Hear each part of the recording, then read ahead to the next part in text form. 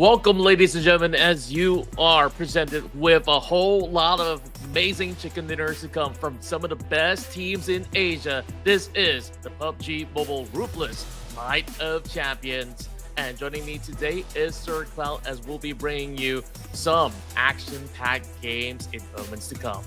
Yeah, and we're done with the scrims. Scrims are all over.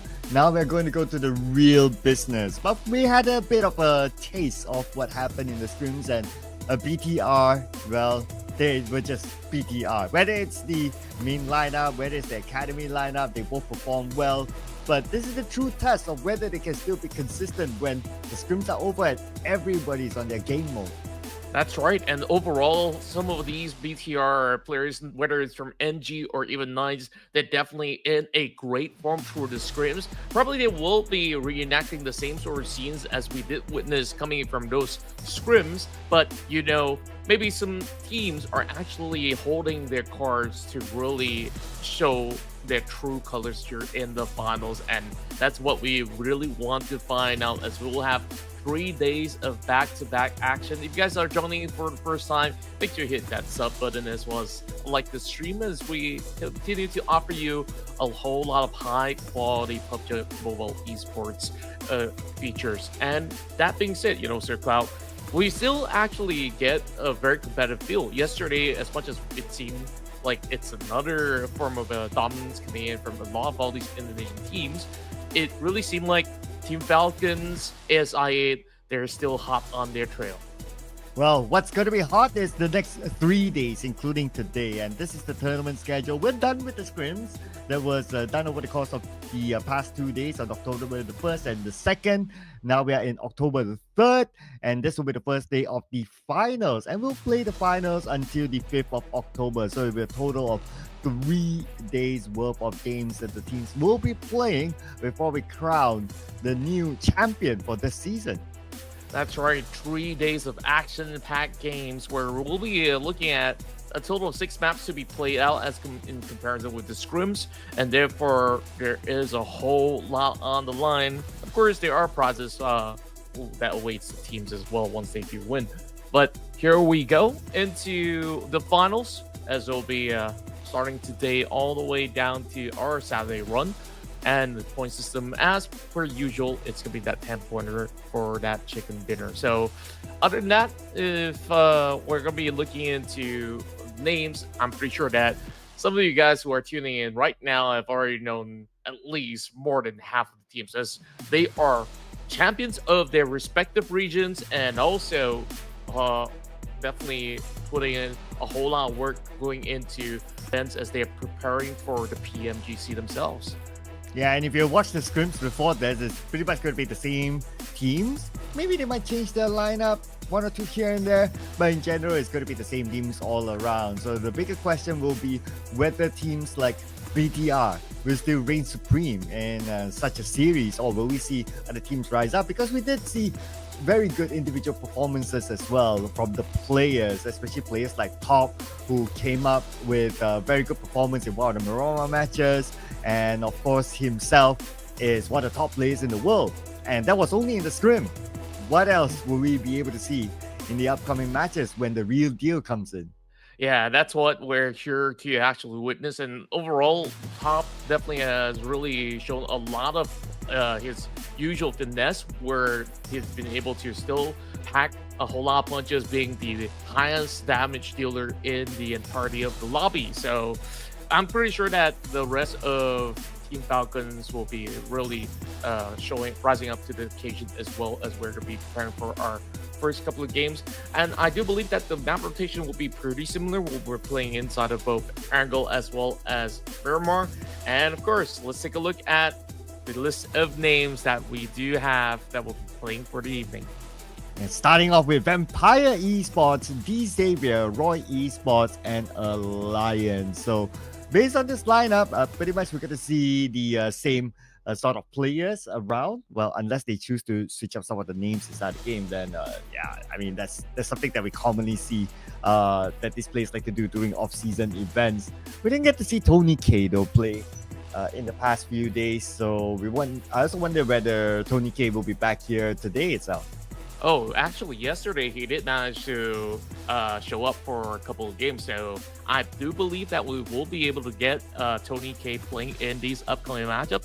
And so far, I think like we've seen a lot of brilliance coming from RQ Ryu as well, where they've been able to back Chicken Dinner back in day one, and Team Secret are they're definitely looking to impress moving into these series of matches that we have in store.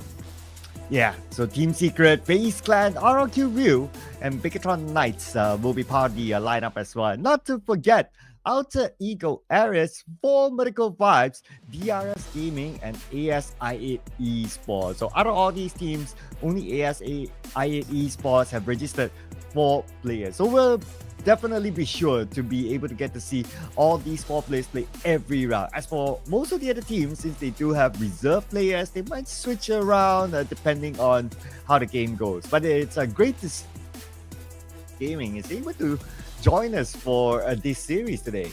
Yeah, and on top of that, we also be fantastic. So that being said, I believe that maybe certain names will be dropped off the list as well, because we probably will be getting only one of the BTRs. Of course, the ones that managed to win the scrims yesterday. So it's good news for fans who are hailing from South Asia, or specifically from Nepal, as their favorite teams will definitely be showing up to today's occasion.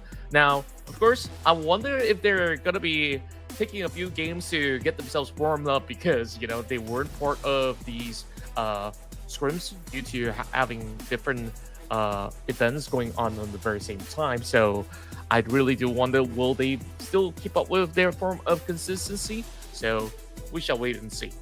Yeah, especially this name Top here from Team Falcons, who had a very good individual performance by himself. And this will be the map rotation. So we're going to go back to the regular PUBG Mobile Esports map rotation, since we have 6 matches to be played here today. Starting off with Sanhok, followed by 3 Erangels, and then we have 2 Miramars to wrap up the day. And the timing that you can see on screen is based on GMT +7. So wherever you're watching across the world, do adjust your timing accordingly. That's right. And, you know, all the matches back in the scrims went by super quickly. I'm not too sure if it's going to be just as action-packed moving into Sanhok, because right now there's definitely stakes involved as they're battling to be crowned as the champions of NOC in general. So Sanhok definitely will be a little bit of an oddball, because we have not really seen teams going into established zone control. So very likely we might even get some early hot drops. And the last time that we were maybe given a rough idea of how teams would like to drop, Hattin seems to be one of the favorite cities for many of these teams. I wonder how many teams would actually head there. Yeah, that could be one as well. And since we have Sanhok in today's edition, maybe even Bootcamp, arguably one of the most valuable spots in the entire map. Bootcamp, or maybe even like Paradise Resort, those are pretty hot as well. But I would expect Bootcamp to have more than one visitor. But before we get onto our game, we have to do our due diligence here in the Ruthless Hype Esports series. Of course, it's going to be the prediction. So do you have a team in mind? You know, like I guess now with a couple of names joining on to the list as well, I gotta, of course, give them a little bit of morale boost to kickstart their run. So I'm going in for HORAA Esports. Yeah, I was actually thinking the same as well. Like, okay, who knows? First timers, we don't know what's gonna happen, and we don't know what to expect from them. So I'm gonna put in myself DRS. Let's go! All right. So production has already won 2 out of yesterday's run. I wonder what he's going for, because is he gonna base it based on those scrim results? Is he gonna also pick one of these out of the list? So it's gonna be for Miracle Vibes. Not bad. But they definitely did very well from yesterday's run. I mean, heavy hitters there. So good one there by production. I know production is a big fan of DRS. So maybe because I took DRS there, it's like, okay, I gotta go for someone else, right? Yeah. But I'm pretty sure production at some point will pick DRS as well. But nevertheless, you know, all these 3 teams are great teams. They could come up with something big. And I wish that we could pick up more than one team, right? But then again, that won't be a prediction, because they are all amazing teams that anyone could pop off.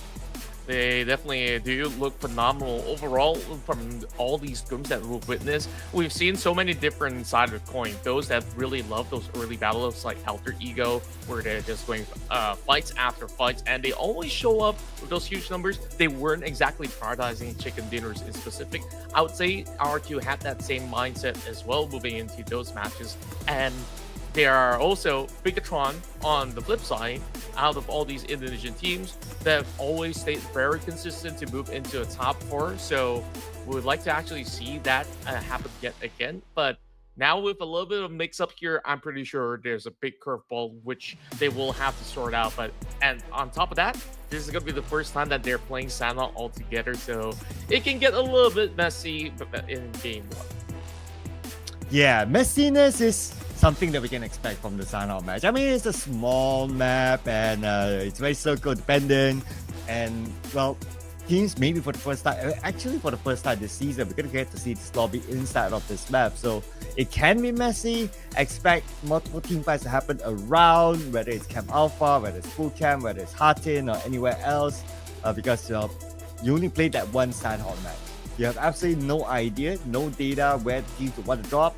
So they will just drop wherever, and the chances of them bumping to another team is pretty up there. And we're only going to play one Sanhok every day as well. So even though if they bump into a team today, they might still want to challenge that particular team tomorrow. And that's what we commonly see even in other official tournaments.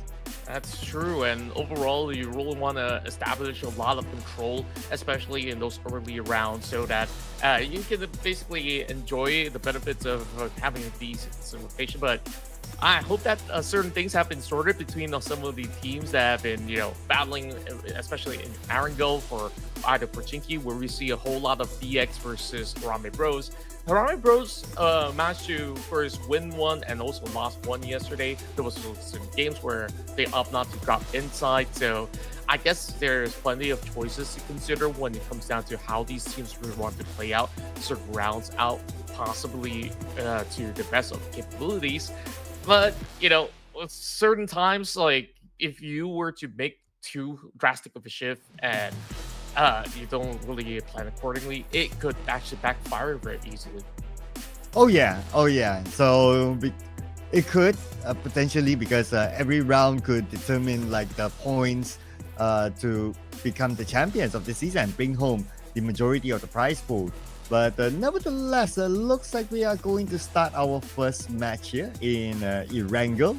So Erangel, start hotspots. We saw Pochinki though. Pochinki, the Xavier, and HORAA Bros. Both of them like to drop inside of Pochinki, so potentially there could be a fight there.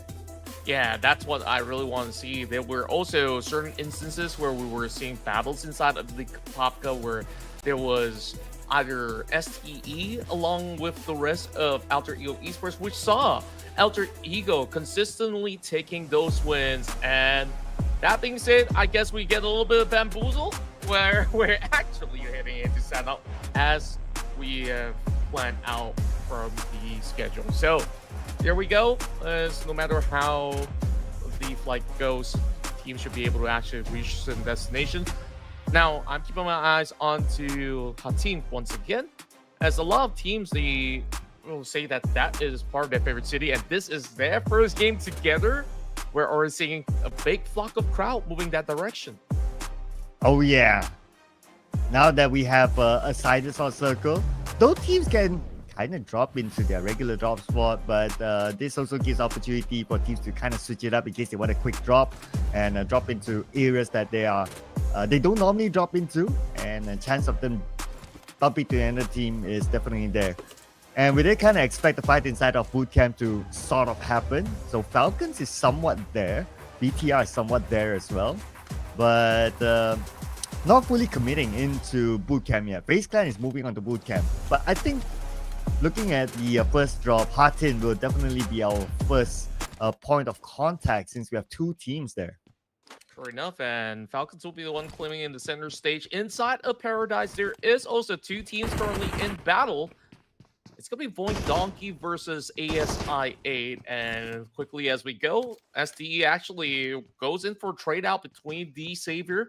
Potato has a shotgun. He should be able to at least put up a decent defense for himself, while Zuxy's gonna be able to catch out one member of the side of Falcons through the middle of the map. Well, looking for more right now. On the second floor, we have Potato. UZM on the ground floor. But who's going to make the first move? I mean, he's going up against the shotgun, though Potato does not have any vest at all. At the same time, the elimination feed rolls with these Xavier and STE taking a fight with each other. Levi's got one. He gets a second one of the Suncheer as well. And so far, so good for the Xavier. But okay, here comes Potato. Lands the first shot and wins the fight. Patience absolutely paying off right here, but Fallout has arrived to the scene, trying to click Potato since he's having his health bars pretty low. Up till now, still no vest available. Despite having certain weapons over on the balcony, he doesn't really have time to actually go in for a pickup, so he's got to see what's in the stash. And he found himself that AKM. Good haul overall, but Reza holding a very open angle here just to try to see if the rest of ASI will pass over onto the roads. And if they do so, that will be an easy catch for VOIN Donkey. And looks like VOIN Donkey will continue on the fight. Razak, who held this rooftop angle, just got knocked down. And now they have to go in for the save. But at the same time, they are buying time by pinning down a couple of players from the other side. But the moment we switch over to the Xavier, they just won the fight against STE. Yeah, they've been on a really hot form, and Paradise Resort, we can only assume it to be all close quarter combat, just like how it is right here inside of Hatim. ASI, they already lost 2 members, unable to go into safe lock. It definitely was going to be pretty troublesome to move out of this area of the city. Red Devil is in a very cheeky angle. It's going to be so hard to actually spot him out, so hopefully the rest of VOIN Donkey will be careful enough to not fall prey into getting taken out just by cutting across these roads once again, just like how Falak did. And now Red Devil is together with Nochi. Oh, but we not only have SDE, now we have Team Secret inside of Paradise Resort that the Xavier have to defend, but they only have 2 players left, Lamborghini and Levi's.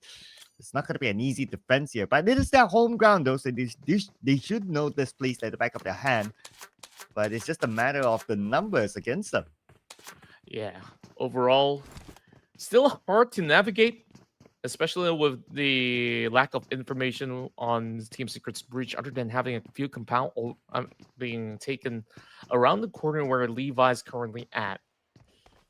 And take a look at the far angles as well. Max hugging by the corner wall. I believe he's been spotted already.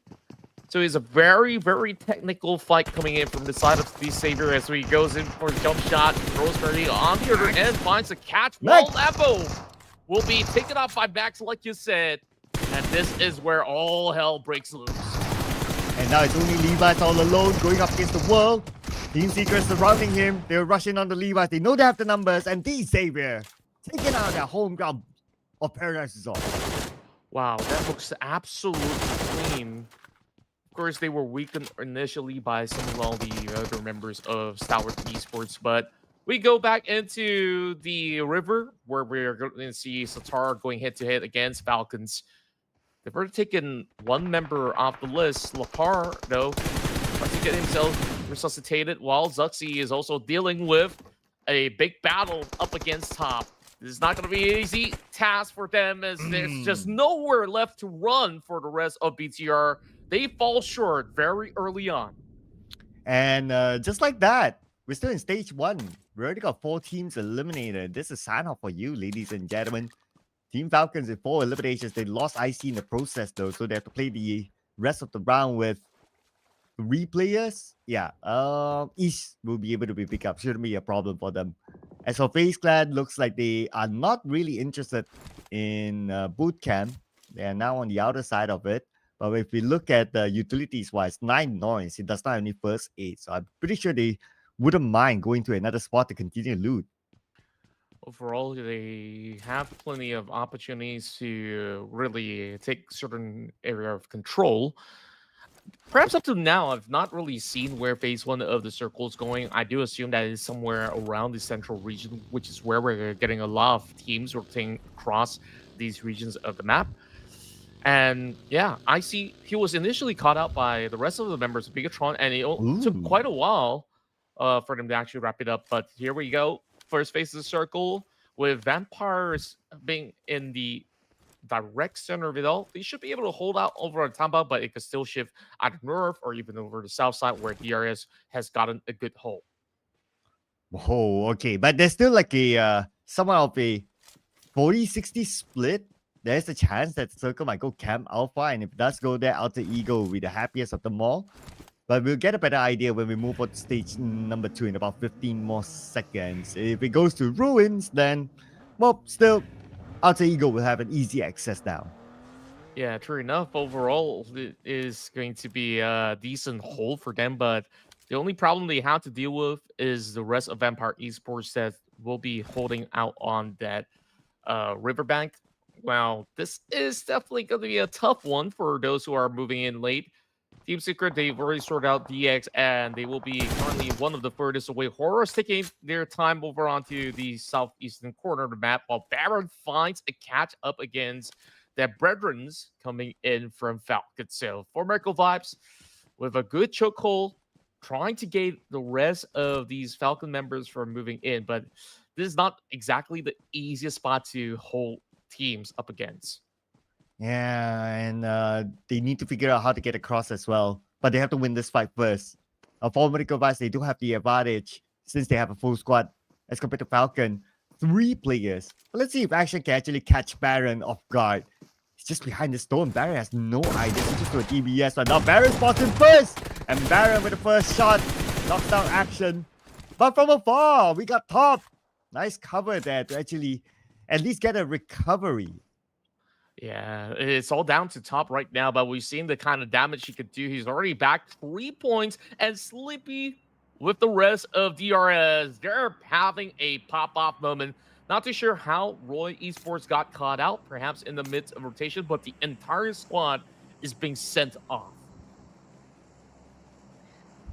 And looks like we're down to 11 teams, and we're only at stage number 2. Okay, but the fight between Medical Vice and Falcon is not over yet. Okay, Top behind the stone. Ruthless has an idea that he's there. He's cooking up the snake. And Top lobs his molly as well, but a bit of an overshot there. Ruthless did land his nade, and he will finish off Top just like that. Falcons out at number 11, but they score 5 elimination points. Such an efficient usage of the Molotovs as well as all the turbos as well. With only one member remaining, there wasn't much that Top could actually offer in that circumstance, especially having the entire area being wrapped around by the rest of For Miracle Vibes. Now we move over to South Side as we have both for Esports as well as FaZe going up against one another. But from this high ground, for Esports doesn't really have to really move too far off. And not that they do have that plenty of choice, because you take a look around 360 from where Sky's currently at. Further up north, it's going to be Vampire Esports that he's trading up against. Over in the back, there's also other teams that's also waiting in the wings. So this isn't exactly going to be an easy one for the rest of these members of HORAA, but at least they get to hold out. They're somewhere close to the middle. They don't exactly have to give away this current position. While FaZe Clan, they're dead center. So teams will have to move their direction eventually. Yeah, let's see who will make the first move, right? But since they still have the time, 30 more seconds, I would say that these teams, they will hold on to the position for now. HORAA Esports, decent spread if you can see here. No fear by the side. So at least he has this off-angle position in case FaZe Clan does something funny. But since FaZe Clan, they do have this compound, I doubt they'll move as well. So we will continue to monitor the situation until the zone moves in about 10 more seconds. And we have about 50% of water with this kind of circle. I do believe the zone should go to land here. Okay, here we go. A confirmation. And the zone shifts to the land. We still have about, say, 40% water. Yeah, it's still very difficult to play this one now, which is why you're looking at VOIN Donkey having Zeta to be moving around the waters. And eventually, when he does get to land, I do think that he might get himself in hot waters at the very least. But here comes Alliance, holding over on the north side of the bridge, denying that entry point from certain teams. From the looks of it, it seemed like they should be able to at least hold out this initial phase. Whereas we don't really see that many drastic measures coming from teams on those rotations, but Nofir is managing to find members of the side of Team Secret. That's a double mod. That's 3 already. I believe that could be the entirety of Team Secret bowing out. It's 2 for now, but the other 2 members are falling really low based on what I have on the right side of my screen with the data. But yeah, barely enough space to play with. Very tactical fights happening in moment time. And I noticed that FaZe Clan got a piece of Team Secret as well. So Team Secret was the team that had a difficult time cutting across. Now that these 2 teams, they're still in the circle in stage number 3. So they will still hold on to this position for now. But look at the elimination feed. Looks like Alter Ego is in action. And here we go. We have Rosemary on screen with O'Leon down. Oh boy. It's going to be a tough hole out there for teams, for the rest of Alliance. But hey, they should be able to at least get some good ground to cover up because there's not too many of the teams that are around the northern region. Majority of them are moving in from the eastern location of the map. DRS, they start off over the south side and find themselves denied of the zone, having to push through, and push through they will. They find Asa. Beautiful knot, and that opens up a little bit of wiggle room to push right into the warehouse. He's now flying in up against the rest of RQ. That's only in the Pekko indoors. No mercies over on the villages instead, so it's definitely going to take a while. But Slippy's getting tagged from another corner. It's the Snake with the flank. And Shama tries to land a final blow on the Snape, but Snape is still A-OK behind the boxes. Shama not able to land the final shot just yet. The Snape is now down to the last tick of health. He will be healing up. Backup is here. And we have his teammate just lobbed the nade on the Shama, almost knocking him down. Yeah, that was a very, very close call right there for Shama. Snape, I'm just surprised that he was alive because he was running over onto the open side of the containers for some time. Of course, great recovery from both ends as DRS. They'll be able to still take a little bit more of that space, but if they go any further, there will be 2 members, or should I say the entire squad of VOIN Donkey waiting on the shore. The rest of Vampire Esports, all they really have to do is wait, whereas potentially we will see another great clip coming in from Zooing. The Pekko now going up for more, and here comes the push, but he will be quickly taken down for Max. And looks like the chase is not over yet. It's going in for it. 2v1 though, the buggy will not save him. And finally, the Pekko eliminated.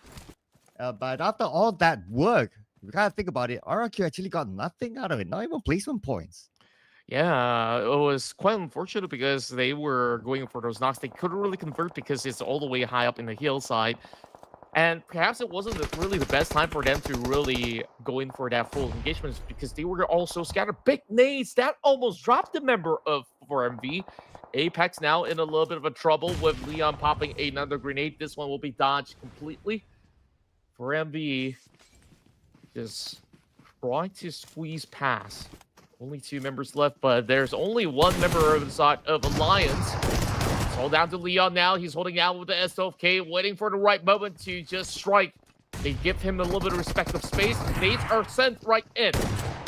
Alliance now tries to hold on. He's got another S12K right there on Refuse's hand, and working in tandem is the way to secure it. And that will be 4 Medical Vibes with their 6th elimination. Alliance out without any points in round number 1. Team Secret with the final 2 members, they are within the circle, and now it's their turn to try to block off 4 Medical Vibes. They have plenty of space to do so as well. Team Secret so far has been looking very promising in the early game. Find themselves with only 2 members left. Here comes Stone. It's finally time that Vampire Esports start to get activated. Now they're dealing with the rest of VOIN Donkey pushing upwards. Stone lobbing that grenade. Vexy does not manage to dodge. This was perfectly cooked coming in from Stone. There is still members pushing upwards, at which he will try to keep them at bay. He's moving lower into the ridges as he's trying to get a little bit of a glimpse, but this is going to be a tough predicament with him being overwhelmed with the numbers. Nuzi now will secure Vexy while there will be helping hand coming up ahead. These nades take some health bars, but it's not going to be all too much space for VOIN Donkey to work with. Gotta get away right now. They have to reset themselves at the same time. Circle-wise, it's gonna be okay. It's gonna be mostly land circle. We do have one player. I believe that's for Pubg Mobile, right smack in the middle of the circle. But the fight continues on here between Vampire Esports and their opponents from VOIN Donkeys. At the same time, Team Secret, they managed to score 5 eliminations. Currently dominating. Razak spots out Tony K. Tony K's on the other side, but not a good angle for Razak to shoot.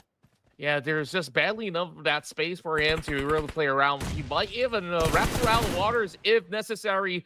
And here comes Stone. Holding down both Zeta as well as Razak. And I don't really see much of a way out unless if VOIN Donkey can find an opening catch-up against Stone. But Stone, he's been having great tenacity. He was dealing with this entire squad all by himself initially. And he does not seem to have gotten all too much of a pressure coming from the rest of VOIN Donkey. As they slowly hold out, battles are still taking place on the outskirts. DRS finding it difficult to actually make a move. Tony K spots out Zeta, but it will be quickly traded back. One for one exchange, and the nade will come in. Okay, anyway, Stone will be able to save Tony K. So that's all right. Vampire Esports will be back as a 4. Shouldn't be a problem, but their next challenge is to move to the inside circle since they are by the edge. And we are stage 5 right now. In front of them is going to be DRS with a compound. So that's going to be quite a challenge for Vampire Esports. Very, very difficult for them to now move across the map. They'll have to slowly take those fights to actually get there.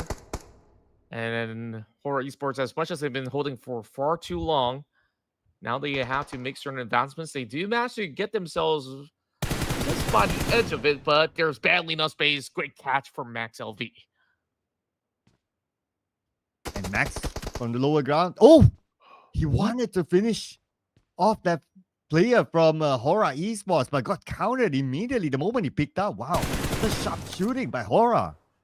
Yeah, now it's going to be Team Secret that loses the area of play. They need to go in for the rebot. They have to cut right into the zone, and HORAA's just holding them hostage. Tough predicaments for the Vietnamese squad, whereas even Alter Ego wants a piece of the pie. It's been 6 points already. We are seeing the true form of all the teams here as the scrim time. They were just sharpening their fangs, or should I say, sharpening their angles as well. Malik just waiting for the right time to catch Overon to break. He's trying to run past. He's only holding down on that shack. He's still not within the zone, unfortunately.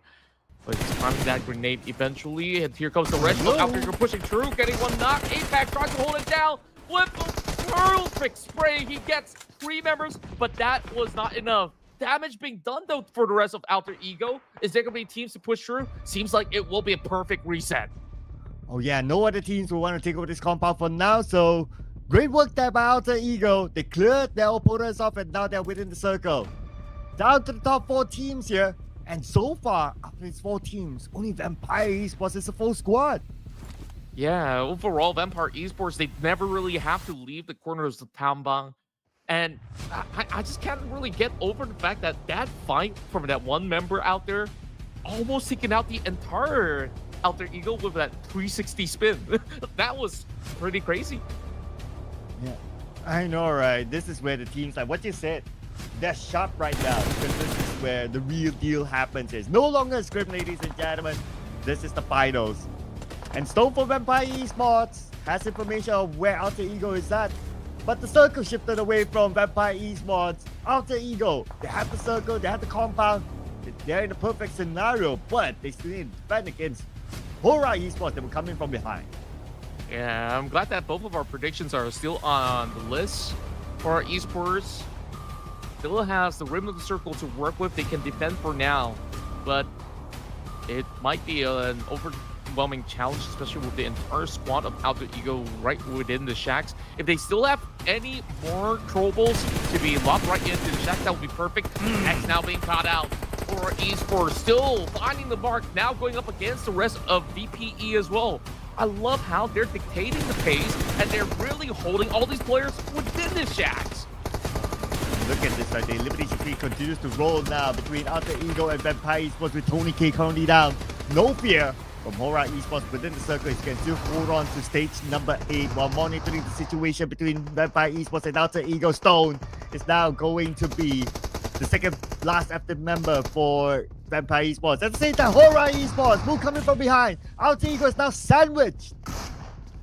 There we go. The rest of HORAA now look for the strike. They are moving correct within the compounds as they manage to clear out the entire sector. And now it's down to them to take on the rest of Alter Ego. It's all down to that one member left for the side of Vampire Esports where they were cutting around these areas of play.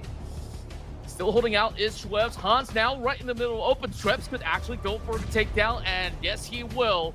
Now it's all for the chicken dinner for HORAA Esports, advancing out in the open. Schwebs can actually take his time. If there were any advancement coming from the rest of HORAA, he can slowly look for those angles. And there we go. The first catch. Now it's down to a 2 versus 1. Schwebs still holding on. Getting some time to pop a first aid kit. Healing himself up. A little bit of damage done over side of Malik. And they are now within grenade range. There's not much space for him to work with. The Blues is already here. And the name is brought perfectly. HORAA Esports seals the first chicken dinner of the finals.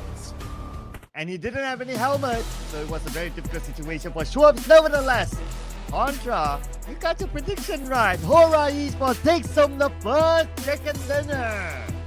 This team needs no warm-up at all, ladies and gents. They were not present in the scrims, but they are here to show us what they've got to secure the big win of the night. At first, we thought it was Vampire Esports that had that big advantage because the entire time in the game, they were having that zone advantage. But eventually, when it all shifted, when all these teams were locking up against each other, it seems like cutting from the edges was the perfect play coming from HORAA Esports, where they just got those perfect angles against both BPE and Alter Ego. And at the same time, they scored 10 eliminations, so there's going to be 20 points for round number 1 for HORAA Esports themselves. Great work by them, and look at the amount of damage dished out. I would say that Mr. Boro, he was probably playing the support role, that's why his amount of damage dished out wasn't as much. But for the other players, they did a lot of work for them to secure this chicken dinner. And it wasn't an easy circle. The circle was kind of hardship towards the left. It had like 50% of water for a couple of stages. And not much land to play with, but still, HORAA Esports were able to come in big this round. And the fact that they managed the final circle well, that was a testament to them getting a chicken dinner by coming in at the right timing when Alter Ego was busy with Vampire Esports. Yeah, the last time I actually see the initial phases, HORAA was on the further south, and they managed to even get themselves into multiple battles before even locking into that perfect spot where they were having that 360 view up against vampires and everybody else around them. So this was perfectly played out. Like, if eventually when I was mentioning on how difficult these areas could actually get, the circle shifted deeper into the region where even Team Secret, who got in a knock against them, eventually that circle shifts and Team Secret, they were absolutely being locked out. Yeah, so very well done by them. Well, anticipation. But we're going to compare the head-to-head between these two amazing players, No Fear, as well as Hans for you from Alter Ego. When it comes to the eliminations, both of them having about the same. Damage-wise, a little bit more to No Fear. Assist, a bit more to No Fear as well as team contribution. And I guess the numbers do favor No Fear because of the extra assist and a little bit extra damage as compared to Hans for you. And No Fear, of course, he came up with the chicken dinner. He lasted the longest together with his teammates, and he definitely deserves to be up there. But how could we not deny the fact that Rosemary is always the man of the hour? Yeah, it's absolutely crazy on the stats that he has. 6 elimination points, 841 damage to be dealt. He basically matched up to the pacing of what HORAA Esports have in the tank. It's just unfortunate that the rest of Alter Ego, they were bunched up inside the shack, leaving no space for them to work with. But when you take a look at the list of some of the best stats possible, Rosemary not only has the most eliminations, he also secured the longest eliminations. Here in Sanhok, 300 over meters is still considered pretty lethal, I would say. Yeah, and other than Rosemary, of course, we gotta give it to No Fear, Malik from HORAA Esports, and also Break from Team Secret as being one of the top travelers here. Everyone has their respective stats on screen, as you can see. When it comes to the points, this is where it all matters. HORAA Esports, 20 total points collected in round number 1, followed by Alter Ego Ares 15, PRS 12, Vampire Esports 11. So these are the double-digit club teams. But on the other end, ASI Esports, Roy Esports, and Alliance, unfortunately not able to come up with any points in round number 1. Yeah, it's been a really shaky start. We saw some areas being contested, and that battle taking place in Hatin, inside of areas like Paradise Resort as well. So it's tough. They didn't really get to play the game. Else, you know, they might have a deeper run, just like how Team Secret managed to do so. So take a look at the stats out here. I think it is a very rather standard run coming into Sanhok, but of course, our teams on board have been looking sharp as ever. Plenty of fights that takes place where we see 3 bots go through, which is why you see a lot more knockouts than elimination points. Yeah, so throwables used definitely on the lower side, 83, not even meeting 100, but it's Sanhok. It is an EP circle anyway, so that's totally understandable why the numbers are pretty low. But expected numbers of throwables to shoot up later in the Erangel match because we'll be having 3 of them back-to-back before we go on to a Miramar matchup for the last 2 rounds. But before we head on to Erangel, we're going to take a breather, ladies and gentlemen, so do not go anywhere. We'll see you guys after this break.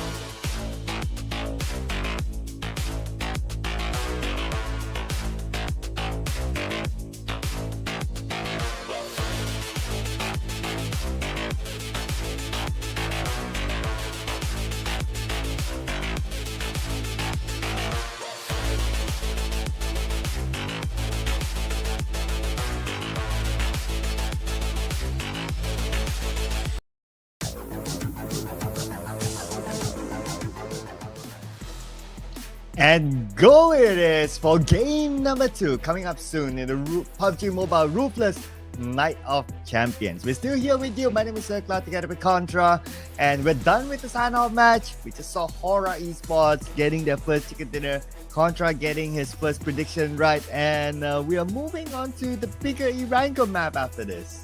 Yeah, we're getting better at this because even DRS was part of the top 4. I was also rooting for them to also make certain advancements, but we saw how difficult that was back in Sanhok for many of these teams playing in an area where 50% was covered by water most of the time. So now I believe that there's going to be fair space, or who knows, if it goes into the South Islands of Sanhok, then it could get rather difficult. So now, with the presence of HORAA Esports as well as DRS, I'm sure that there's still maybe a little bit of a contest going on, and we might even get a glimpse of the side of battle coming in from DX inside of Pachinki. But from the looks of it, you know, we haven't really seen much coming in from names like Miramar Pro, so we'll see what will happen from here on. Well, we might see them next if maybe they are in your prediction. So as usual, we got to do our due diligence here. First, Erangel match for this lobby. What you gonna go for? Yeah. I want to have a taste of HORAA Esports. So let's go HORAA. Ooh. Bam. I mean, Double no expectations. chicken We haven't seen them play in this map this season, right? So it's just putting it in. Okay, yeah, I like the sound of that. You know, let's switch things up. You take for my turn to take DRS. Though I really think that Alter Ego is a really good spot. But yeah, I'm going for DRS this time because I'm pretty sure they're dissatisfied with their position early on. They should be able to do that for now. Yeah, they kind came close right earlier on. If only they had a full squad, then maybe it would have been a different story for them. Let's see what production have up their sleeves. I have a feeling that they are going to take another one of the Mongolian teams here. And production is really taking their time. Okay, earlier they took Medical Vice. Maybe Falcons. There. Yeah, Yep. There you go. Yep. Production is being predictable now. Yep, we know what their next move is for sure. Where, of course, we're waiting for them to eventually transition into our game lobby overall, but they definitely show up with very good look. Despite, you know, they had a difficult time entering the zone, they managed to overcome one of the biggest teams out here in the lobby, BIGETRON, who was holding on that bridge. And I didn't exactly know how exactly it went out, but to open up that spot, it was never an easy task, but Falcons made it look so simple. And after that, they perhaps have lost too many members. So now that when you let them play around this big regions of map, you have better control of certain circumstances. You expect these teams to be doing pretty well. And of course, the Indonesian squads are definitely still showing a lot of strength heading into this matchup. So I would still expect more to come coming in from Alter Ego Aries, RRQ, as well as BIGETRON. Yeah, and Falcons, they do have top, which is, well, the top player. Arguably one of the top players around. So I'm pretty sure that they can pull off something as well. It will be interesting to see them perform inside the Erangel match, especially with this lobby that has a refresh lineup of teams here. Because during the scrims, we did see BIGETRON having two separate teams. The main lineup, which is BIGETRON Knights, and then we got BIGETRON NG. But BIGETRON NG is not together with us for the finals. Instead, BIGETRON Knights is. But we only got to see a glimpse of BIGETRON Knights in the early stages of Sanhok. So I'm pretty sure they want to bounce back here with the Erangel match. True enough, and with them not really gaining that many points, it's definitely a pressure piling onto their shoulders because it is a very different look as compared to what they've been able to achieve back in the scrims, where I would also say the same, where we could see the tactical approach coming from all these squads have been looking to be a lot more refined as compared to what we saw in the past couple of days, where Alter Ego were just going guns blazing and put themselves at risk many times. This time, you see them playing a little bit more of a priority onto getting placements for position, and at the very same time, still have Rosemary to do a lot of heavy lifting coming through the squad. So definitely a lot of pressure on the shoulder of some of all these big names out there that includes BTR, like you say. Now, I'm pretty sure there are also many other names out there that we may not have highlighted as much, like the Savior. That was a big opener that they had inside of Paradise until Team Secret came and swept them off their feet. I think Secret has been super clinical with some of their fights overall. Yeah, for the Xavier, they were challenged by STALWART Esports in Paradise Resort.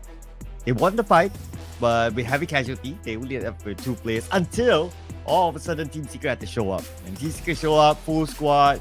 They came just right after the aftermath of the fight inside of Paradise Resort, and the rest was history from there. But from then onwards, because of how tough the circle was, they had to shift towards the Ruins Island, and Team Secret had to travel. There were so many teams in front of them, and they only had like at some point 2 players.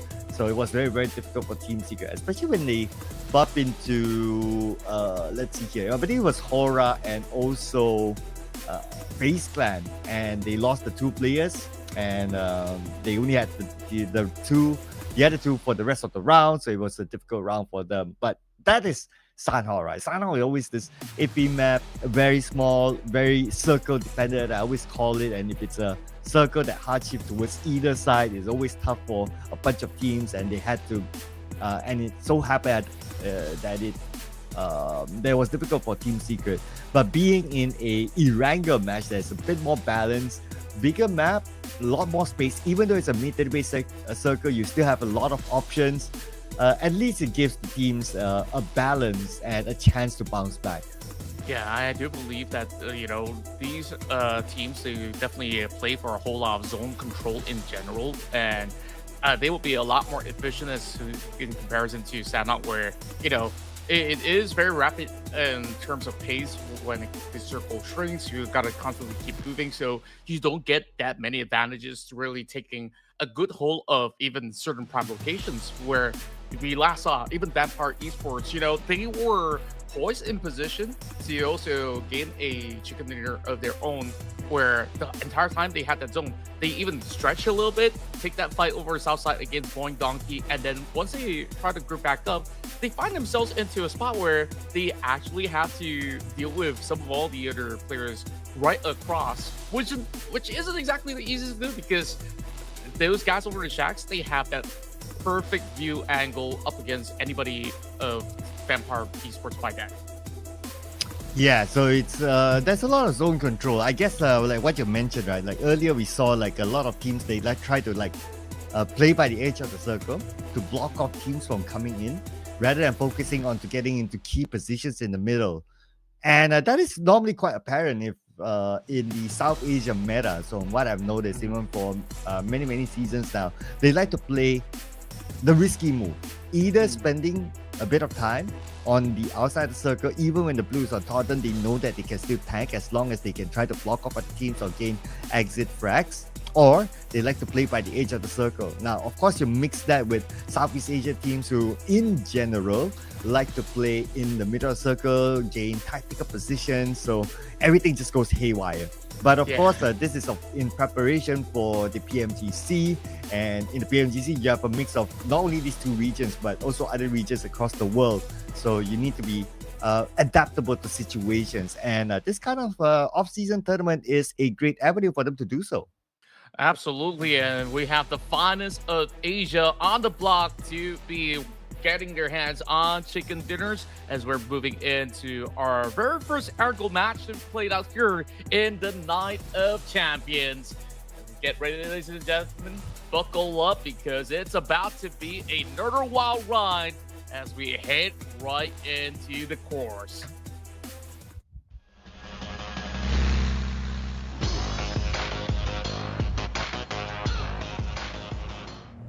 And here it is, ladies and gentlemen, Erangel, the first Erangel for our 3-day haul in our finals for the Pubg Mobile Ruthless Night of Champions. We're going to start off our flight path here from Hospital, and looks like it's going to cut across to the other side. I see Rozok. Yep, it's going to end on the right side of Yasnaya, so a lot of these teams are able to drop into their regular drop spot, except for if you're a team that likes to drop in mid to the base or even in Novo, might need to travel a bit.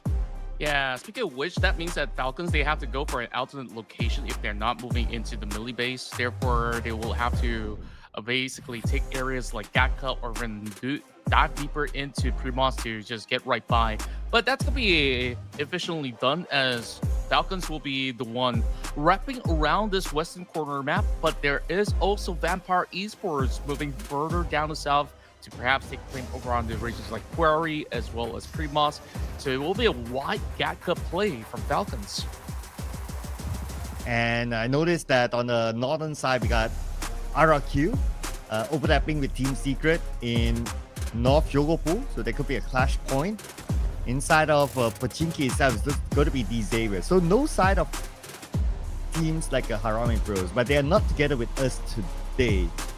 When they were there, they were the ones to challenge Xavier. So without Harami Bros, or Xavier would have the Pachinki all for themselves. But we're going to get to see a Yasnaya centered first circle this time.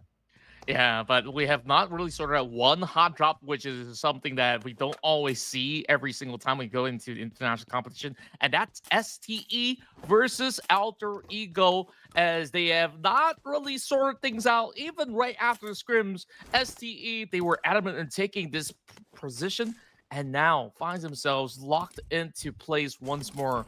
And those battles have been won by Alter Ego Aries plenty of time. And Rosemary has only got a PP Bison and a pistol for the moment. That will do. That will suffice if he really wants to go in for the push. So let's see what he could potentially do, where he's only got a vest but no helmet for the moment. And so he needs to loot up still. The Lipovka fight will continue. And it makes a bit more sense since Lipovka this time is within the circle. Okay, we hear guns being fired. And Alter Ego, they seem to be the more active team. But here we have it. STALWART Esports, only one player inside this room. Two players of Alter Ego on the second floor. You need to defend this ground all alone with the shotgun. Bison putting pressure back onto him. Okay, he gets Hans. One more to go. Can he get a second one? Jump shot, trying to lure all those bullets. But he still has enough to try to take this 1v1 fight. It is going to be Rosemary, but backup came just in time, knocking down Rosemary and his comeback for STALWART Esports. Oh, that was a close call. Perfect timing coming in from the member of STALWART Esports. Ogre just swerves in from the bottom floor, and now that only leaves Alva. This time looking more convincing on this massive victory. He's been blinded. Fearless definitely goes in for the chase. There's barely anything left in the tank for the rest of Alter Ego here. Alva, only with a Thompson, will be nailed down. And it is a massive 4-pointer. They only lost a member for this to happen. And here we have the update of the other drops. North Jogopo was the last time we saw two teams there, RRQ and Team Secret. They're still there. But since North Jogopo is big enough, so they can kind of have this gentleman's agreement to try to kind of like separate each other. No other drop spot clashes, it seems, around the map. So we might see the next fight happening a bit more later. But this is another testament that STALWART Esports, even though that Alter Ego won a couple of fights against STALWART Esports inside Lipovka, but they still want to fight back. And with this win, I wonder if things will change in the next Erangel. Yeah, that's what I really do wonder as well. Like, how would certain teams actually approach situations like this? Especially with Team Secret being so far up over on the corner of North George, they have plenty to do. I guess certain regions like wrapping around 70 could still be a viable option to maybe cut across Stalwart to get to Yasnaya. That could possibly be the play for Team Secret, but at least they're not exactly in harm's way. They managed to go for a takedown at the very least. And now we continue on with the journey. RQ loses that one member to some of the players of Team Secret initially. I believe that is from an early rotation over on our side. Whereas Roy Esports now will take really good corner just by the forward side in between Rozak as well as Yasnaya to see if they could just hold that position for much longer in order to keep teams from moving around the map. Yeah, the corners will be pretty interesting, right? We did talk about like the style of like teams that like to play. And the keyword here is the corner. Corner of the circle. I wonder if any teams this time, since the circle is as such, pretty much 100% land, will want to try to stay at key entry areas by the edge of the circle to try to block off other teams. And since we still have a lot of space with majority of the teams having their own starting point, that potentially might happen. But there's also a potential that they don't know where the other teams might come in from. So they'll be like, okay, we might as well think about ourselves and just move into the circle, gain key positions within it, and survive a few phases. True enough, and overall, I guess there's just plenty of all these regions to play out from. Even despite certain teams loving to wrap around the edges, I think it's definitely pivotal for them to at least hold a certain area in order to get certain information back towards the team to know that, hey, this location is being cleared up, or if we need to bypass certain teams using an alternative route, that could potentially be something that is going to be vital onto how these teams survive by playing by the edges. Whereas it's good spacing being claimed by certain teams out there, but Team Secret, they're taking their sweet time, despite, you know, this whole area of Yasnaya has no visitor just yet. They could basically just take their time to do a whole lot more. Meanwhile, Levi quickly spots out that member of VOIN Donkey. An amazing pickoff coming from a distance as well. But should be quickly saved up, or should I say quickly sealed by Paragin's maneuvers. Yeah, so first elimination point for Xavier this time. Easy pickoff for them. Long range knock comes in to clear off. Does get the chance to loot. And it's a good start for Xavier coming from Pachinki into the circle and looking at their movement. They're not interested to try to play the gatekeeping role. Instead, they try to get into key positions, and whoever they see in front is whoever they will shoot at. Yeah, that's definitely the main idea coming in for the rest of the Savior. VOIN Donkey, after losing that one member, they're still looking for a little bit more of that space around this whole intersection. Perhaps a couple of bowls or even certain leverage of terrain will be very much possible for these members of VOIN Donkey. I guess VOIN Donkey, out of the many Indonesian names out there, is not as highlighted as we have done them justice for the past couple of days, but overall we've seen impressive results, multiple top 4 finishes. There were even certain circumstances where we see them coming closer to chicken dinner. And while they were moving out and about, it seems like Vampire Esports as well as FaZe Clan have also been taking some firm hold across this region. Oh, it's just looking to be very difficult to even cut past some of all these junctions. So as it stands, like I said, a lot of teams still moving from the outskirts. On center stage, though, for Esports don't really have to move a muscle.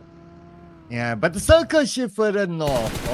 Okay, a lot of teams will need to travel from the southern side and also from the Severny side as well. BTR, they are at the foot of hill of this of STALWART, so that's a pretty strategic position to be in. I mean, you have a bit of elevation, you get to see the rotation of the other teams, so great position for BTR to be at.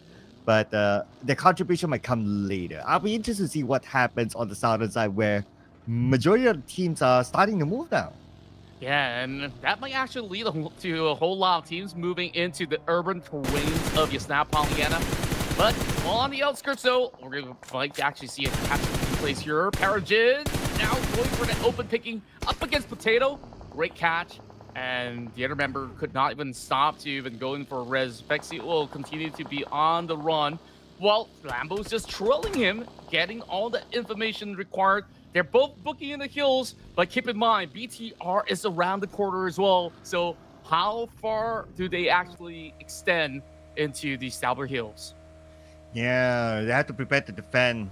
As far as we can see, even VOIN Donkey seems to be interested to go up to the hill. Xavier is still on the lower ground, though, on the outside Yasnaya. Or perhaps because since they traveled a bit further, they came in a little bit later. They want to play this role of just being down here, not really challenging for the high ground, because there's still a lot more stages to go. And if any other team would pass by, they'll try to take that shot, just like what happened to Falcon earlier on. Falcon knows that they cannot take the house where the Xavier is at, so they continue to rotate towards the right.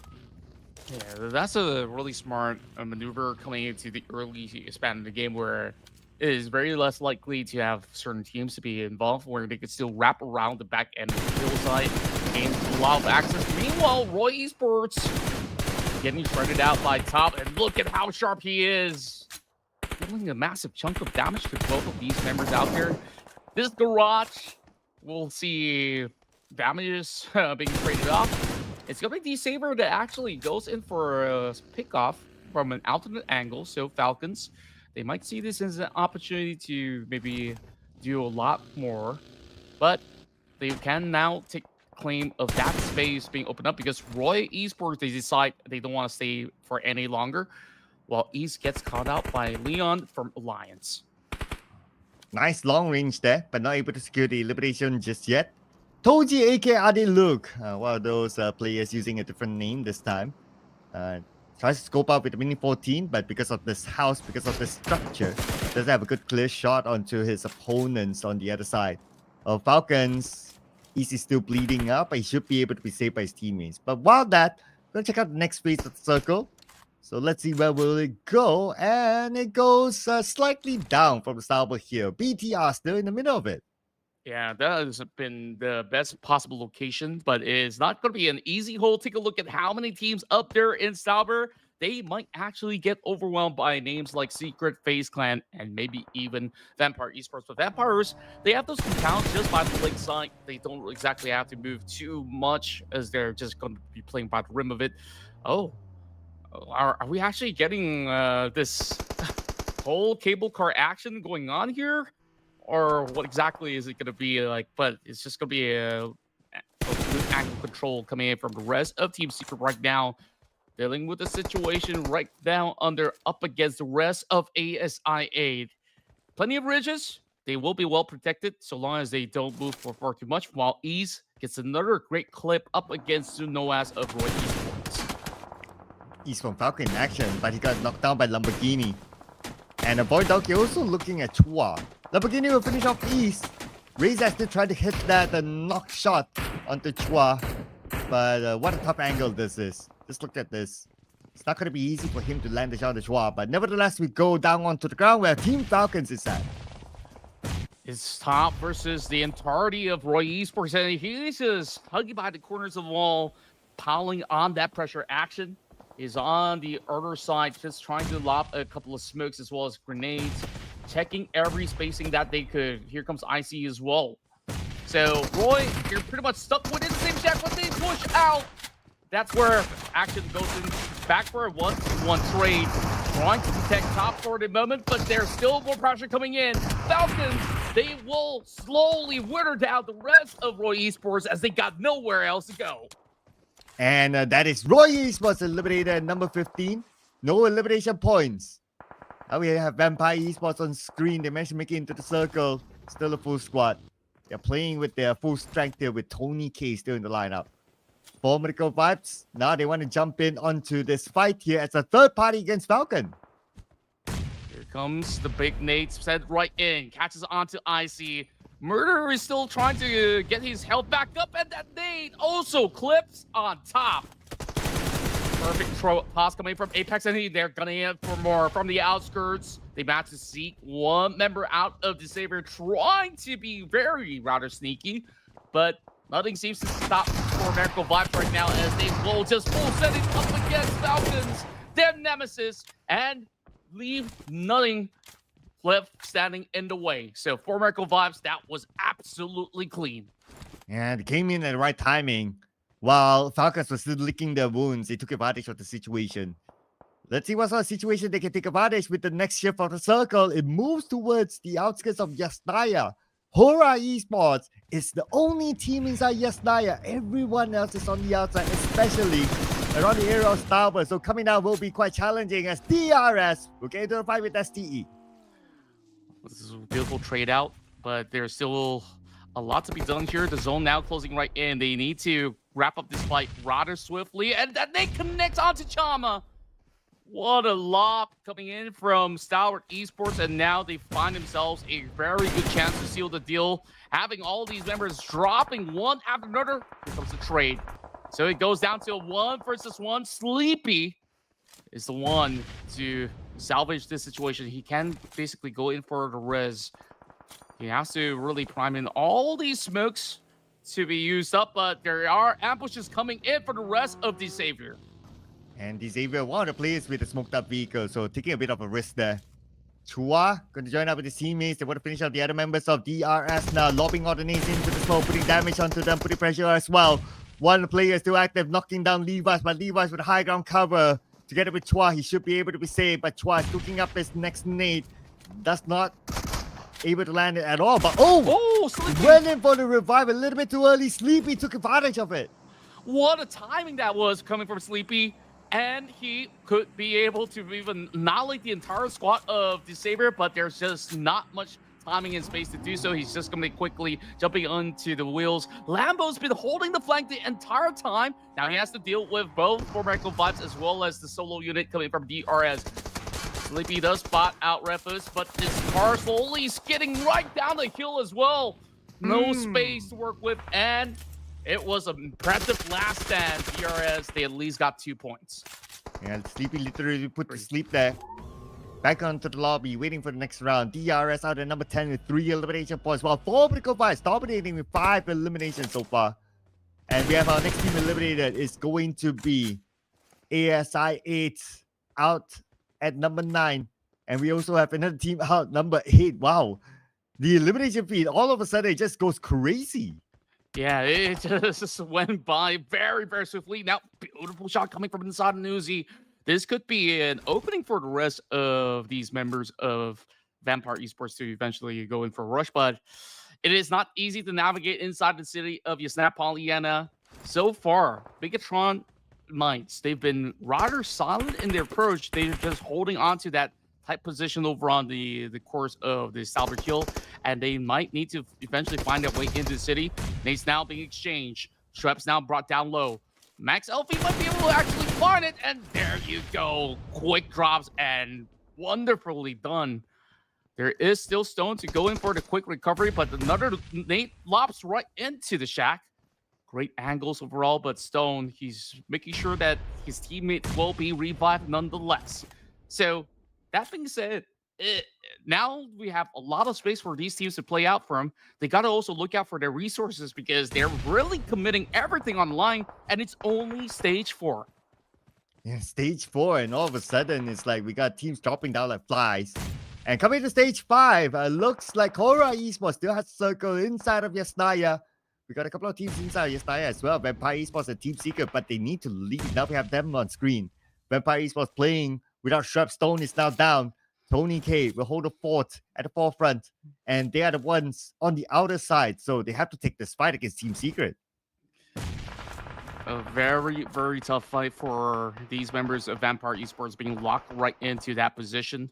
Any deeper they go, they have to deal with the rest of HORAA Esports as well, but that Nate bounced perfectly towards break. Max LV is around the corner. This should still be a pickup nonetheless, unless Tony goes in for that press. Is looking to charge right through. Still checking these corners of the wall as he's now moving directly into the shack. Not going to be allowing them too much of that space to work with. But Max LV as well as Team Secret, they're still holding that same compound than to actually leave this facility because they understand they can gatekeep the rest of these members of Vampire Esports. Yeah, and that's exactly what they're still doing. But Vampire Esports, we're not making it easy for them. Stone gets break. Again. That is their opening here. And here we go. Max is on the other side of the building. They're trying to flush out Max. Find a member of Team Secret that's still active. It's on the second floor right this moment. And Vampire Esports, they have an idea that he's there. Rushing on to the second floor. 3v1. They're just overwhelming him, and it will be an easy cleanup for Vampire Esports. How do you even fight against 3 shotgun shells, basically pumping right through the staircase? There's just no hope left for the side of Team Secret, but that was still decent effort coming in from Secret as they matched a top 6 finish. Now on to the top 5. Finally get to see BTR involved as they're battling through the hills against the rest of ERANEGL VOIN, who has been looking outstanding. 8 points already for 4MV. Or now pulls them down with those grenades being lobbed, but not for long. Jeff Foss's turn. 2 members overwhelming with the pressure, and this is how 4MV leaves nothing to chance. just quickly putting the pressure on top of these BIGETRON members, and all of that quickly was sorted out. And BTR, I thought that their position would have given them so much more. They only got 1 point out of it. Yeah, they had a good position at STALWART, and they were in the middle of the circle for quite a while, but still only 1 elimination point. Okay, I guess they were just overwhelmed by the number of teams that came by at some point. Anyway, Vampire Esports right now, after winning the fight against Team Secret, they rotated themselves up north onto the hill. Now also praying that circle goes up there. If not, they have to come back down. Yeah, it definitely will be a little bit difficult where it could easily end up over on the field side. But here comes the rival of Tony K and the rest of Vampire Esports. There's only 1 member for Miracle Vibes on top of the hill. Ref is quickly taken down, and for MB now loses up not only his position, they will have to play over a low ground terrain. They spot out 1 member on the side of Alliance, Jimmy, quickly being whittled down. So Baron seals the deal before dealing with the rest, and if only for MB holds on to this position, they could have actually played for so much more. Now they got themselves stuck over the open space with not much to work with, unfortunately. And here we go.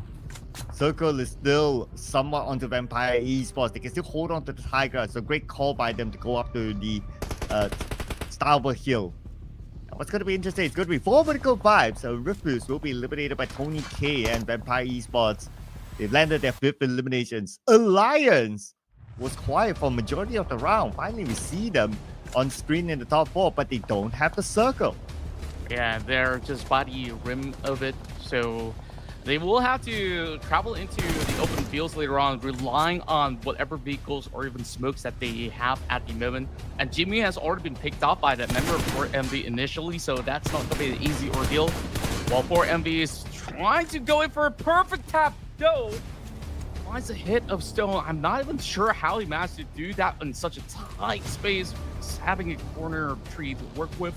And we see Baron full sending it, going up against Newsy, and they're having a very, very off-the-wall approach just to go into directly counter over the top. Baron quickly goes in for the spray, but not able to find the mark. That leaves Doe open into this position of trying to salvage whatever he can, using the vehicle as cover for now. Stone continues to put pressure on the Doctor from 4 Vertical Vibes out in the open with only smoke to cover him. Vehicle blown up, Doc shows himself. Stone managed to land a couple of shots on the Doc. Doc takes a bit of damage, down to 40% of health, but he should be able to reset himself. Leon, on the other hand, will be knocked out by Malik from HORAA Esports as Alliance tried to leave their area early on, their shack earlier on. And he also finished off by Malik. And I did look as well out. So Alliance, number 4, 1 elimination point. Top 3 teams. Now, this fight is definitely between Vampire Esports as well as HORAA, where 4 Miracle Vibes is just hanging on a thread at the very moment.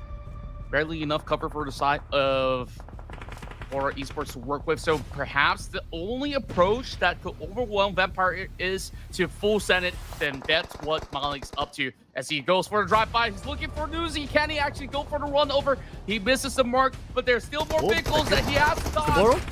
Here comes the full shred. Newsy goes down, but there's still Tony K up the hills. And Tony K tries to seek revenge, but he takes a bit of damage as well. Now he has to take time to heal up, but they also gave away his position. No fear with a nade locked onto the high ground. Over to land on Tony K. A little bit of an overshot there. Mr. Borrow will need to be saved by Malik, while No Fear will try to hold the front line, try to buy enough time for his teammates to reset back up, and they will put a lot of focus on Tony K next, but Tony K will make the rush in on the No Fear right now. He comes in with the DBS, and No Fear wins the fight against Tony K. HORAA Esports is now the king of the hill. My, this position initially held by BIGETRON was the best spot possible, and now it's only down to Doe, and he's been hugging out here to the tree to finish up on a top 2 position. All goes down to that final draw as HORAA gains the back-to-back chicken dinner. And Purple Hearts, ladies and gentlemen, Purple Hearts in the chat. HORAA Esports coming in big. Who needs the Scrims if you're able to start off like this? Start off hot. 2 chicken dinners for HORAA Esports and 2 different maps. Who knows what else they can come up with? If they can come up with another chicken dinner inside of Miramar, they will be the king of the day. It certainly looks like it right now. Uncontested throughout the entire course of that battle in Yasnaya, and they assessed the situation so well. In that fight, they needed to push up the hill, and that they managed to do so convincingly up against Vampire Esports, despite having those members to be holding out prior to this. Once again, it's No Fear popping off alongside Malik. Mr. Boro this time gets a lot more involvement in those takedowns at the very same time, where they didn't really have to soak too much damage other than Mr. Boro initially soaking up some pressure for some space to be cleared up, so that HORAA claims the win. And with 11 elimination points, one more from the round before. Before this in Sanhok, they scored 10. Now 11, who knows, the next one could be 12 for HORAA Esports, because right now they are really, really hard. And it was a great push as well. We gotta think about it. HORAA Esports came from the lower ground. No hesitation for them. They took out one by one from Vampire Esports, starting off with Newsy, and then they know that Tony K is up on top of the hill. They rush onto them to finish him off, putting them up as the top team to watch. But other than that, we also have Formidable Vibes, Vampire Esports, and D Xavier on the chart. Yeah, you know what's really impressive about the stats is that HORAA doesn't really have to expend that many death bullets. All they really did was really hold their positions, lock some teams inside of the urban setting of Yasnaya, solely pick off teams that are cutting right by, while, you know, Formidable Vibes have to empty out their baggages, throwing 29 smoke grenades, 20 frags. It's been super impressive, but the comparison that we're looking at here is these crazy numbers from both Doe as well as Baron. And these two players from the Mongolian scene, a lot of experience playing at the globals. In comparison, Doc 3 eliminations, Baron 4 damage output. That's favorite Doc though, so he did a lot of work for his team to secure the elimination points. But since they're from the same team, so it doesn't matter. It's a compilation of them both. But our MVP comes from another Formidable Vibes player that's going to be Apex with 4 eliminations, 889 damage, a survival time of 19 minutes 29 seconds, and a team contribution of 28.57%. They definitely looked super impressive. You saw the endless fights that they were taking, from making advancements up the hill over onto STALWART, or even prior to that, that invasion of that shack up against other teams as well. So all these numbers, they work super hard to get it. I would say the same about Mr. Boro as well as No Fear for the rest of the winning team of HORAA Esports, where they've been able to do it in the most cleanest of fashion, where they didn't really suffer too many knocks throughout the entire process as compared to the rest of HORAA MV. Therefore, they are definitely the team to beat right now. Another massive 20-pointer out here with 21 points in this round. Yeah, and other than HORAA Esports, 21 points, Formidable Vibes, only behind them by 1 point, 20 points collected since they scored 14 eliminations. Vampire Esports, 11 points collected this round. So not too shabby by Vampire Esports, still pretty okay. But the bottom 3, Roy Esports, RQ and ASI8 Esports, 0 points. And this is actually the second round that ASI8 ended up with 0. Yeah, it's been a very, very tough rotation for them overall. And getting involved in those early battles didn't really do them that much justice. Now we got a long-distance king with the Levi's taking 367 meters of a beautiful pot shot. That just overtakes top from the Team Falcons overall. Now, look at the rest of the pack. This has been 221 troubles used. You know, a very drastic difference compared to what we usually get into, or what we saw earlier on in Sanhok. But plenty of fights, plenty of hit shots, plenty of rescues in this match. So HORAA Esports definitely created a big margin of a gap for other teams to even catch up. But Formidable Vibes, they're not too far off. Yeah, with the fact that they scored 2 chicken dinners, they're definitely the number 1 team without a doubt. Formidable Vibes, they chase behind thanks to their amount of eliminations. It's only 1 elimination point behind HORAA Esports totally collected. So only 2 teams more than 20. But on page number 2, as of now, Roy Esports and also ASI8 Esports, both of them actually with a 0. So both of them pretty much drawn down at 15 and 16 as of now, that is. BIGETRON Knights, we didn't get to see much of them in round number 2. So, but still they're able to go up by one notch into number 12 with 5 points. Yeah, they were holding on to that key position, but the problem was they weren't being all too active to eventually hold out against those spots. So they only got majority of these points out of placements and only had 1 takedown. So definitely a whole lot more to do for those here in the second page, but at least it's a decent start. And ROAA Esports, ASIA, they definitely need to move into a more rapid pace on how they really want to approach certain situations where it's taking a fight or making claim into certain territories. They definitely need those adjustments to do a lot better in these upcoming rounds. Yeah. So, speaking of upcoming rounds, we will go into Erangel. But before that, we're going to take a short break, ladies and gentlemen. When we're back, it's going to be Erangel number 2. So, stay tuned, ladies and gentlemen. See you guys in a bit.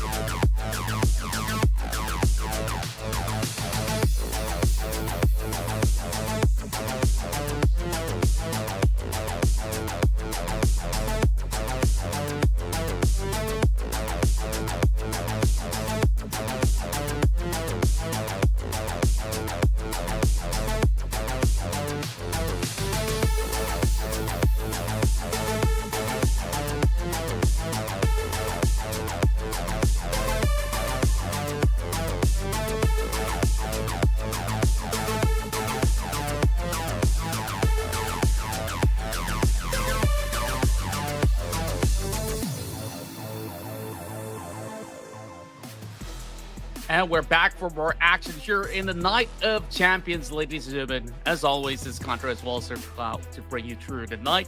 And make sure you guys hit that sub button if you guys haven't already. Tonight, we're getting double chicken dinners coming from the Purple Hearts of HORAA Esports. And will they just trailblaze the entire tournament doing so? Well, I'm pretty sure that the rest of these teams are also feeling extremely hungry, but that was rather impressive on how they backed those two initial wins. Yeah, 2 wins, and they were good wins as well. The first one with 10 eliminations, the second one with 11 eliminations. So that puts them up on the number 1 of the chart. But who knows, the next one could be another challenger, or maybe it could be a repeat of HORAA Esports, because it's hard to deny how they are playing right now. They are playing their hearts out. So we have to, of course, decide on our prediction. So here we go. Are you going to go for HORAA again, or you're going to make it interesting? I'm going to make it a lot more interesting because I've been seeing the effort coming in from Erangel Vibes as well as Vampire Esports. It's been a rather more consistent basis for Vampire Esports. Therefore, that's where my vote goes to this time. All right. I actually had that thought as well. I would have taken Vampire Esports. Oh, but you're given 4 Medical Vibes. So is that going to be a choice, or are you going to switch it up? Vampire Esports still. So if you want to pick for Miracle, you can go for it. So okay, yep. Is that what you're going for? Yeah, it's 4 Medical Vibes for me. Bam. Yeah, to me it was either one of those. I kind of had the thought in my mind is that if any one of you all were to pick Vampire, I'll pick 4 Medical Vibes. And of course, production going for his favorite team, DRS. Do you know he actually has a DRS hoodie? He's probably wearing it right now. I'm feeling a little bit jealous of him. I gotta maybe text the manager and say, hey, where's my hoodie, man? Like, could you send it to Blazer or something? But you gotta be in Nepal. Too bad. Yeah. Well, who knows? Maybe if they're gonna go for a world tour for another international tournament, I'll see if I get another chance, though. But of course, DRS, they've been looking super on point with their fights. Where we last saw, Sleepy was just really nailing players after players. If it was given a little bit more space, I believe DRS would have actually done so much more in that fight. Yeah. They are showing potential as well, not gonna lie. Even in the Sanhok match, they do look like they have the potential. It's just that Circle wasn't kind to them. But again, since we are in a bigger map, arguably a more balanced map, so maybe they might be able to come up and steal away the chicken dinner. The team that might break the streak of HORAA Esports right now. If they score a triple, then, well, none of us predicted HORAA. But come on, scoring a triple, it is possible, but it's also very difficult. But if they're able to come up with it, I'm pretty sure the fans will be very, very happy. That's true, and overall, I'm pretty sure that they will have to maintain their record. Nonetheless, even if it's not a chicken dinner, they need to keep up to pace, because you saw within the span of a round, for MV have also rise up to the occasion by just really having those impressive numbers of takedowns. That was like, what, 14 eliminations through that round, or somewhere around that region, where if they have another performance like that alongside with chicken dinner, that number could be easily beaten by 4MV. So HORAA definitely have a target on their backs at this very moment. And, you know, at least there's still 2 more rounds of Erangel to play out. That Circle, some people may argue, oh, they were fed the Circle, right? Or Esports just really have to hold out. But hey, it really took a lot of technical abilities to eventually move out of that area to also claim that spot where VPE is at. So that was not an easy task for them to do. So first, credit where credit is due. So I believe that we will see maybe a little bit more of a tough stance for them if they need to eventually seek out for zones. But today, they have not made any form of mistakes at all. Hey, I mean, if you talk about them getting the Circle, well, in Sanhok, they didn't. They had to push. They had to push Alter Ego at their compound, and then they had to push up to the high ground. So they had to do a lot of work. It's not like, oh, they get the Circle on top of them, and then they just stayed and do nothing. Imagine this. They could, especially in the Erangel match. They could, but they did not. They took the active approach, like what you described earlier on. Go up to the high ground, finish off Vampire Esports, and they got the chicken dinner. Imagine if they did not take the active approach. The results might go to another team, but because they were active enough That's how they got the chicken dinner. So they had to work for it. They definitely do, and there's definitely a lot of work to be done here by our top 16 teams here in the finals. And less than 10 seconds, we'll see perhaps another more challenging area of play to be pulled over on the course of the battle. So it's going to be our third match of the finals, ladies and gents, here in the day one of the Night of Champions. And keep supporting all of your favorite teams out here, as there's still many more games to go. Tomorrow we'll also be fielding another 6 matches, so if you guys don't want to miss out, so make sure you hit that sub button. As this time, we are seeing this flight path skewered a whole lot more towards the eastern region as well as the south, so no access over on the north as well as the west. This is going to be a little bit difficult for some teams that like to drop into Georgia Pool, but alternate drops, are we gonna get big hot drops moving into this playing field? Ooh, it's gonna be interesting, right? Especially inside of Lipovka. STALWART Esports is still going there. Outer Eagle seems to be doing the same, so we might see round 2 between these two teams again. Okay, it's gonna be interesting though. So far we saw STALWART Esports, they won the previous one. It's like a rather comeback, I must say. And Outer Eagle challenging them again. So let's see if the results will be different. Rosemary, he dropped on the outside of Lipovka, not on the inside. So he's going to start his loot there and probably join his brothers later inside of Lipovka. Yeah, we also do see a couple of adjustments being made by certain teams out there. BIGETRON decides to move into Milta Power, where with this easy access into the islands, it will allow Falcons as well as 4MV to be moving into the islands. But there is going to be company with them, and the fight's already breaking loose inside of Lipovka, and it remains to be a very similar circle for phase 1. Here comes the pack of the action as we do see one member being dropped from inside of STE.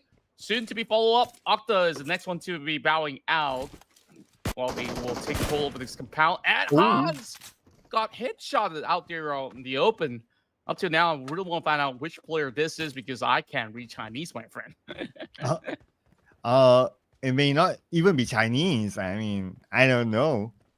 Maybe if anyone in the comment section is able to tell us, that'll be kind of helpful.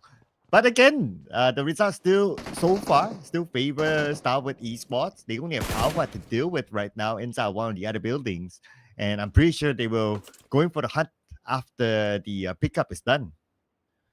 They definitely will do so in a moment's time. It's a little bit of standstill right now. STE continuously tramples on these members of Alter Ego. And by now, I feel like this challenge inside of Lipovka is not worth the while, especially for the Indonesian side. They barely get to play the game after these kind of battles, so who knows? Alter Ego might end up with another 0-pointer out here. But you still have Rosemary on board. Hans, despite getting knocked out earlier, will be revived. Target on the corner wall now. Beautiful shots connecting. Sancher also being spotted out. He's got the AK still locked on target. As he slowly swerves. This is where he will take the fight to Hans. He does get the knock. Still looking for blood up against Rosemary. The rest of STE closes right in. This should be as simple as ABC as Oliver closes in. Now, only one member left for the side of Alter Ego. Yeah, it could be as simple as STE. Not that there's only one player left. Okay, Alpha is on the other side. But look at the minimap. Another team is coming by. It could be RRQ, but this fight has to end first. HORAA Esports in the fight with FaZe Clan as well. BTR with Vampire Esports. And I'll put the focus onto the fight with Alpha 7. And looks like they won it nice and clean. STALWART Esports, the king of Lipovka, but they have visitors. And that being Vampire Esports. Tony K stole that 1-pointer as he take claim on Rosemary's name. Now playing over the hillside, they are looking to lock out the rest of STE for moving by. And Schwabski hits the mark. Nailing down 1-2 members, slowly crawling on the ground. STE now finds themselves in a very tough spot. We're good though. Over on the corners of the warehouse. Probably won't be able to get the revive done up against Sanchir. Whatever he could do is to go in for a pickup, and he finds Tony K instead. That perfect timing from Orgoy. I've been having troubles pronouncing his name, unfortunately. But of course, I don't mean to butcher it nonetheless. So down to one member. It's actually 1 versus 1, interesting enough. Vampire Esports loses way more than they should have. And here comes the nades now sent right through. Does it connect? Doesn't seem like the case, as he will be able to lob that perfect nade and it will hit. What a nade there by Shrubs, but the fight's not over yet though. I guess I'll call him Orgui, not to butcher the entire name. And now it's going to be a 1v1 with Shrubs. Shrubs dominating with 3 elimination points. Orgui does have the AUG A3, but on the minimap, dude, it's not over yet. Say hello to BTR now. My battles after battles after battles. This seems like the place to test out their strengths. Well, I think rightfully so that BTR needs to actually move up towards the north point, which is why they are just trolling onto the outskirts. Now that the shots have been heard, they look to commit, and oh, that nade! Where did Lapari even spot him? Well, that's definitely not a safe spot to hide out. STE, next one to be off the list. So these 3 teams that fought early didn't manage to make the mark. FaZe Clan as well. And they definitely know there's still Shrubs around. They would have noticed the elimination feed earlier on. The Shrubs is on the other side of town. The entire BTR Knight squad is onto him. Okay, Shrubs showing himself on this rooftop. I wonder if they have an idea that he's here. Oh, they know. They know. Oh, boy. It's still gonna be rowdy up in here. Shrubs has got no other options but to actually fight for his own dear life. Pushes downwards as he expects mates to be tossed over onto these quarters. And look at that swerve! Still dishing a little damage before bowing out, but it's absolutely clean from BTR. Yeah, so they came by just to collect these 2 elimination points, so not too bad. But Team Falcons now, in the fight with Team Secret, and East just got knocked down by Brick. Team Secret managed to even up the odds, but they got 1 instead. So Falcons now have the numbers against Team Secret. They do not have to circle though, 1,600 meters away in this area of no vote, and they still need to cross the bridge. But they have to end the fight before they can do so. Both teams not letting go of each other. Max took a bit of damage as he traveled behind these containers, but Action knows he's there now. Plenty of names to go by. 1 more left in the tank for Max LV. He hopes to find something in return, but he's just hugging about the corner wall. Both sides tanking out the zone. I don't think there's much left for Max LV. Team Secret crashes out, going up against Team Falcons, and it's just a perfect cleanup crew just waiting to strike. Falcons sharp as ever. I've seen this hot drop happening early on, and I was like wondering what went on. It really took them time before they actually settled the scores inside of this region, and Falcons usually comes up ahead. And this time, the zone is going all the way back up into HORAA's favor again. Are they going to reenact the same sort of maneuvers? We will wait and see. HORAA as well, they claimed those initial 4 points, which I do believe was coming out from a fight between FaZe Clan overall. So plenty of space to slowly claim at the moment while Boy Donkey goes up against DRS. Here we go, DRS with X by the hill, 1v2. Oh my god, had a knockdown killer. YT tries to seek revenge, but the moment he turned away, Boy Donkeys punish him, and DRS becomes the next team to be eliminated without any elimination points. Speaking about the Circuit Contra, this looks familiar. Very, very familiar. If there's any difference, it's maybe a little bit more of a spot to play up from the top side of STALWART. So Roy Esports will be absolutely safe. Look at all the teams coming from the south side, and Falcons have yet to move out of Novo. They're going to take a very slow burning round to wrap around the edges. Whereas for MV, they got themselves in the hot seat. The Wrinkles stuck right in the open and having to pick off all the players on the outskirts. ASI8 was the one holding them throughout this region of play, while they have already struck down 1 member in the form of Falcon. Not going to be easy to go in for the rescue. UZM, captain of the team, doing whatever he can to really hold out against 4MV. Baron does make that claim. So this is just going to be them opening their account with that 1 pointer. But With that widespread, I'm not sure if AS can do more. Yeah, let's see here. They are still in the area though. But looks like ASI8, they start to back off. They start to retreat. They don't have to circle though. They seem to be playing on the inner side. Nevertheless, Nachi got one out of 4 medical vibes. Looking for the other one. Refuse will be the next target. But Baron, shot from the side. Nice off angle to cover his teammate. Yeah, beautiful stuff as they have gotten all the white areas to be wrapped up. Now Nepeko takes on the rest of BIGETRON at the moment. The rest of the members of RQ Ryu are holding on the higher side. So this isn't exactly the easiest spots for BTR to even try to form up to take on the rest of RRQ at the moment. And look at that wide wraparound coming in from Nepeko. They quickly spot him out and they will full send into this area of compounds where it's going to be Zuxi that will move all the way towards the back, baiting a couple of shots, but look at the casualties. 2 members fall flat, but they should be able to get the revives done. But will RRQ Ryu respond by sending it into the same corner map? We'll have to see, but they're trying to defend themselves inside of Kapal. Zuxi is yet to be revived. Satar goes in for the rescue. And here we go. Satar tries to get away as well. Looks like there's no chance for him to save his teammate. So he's going to play the rest of the round by himself because there are too many teams around the corner. So looks like he's going to go for the survivability instead. 4 medical vibes and ASI is still not letting go of each other. UZM pretty low with the blue on top of them, and Refuse will be the one to let the final blow onto him. And 4 medical vibes wins the fight against ASI8 Esports. That definitely took a while, but it was perfectly executed by the rest of Formecco Vibes. But the other trouble is Falcons, they are moving very close into the corners where Formecco Vibes are currently at. They should be taking another fight on the outskirts. How long can they hold on for? And look at where it goes. This time, deeper into the hills of STALWART. And it seems like HORAA Esports will have to leave some of all these spaces. DX also trailing by the edges. So we are getting big fights happening all over the place.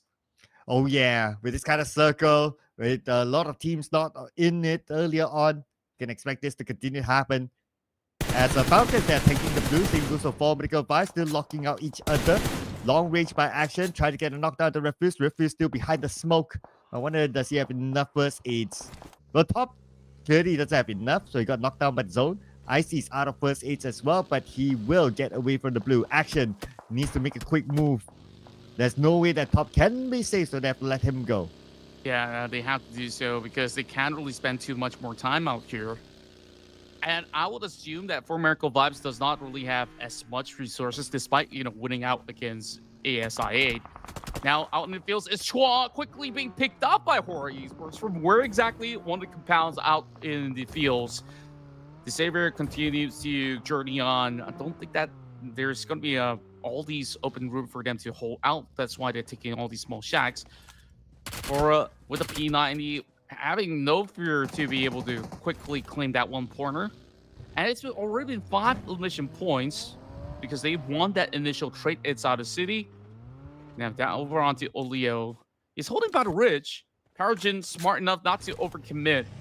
The rest of the Savior now can go over onto the edges of the blue zone and has to regroup with his teammate Levi to hold out through the compounds.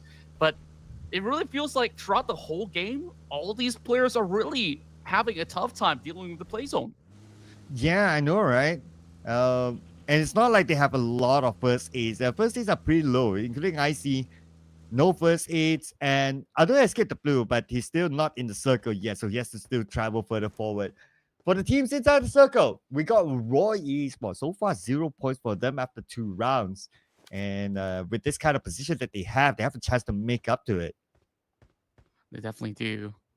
Roy Esports, they had so much of that leverage over onto Mount STALWART from the get-go, being the only team of surrounding the block. Doc, once again, hitting the mark this time, going for that trade out up against Falcons, and they're still outside of the zone. Massive spot action, quick tap, Baron secures it. Formecco Vibes, if they go down with a fight, only leaving very little to work with. They match those spot out lines moving into the corners. Olio will move deeper into the fields. But for MV, they're absolutely getting off. RRQ is holding on the edges alongside with Alliance, so they just have to try to full send into this area of play. Refus, last ditch effort. I believe he will just leave Baron to wither out over the play zone. Whereas Alliance as well as RQ to commit. So this is good news for MV. They can live for a lot longer. And for Alliance, now they have to move forward. RRQ, but we don't want to try to block them out. They have to cross the road at the same time. So this is a very difficult position for Alliance. Napiko blows down the door just to make sure they have a better view in case Alliance wants to take that sniper tower. But because Alliance knows that it's difficult, they sent out AD Luke to scout for an exit point, probably somewhere on the left side before the zone starts to close. He's not truly crossing the road yet, so it's a cautious approach. But it's either they take a direct fight against RRQ, win it, or they have to move away. But because we're at stage 4, they can still have the option of just avoiding this fight and rotate somewhere else. RRQ, they could actually wiggle for that spacing by the edge of the zone. Whereas Ruthless now catching fire, needing to deal with that member of VOIN Donkey, but he's going for that full push. And there's just not much left in the tank. Beautifully done there by Potato to secure that point. And Potato gets away, though his vehicle punctured tire, but it's not going to be an issue for Potato. RRQ saw him, so he Asa kind of has an idea where Potato and the rest of his other teammates are at. Now for RRQ, last we saw that they were trying to block out Alliance. Alliance looks like they're going to avoid this fight by rotating towards the right. And so far, so good for them. They managed to enter the circle safely. They will have been going through trials and tribulation, and there's even more to go. Asa holds onto that corner, and they did not manage to stop to going for trade. So that was one player sent out from the side of the Lions. So far, the Indonesian squads are really holding out very well heading into this matchup, especially for VOIN Donkey, who has already claimed 7 points. RQ in a difficult position as they were locked into that area up against the Lions for quite some time, continuously having to go up against them. But it's going to be a lot more of a defensive hold for Alliance for the moment because VOIN Donkey's pretty much surrounding them. Same can be said about BIGETRON Knight. I like to call them RA because I'm just too used to it. But yeah, they have that great position as they will just wait for players to slowly appear. And there we go. Another picked off from Vexy. That makes it 8 for VOIN Donkey. And 3 eliminations now for Potato, currently dominating as an individual. Still a very good spot here for VOIN Donkey. Look at the elevation that they have against the other teams. Roy Esports, on the other hand, on the left side of the circle, there could be a potential that they might not get the next stage of the circle, so they need to prepare to kind of move. A good spread here by Roy Esports, though. At least before they move, they will have been gathered enough information to make their decision in the next stage of the circle. Pretty much every team is in the circle right now, so the only thing that will force them to make big moves is going to be the next stage. Yeah, speaking of the next stage right now, it could just favor the rest of VOIN Donkey. They have a compound to work with, and the rest of these teams who are over on top end of the hill will be going for a battle. It's HORAA Esports that have wrapped further up towards the northern side. Roy Esports haven't really fully gotten involved in many of all these skirmishes, but they might actually be in the take of the battle in a moment, where we see the entire HORAA Esports now crashing through the area of play up against the rest of VOIN Donkey. HORAA Esports, what a position they have right now. It's just that they don't have a full team playing without Malik. And they have an idea that VOIN Donkey is just below them. So let's see who will be the first team to make those big moves. So far, HORAA Esports also looking at other teams. A smoke being popped up. So it looks like stage 5 is not enough to encourage these teams to make the big moves. So we might need to wait for stage 6. But there's still some players on the outside, on the southern side of the circle. But nice spot there by Asa. And the final blow actually came from the Peko to finish out the final member of Falcons. Yeah, solid work from quite a distance away. Now, it's going to be a little bit of a standstill because to navigate around this STALWART region is going to be rather difficult. Where despite there's enough reach for them to protect themselves, one wrong step out in the open, you could easily be targets to all the other squads involved. So 6 more teams remain. a very technical approach being put to display by the rest of Roy Esports. You know, funny enough, you know, even in the prior game where BIGETRON was holding pretty much similar positions, those kind of positions surely allows you to actually see a whole lot, but sometimes it's not really advantageous to going for some trades. So sometimes being on the low ground is actually pretty good news, especially for teams that need to descend. They will be left with not much of a cover to work with as compared to those who are covering themselves over on the low ground. So we are definitely seeing these teams currently waiting out for the next zone to appear, for them to be snuck a little deeper into the mix of the field. So there's no necessary commitments involved from all of the teams on board. Yeah, so that's why we'll probably need to wait till like stage 6 till we see like big commitments by the team. Like what you said, no reason for them to really make those big moves. So why not just stay chill and yeah, hope for the circle to be on top of them. I mean, if the circle is not, then it's time for them to go. But if the circle is, then well, they can just play the defensive role from there. Now we know that in about 35 more seconds. And this round is also pretty fast. You gotta think about it. We had like 6 teams ever since like what, stage 4 or the beginning of stage 4. Yeah, and they just go by rather swiftly because teams were still sorting out some of all these hot drops and many more of all these third-party involvements. Lipovka somehow had so many fights. BIGETRON, who passed by, have taken very strong claims at the very least. So they're definitely very well oiled up into getting it into another battle. But of course, BTR may not have actually had too many members left over zone. And speaking of BTR, there's just by the rim of it, Roy Esports might look to also close in upon them. So, it's tough circumstances for the rest of BTR, but I would say that it's going to be good chances once again for HORAA Esports. Well, I should have listened to your advice, you know, maybe go in for the third vote in a row. Wouldn't be too bad of a shout. Yeah, I know, right? I was also kind of thinking the same. I mean, like 3 players with a good position. Honestly speaking, they do stand a chance of scoring a third chicken dinner in a row.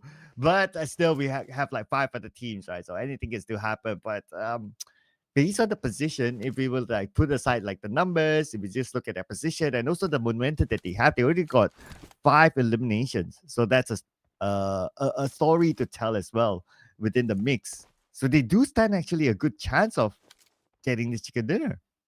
True enough, and so long as they do maintain some of these records, and finish up maybe within top 3, they should still be that #1 team on the board. Considering the fact that For Miracle Vibes have bowed out, but For Miracle Vibes this round, we're taking a lot of fights on the outskirts. Speaking of fights, here it comes Tusk, pushing towards the hillside as he spots out No Fear, trying to go for that quick recovery, but he's not being allowed to do so as the rest of HORAA violently moves towards the back, goes in for a beautiful swing as No Fear unleashes his P90, takes down multiple members of Roy Esports. Now they're only left with 1. HORAA on the ultra aggression with not much space left for inside of Porsche. This is definitely going to be a full send in moments time where the rest of HORAA Esports are looking to claim even more and look for that double digit by the end of the run. And so far, so good for them, especially after they eliminate the final member of Roy. They stand a really good chance. But Porsche looks like he's going to leave this area. Okay, punctured vehicle though, but at least he's going down the hill, so the momentum will bring him through. But Mr. Boro just got knocked out by Zeta. VOIN Donkey's now fighting back. Now it's the sky for HORAA Esports. The final member goes up to the high ground. He sees one of the players of Roy Esports, ensures that point goes to HORAA Esports before he moves away. Yeah, he swiftly maneuvers and descends down the hill. A little scatter coming in for the rest of HORAA Esports as they move into the same performance shack that VOIN Donkey was in prior to this. But there is still another member of VOIN Donkey around his corner. Vexy just unleashes the entire clip. That gives the chance for Sky to strike right back. A little bit of a mistake to just unload the entire clip, I would say. But hey, in pressure situations like that, you do whatever you can to try to deny any form of a space. But here comes the rest of BIGETRON Knights. They also get themselves involved. We haven't seen much coming from Alliance, and we might not even see them really play out for far too long. Satar, despite being all alone, he racks up the 7th point for BTR. Yeah, nice use of Molly there to flush out the remaining members of Alliance for them to score that final blow.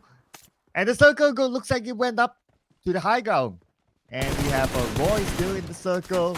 Also, VOIN Donkeys. Now, the VOIN Donkeys have the best chance of scoring the chicken dinner. No mercy. It's pretty far away from his other teammates. So he has to be extra careful now. They know that he's behind his tree. He's being pinned down by his opponents from top of the hill. There's still a lot of all these creases where RRQ Ryu can actually defend themselves with. Now we're left with a lot of all these straggling units. Roy Esports down to 1. Same goes to BTR the entirety of time. So the major fight is really up between these Indonesian squads of VOIN Donkey as well as RRQ, with the best chance of a chicken dinner. VOIN Donkey, they came from that prior position, and now the rest of RQ seemingly to be stuck around it. I believe they already spotted out Porsche hiding inside the smoke. So a couple lobs. This toss looks pretty good, but it will be dodged nonetheless by Porsche. Also managing to dodge the Molotov. Everything is thrown right at him, including the kitchen sink. And there we go. Razak now runs right through and will find that kill perfectly so. So down to 3 teams. It could be anybody's game, but we're once again getting an all-Indonesian affair in this finals.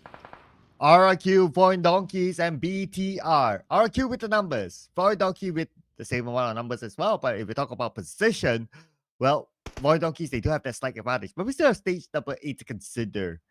I wonder, do they know the presence of a Satar, the final member of BTR on the other side? He's definitely going to stay clear out of these fights and hoping for them to just fight at each other, and then he might come in as third party later. But we'll find that out in about 20 more seconds. Who will get the next phase of the circle, and both teams are preparing for it. Opening nades coming through both sides, just getting chipped away steadily, as it seems that it's going to be a tough hustle for the rest of RQ to push up the hillside. And there's going to be an update of the zone. If it pulls down south, then it might actually favor the rest of RQ. It's going to be a little bit neutral. There's still space to wiggle it over our left, but it's an open space for RQ, which is why they're committing it to this fight. Razak now pops over in the smoke, covering certain angles, but I'm not too sure if RQ is going to weather out the storm here. Endless nades, but it's going to be tough coming from the bottom side of the angle. Meanwhile, a little bit more of an opening given towards the lone unit of BTR to wrap by the edges. Dealt with by Potato. I believe that Zeta, or should I say, one of the members of VOIN Donkey is going to be looking to take charge of that. Satar, we've seen him really aggressive in these early span of rounds, so he should still be able to perhaps trade at least 1 or 2 players before bowing out. Zeta doesn't have a good view of Satar, but he kind of have a sense that he's there. Okay, there you go. Lobs the nade on Satar. Nade bounce. Satar will manage to evade it, but he will not be able to evade the DBS gameplay by Zeta. And Satar is out. Number 3, 7 little points. Now it's between VOIN Donkeys and RRQ. With VOIN Donkey not only having the man advantage, but they also have the terrain advantage. Spots out the Peko, takes a lot of damage. They fire back on the Razak. As looks like VOIN Donkey, they still have control of the circle. Yeah, Zeta going with a very wide flank at the very same time. They all just have to zone out all that space as they take them down one after another.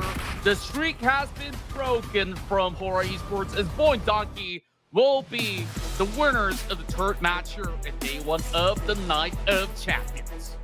There you go, ladies and gentlemen. It had to come from another Indonesian team, and this time it's going to be VOIN Donkeys. Let's see how will this affect the overall chart. But nice positioning by VOIN Donkey up on the high ground. They have the man advantage. The moment No Mercy went out to the blue. Not too sure what happened there, but maybe he did not have the space to move in, and he was forced to deny himself to the blue zone itself. So looking at some of the team stats here. Okay, what's the number here? It's 15 eliminations for VOIN Donkey. It's super impressive, I tell you that. They had to deal with HORAA Esports and so many names up there on those hillside, but they definitely exert just about enough pressure to keep all these teams at bay. RRQ, the decision to put themselves over on the lower end of the hill, have definitely see them playing it with a little bit more of that struggle, but hey, they managed to still go for a top 2 finish. But overall, Point Donkey, they were super proactive. You saw them really going out for the hunt, having the confidence in Zeta to do his own thing over the side, and it was just perfectly cleared by the end of the run. So Point Donkey have finally landed themselves yet another chicken dinner, because back in the scrims, they managed to get one, and now they're back on track. And of course, besides Point Donkey, BTR, HORAA Esports, and also RRQ are our teams to watch here. And BTR, they played majority of the round with the least amount of full squad time among these 4 other teams. 13 minutes 48 seconds, but still able to come out with a 3rd place finish, and with a decent amount of eliminations, putting them up here as the 2nd highest team to watch. And even though RRQ, they had a 2nd place, but still they are on the 4th place on the team to watch. So HORAA Esports, they gained a decent amount of eliminations in this round to be up there. But we're also going to compare the 2 Indonesian teams, Point Donkey and RRQ. When you take a look at the damage displayed, it's been rather impressive that even despite 4 elimination points, RRQ has put up close to 2,000 damage. It's just that they couldn't really secure those numbers. But VOIN Donkey, they were precise in every step of the way in order to take claim of those 15 corners. So that work rate is exceptional when it comes down to how they played out over the course of STALWART. And the man of the match definitely has to be Razak, because he has always dived headfirst into the battles to really take control of situations. And look at his damage output, right? 1,083. That's definitely on the high side. Before this, our MVPs, they were less than 1,000, at least for today. But besides Razak, our other top performers here, Action from Falcon, Sky from HORAA Esports, and Potato from Point Donkeys. Generally, 4 across the board, except for Razak. When it comes to damage output, Action and Sky, it's pretty much the same. Potato is a little bit on the lower side when it comes to damage output, but it's all about the elimination points gain. If you're able to come out with lower damage output, but still with the same amount of eliminations as the others, I call that efficient. Yeah, it's super efficient overall coming in from all these players out there, but especially for the side of Point Donkey, racking up to 25 points in this round. The players that have been finding themselves over the hillside also comes up with double digits, but this time with a very tough circle to play out, especially a lot more teams playing over south side, you see even more teams dropping out with 0. Yeah, so 0 for so many teams in this round. I guess it's also because like the circle and their position, we saw a lot of teams spending time in the blue earlier on. And that also kind of contributed to the amount of throwables used, which is on the lower side, 150. If not inside of Erangel, we'll normally see like a 200 plus. So 150 is pretty much on the lower side. No time to use your throwables if you're chasing the circle. Yeah, it definitely is a tough ordeal for them to continuously be pressured to stay outside the zone, where we had initially like teams like RQ to be holding out over on the south side, denying that space of entry for even players like For Miracle Vibes. But hey, speaking For Miracle Vibes, at least they have maintained on their spot, or it remains to be that #1 team. VOIN Donkey on that impressive effort, they got 25 points out of this match, and that just sent them into the top 3 at the moment, moving 10 spots from just 1 game. Yeah, and with a consistent performance by HORAA Esports, they still retain their top spot. But on the other end, ASIA Esports, they're not 0 anymore, but they only had 1 point out of 1 elimination from the previous round, so that still puts them at the number 16. We have a few movements here, positive movements that is, for Roy Esports from a 0 to 6, so they move up to 14. Number 11 for RRQ, even though they had a 2nd place finish earlier on, so they need to be a bit more consistent to be on page 1. They definitely need to do so. RRQ, they start to get these better run-ins heading into the late game, so I do fancy their opportunities out there. Honestly, but at this point, anybody with a chicken dinner would still have a really good chance to eventually make certain maneuvers into the first page, just like how VOIN Donkey has done in this specific game. So that's it. We've already wrapped up 3 games. We got 3 more to go, ladies and gents. So, Sir Cloud, later on, we get ourselves that final Erangel match. And then moving to Miramar, I hope they will feel a whole lot better, especially if they need a little bit of break. So why not we go for a couple of minutes and we'll be right back for the final 3 games.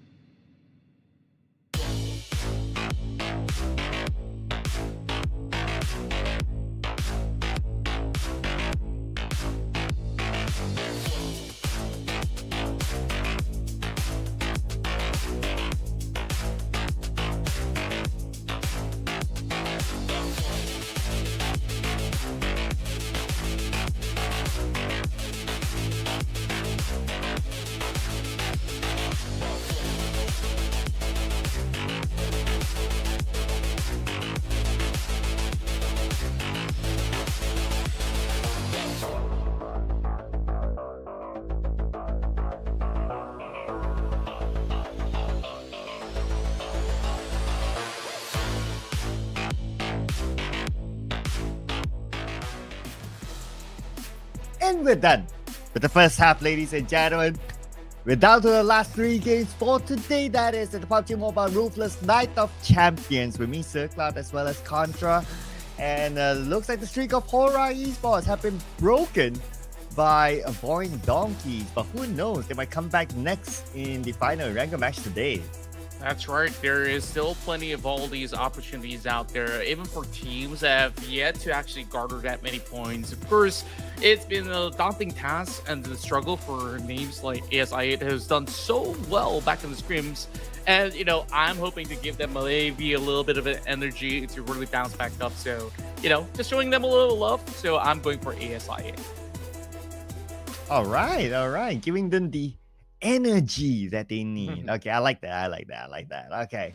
Because we gotta catch up the production as well, right? So that's our goal. Yeah. I'm gonna go for a semi-safe pick. Let's bring out for myself Vampire Esports. Okay, I like it.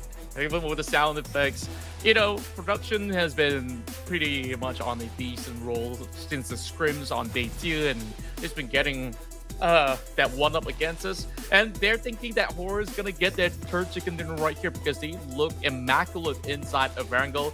And to be fair, you know, there can be no other safer option than this. So I'm hoping, you know, that we could just catch up to Prod. They've been, you know, doing a great work out there, of course. But over on the past round, we're looking at VOIN Donkey having such a spectacular finish along with RRQ Ryu. I got a feeling that all of us could also be wrong moving into this matchup where we are starting to see momentum being developed from the Indonesian squads. Yeah, none of us picked any Indonesian team. So that could be the case, right? I mean, like, maybe RRQ, maybe it could even be BTR, or maybe if Alter Ego, they win this next, if they choose to fight in Lipovka still. If they win the fight in Lipovka, maybe they could be the one to come out on top. Who knows, right? Because sometimes it's down to the circle, it's down to what kind of drops as well. And speaking about drops, Lipovka, I expect to see Alter Ego going at it again with STALWART Esports. True enough, and that is a battle that they have always got themselves involved in from the early game. And, you know, just recapping from that early battle, it wasn't just these two teams. Later on, we see the involvement of Vampire Esports, and then later it was BIGETRON. So that is what happens when the circle actually shifts over to North Point. So if it's gonna be the same story all over again, then I guess we're bound for that big battle inside of the Lipovka. And for most part, if it's going to be centralized into somewhere in the middle of the field, then we might actually see lesser of the battle, but only the two teams of STE as well as Alter Ego to settle the scores. And knowing Alter Ego, they're probably not going to let it off so easy because it's been 2 defeats back to back. Is this actually time for them to actually make drastic changes? Or do you think that they will just go in for another Ego challenge? Well, yeah, I guess it says it in their name, right? Alter Ego. So they'll probably go for it again. I expect that to happen. The only thing that might stop them from going is if the flight path is nowhere at Lipovka. Say the flight path is like all the way like left, like up to down, left side, then yeah, sure. Let go of Lipovka, right? But if the flight path is still able to go to Lipovka, then we might see another early fight. Yeah, potentially so. And look at the current situation as well. Early on, because of that fight path, we even had Team Secret to be taking an early fight up against Team Falcons. Though it was a little bit more straightforward on how Falcons have been able to shut them down. It wasn't exactly a clean entry where the rest of Falcons eventually bumped into Formerical vibes. And what was really impressive about that game was that Formerical vibes, they continuously have impact. They understand that, hey, we can't exactly get a clean entry, so we had to commit to those fights. We had to try our level best to take them down. And both sides actually find themselves slowly depleting by the zone. But for MV, you know, good maintenance of points. They have got quite a lot of shutdowns on their record. Oh yeah. For MV definitely is looking pretty nice as well. I mean, they did very well in the first Erangel. The second Erangel perhaps is because like there were so many teams like traveling up north into the circle. So they like had to like take fight after fight after fight, and they had to spend some time in the blue as well. So that kind of wear down their utilities, especially on the healing utilities department. So that kind of stopped them from surviving as long as they would have wanted in the previous round. Nevertheless, it's going to be the final Erangel for today. All these teams have had a feel of how the other teams would be playing. So I'll be curious to see if anything changes. But I think the Lipovka, but as long as the flight path is still there, we're still going to see it happen. Yeah, it will take something as drastic as a northwest to south type of flight path to see that switch up coming in from both of these teams. Else, where exactly do they land? If that happens to be the case, we will find out right now. This is your fourth batch of day one. We're in the Night of Champions, and of course, speaking of which, a lot of all these teams who are currently present have gotten so many accolades through their history of playing PUBG Mobile. And I guess that we might have a stretch into that Lipovka fight, if that happens to be the case. Or could it be something else that Alter Ego will be cooking up? BTR goes in for that initial drop, taking that same space around the north. While I believe that we're still going to get that island drop coming in from names like For Miracle Vibes, and also not forgetting Team Falcons. Or Falcons, they also do have the option where one of the games they have moved into Gatka to go for that widespread approach. They could just take their litter of the pig. But I'm liking the start, a little bit more neutral. Team Secret, they don't want to deal with that situation in Novo anymore, so they are headed to STALWART. Yeah, they're going to somewhat share STALWART Kaminsky with RRQ. But since there's quite a gap between the two of them, so probably not going to be any fight there. STALWART Esports, well, they won twice in the Lipovka, so no surprises that they're heading there. As for Alter Ego, where are they? Okay, they're heading towards the Lipovka as well, but STALWART Esports not truly committing inside Lipovka. Instead, they drop on the outside Yasnaya. They got vehicles. Maybe they might still go there, but the circle, wow, it's going to be 50-50 down south. But Alter Ego, still, they lost Alpha 7 very early to STALWART Esports. Yeah, they're not even there inside Lipovka yet. They're fighting for those vehicles. Immediately trades out. Then take a look at that circle. A 50-50 chance on mainland and the island. So that's good news for Vampire Esports being somewhere in between as they take first dips into cutting across the islands. HORAA, though, looking for this potential pickups, and Cheer just running ring around the rosy. He's just going to go out hunting, and there will be splatters across the field. Malik has a weapon to go in for the trade. That's an easy first point for HORAA Esports.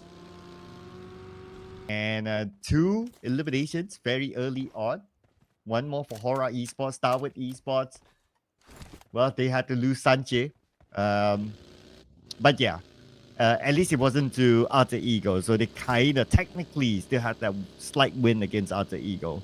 But since the circle is as such, I doubt they will want to stay long inside the Lipovka. It's probably going to be a quick loot on the outside where they drop to get vehicles, and then they'll focus on getting into the circle, whether it's through mid to the base or the main peninsula, because it's still a 50-50. Could go anywhere. Yeah, true enough. And this time, they cannot afford to take too long of a time staying over onto the outskirts of the zone, because the longer they wait, the lesser space that there is for them to really maneuver around. But I feel like it's inevitable that we will see a lot of teams spending some time over blue. Like RQ is so cut off. They're about a quarter of Kaminsky, needing to wrap around areas like the Lipovka to even get by. What's really the best approach here? Because I think, like, no matter what, RQ might actually be enlisted for one of these battles later on. Speaking for potential battles, I think that later around that Ferropure, a lot of teams will be locked out of the bridge because of the presence of ASI 8. So this game, much better where they don't really have to run around the map. All they really have to do is wait for all these potential pickoffs. So I consider this a decent start for ASI 8. Yeah, so it'll be a while till they are faced with a challenge. So they can still take their time in Ferropure. Vampire Esports not dropping into pre-mosque. Instead, they are in the mid to the base. So they're going to share with 2 other teams inside mid to the base. still the decent amount of space that they can use, that they can play with, and a good call as well, since the circle is kind of 50-50. To a certain extent, it could be easier to start in military base and move to the main peninsula. I don't know. It's kind of 50-50, right? It's an argumental point. But for them to be in military base, if the circle does go military base, then yeah. I mean, it's a big if, right? Then they will have the good advantage of playing within and wait for the teams to come to them. Yeah, there is definitely certain leverages when you are moving in into the island. Is in comparison to moving from the island to the mainland, where it's always a lot more troublesome coming in from the mainland because of how many compounds surrounds the outskirts of it. Considering that there could be multiple teams that could actually hold those former regions from the Pubg to the lighthouses, even over onto the eastern corner of the bridge as well. Like you got those sections over on the side of Milta, which is very, very difficult to clear. Over onto the cable car, it seems like Team Secret is just going to be taking a little bit of journey to try to set up an ambush up against HORAA Esports. One member being pinned down, that's going to be Mr. Burrow, requiring some help coming from No Fear. Very sharp aim, but I think that with the smokes provided, he should be able to at least wiggle out of this location. Shots continuously fired from inside the break. Whereas Trang is trying to close in. Great preemptive nade coming from No Fear to try to deter this form of a push. Else it could be detrimental to that fallen member out there. Still yet to be picked up, but the rest of Team Secret, I don't know if they will really want to fully commit. As Sky, he's really taking this beautiful off angle, and Trang might just be caught out if he's not careful enough. Yeah, I mean, to answer the question of fully commit, looks like these teams, they want to do so. I'm not sure of the idea, though, because they're about 2,100 meters away from the circle, pretty far. And I wonder how long they'll be locked out each other. Since it's an urban area, so the fight might take a while, if they choose to continue, that is, unless Team Secret just to back off, because they have the better exit route, unless Sky has something to say about it since he's on this off angle. But 2 players on Team Secret, looks like they left, probably scouting for an exit route before the other team is followed through. Speaking of which, Sky goes for the attempt, but that's a lot of distance of coverage, and they trade right back. Oh, so as great response. They took a little bit of pit stop, and they managed to claim that one pointer. HORAA now locked inside of the city. I think they could basically stock up some of these mats, because probably half of these area of the urban terrains have yet to be looted. And No Fear strikes back, taking down Break. So it's an eye for an eye for the moment. Of course, Secret logo being an eye as well doesn't make the pun any greater. So it is not going to be easy of a task for the rest of Team Secret to recommit, though. So I think what they will do, they just leave that one member be, or they just, will commit. So now catches them off guard, taking a very close proximity angle with those couple of DPS shells. This nade could be perfect. It's going to be lob 4 over on the range, and it does actually chip over on the health bars. Malik now slowly being weirded down, and that one connects from SOAS. Absolutely crazy stuff from Team Secret. Yeah, and Team Secret fighting back. No Fear, still trying to heal up.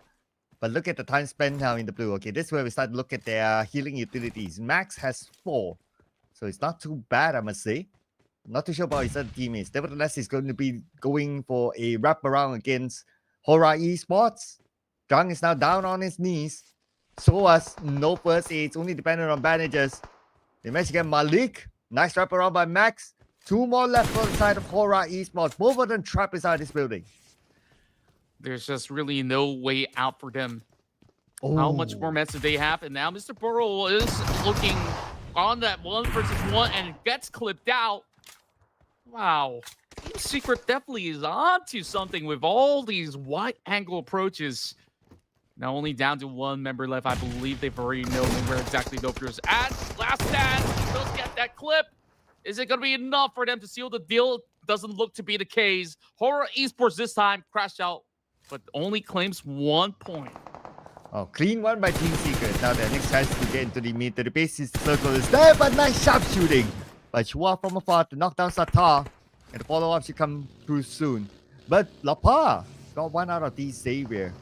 So it looks like this fight is going to continue on. 1,500 meters away from the circle. They're going to try to fight for this hill. Zaxi healing himself up. He does still have Lapa together with him. Lapa is still moving around while Zaxi is behind this tree. And looks like they're going to say hello to FaZe Clan. So FaZe Clan on the approach right now, being the vultures in this skirmish. A little bit sloppy coming from the members of BTR on how they approach that form of fight. And now here comes the Goose Chase. Meow meow.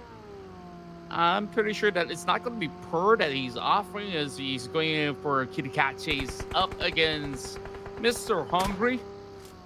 Wow, this guy's just trying to hightail out of the situation, but that sort of drive-by coming from Meow Meow was so clean. This is absolutely a beautiful clip that we've got so far. Thank you, production, for giving us this perfect clip. While FaZe Clan, they're definitely on the hunt as well, not to be leaving BTR off the hook, while the rest of Alter Ego still locked in with STE. In the blue still on the right side bridge. And Rosemary, he has 3 first aid, so he's still okay. Not too sure about the rest though. Long range tap by Rosemary, putting pressure back on the DRS, not allowing DRS to get across at all, and trying to puncture the back tire of that vehicle. He's able to then. It's going to be a big handicap there for his opponent. Lamborghini, 1v1 with the DBS gameplay, loses to Zaxi. Nice counterback by Zaxi, but he's not out of it yet. There's another player, Chua, who would want to come in for the high ground. Zaxi 50% of health, and the nade's being cooked, but Chua keeps his nade back. Now with the SFK, he'll try to go in 1v1 with Zaxi. Chua just goes in for a wrap around both sides, playing by the trees. Both has shotguns up at the ready. Zaxi, he found himself a couple of resources, only down to 1 first aid though. This being the last end for both, I think they just really want to settle this dispute. They've been fighting each other since the PMSL, and now out for blood yet again. Chua so far looking rather sharp. He's hiding right behind the truck. Oh, that shot does actually clip over to Chua, and Zaxi wins out that trade, securing the 5th point for BTR. And oh my, we got trouble ahead. It's only Vampire in the circle at the moment. Wow, this circle is insane. And Vampire, they drop into me to the base instead of Primos. Now they're having the circle on top of their head as their reward. But there's still so many teams on the outside of the circle. Not only that, there's still so many teams spending time in the blue, especially on the right bridge. Good to see STE there, trying to stop teams from coming by. Team Secret drove past by, and so far so good for Team Secret, but Fearless is going to try again for the 2nd time around. Team Secret made it past. My. Just full sending it, stopping for another end. Alliance runs over members of For Miracle Vibes. Them being weighted down, there's absolutely nowhere they could actually get cover from. Unfortunate for Miracle Vibes, they crash out very early. You know, this is rather interesting on how they usually do drop inside the island and not really get much done overall. Alliance starting off strong, while the rest of the area is also finding it tough to navigate their way into the zone. They're being very cautious because they know that there was STE around this section earlier prior to this. Same goes to some of the members of Alter Ego. So DRS, they taking their sweet time. Tony K finds that grenade to be launched over the members of Falcons. Well, we want to see that fight happening. What's really going on here? Lucy going in for the revival, where Vampire Esports, this spot is definitely a potential chicken dinner for them. They just really have to hold out against Team Falcons right now. Yeah, it's really their spot to lose right now. Let's see how long more they can hold on to this precious spot. But they have to defend their ground against Falcons first. And right now, Tony K is currently down, but he's being revived. But the nade set goes by action to knock down Uzi. Wow, that was a pinpoint nade there. Now Stone has to be the one who got the front line. More nades set across by Falcon. They try to get the next knock before they rush in. And Stone will be knocked by action. One after one, they fall like dominoes right now. Tony K back up, whereas the rest of Vampire slowly gets whittled down. Even Schweppes on the flank have already been sniffed. Team Falcons are looking absolutely ruthless to eventually overwhelm Vampire Esports. Oh boy, our predictions are turning pretty sour as the moment goes by. And it's just so impressive from Team Falcons. Those coordinated grenades just look so lethal. Team Secret, after finishing off that fight inside of the snap, finds themselves in trouble as they do arrive inside of the island. But Alliance is here first and foremost to call it fifth and still looks for SOAS. And the best round so far for Alliance with 5 eliminations so far and a full team. We're going to check out the next phase of the circle. It should go to land, and it is on top of Falcons. Alliance is somewhat within it as well. But now we are at stage number 4, the circle. The blue will start to hurt, and we still have a lot of teams tanking it still. And look at that clump over on North Point. There's still more teams turning their way into this corner. ASIA, they cannot hold firm into their compound, but I say that build state connects onto 2. FALCONS with that crazy takedown on the double overwhelms the rest of Lions, and he will still draw blood. 5 elimination points from the get-go, down to Jimmy OP, but he's just being outnumbered and outgunned. Team Secret also falls short, only claiming that 4 points from these members that they were battling up against HORAA Esports. Alliance, decent record, but their run ends here. Wow, but look at this. ASI and Esports now having the contra buff. 6 eliminations so far. Doing so far so good with the full squad. Now the circle is not too far away from them. And based on the min-map, I don't see any other challenges for them to get into the circle. So it should be okay.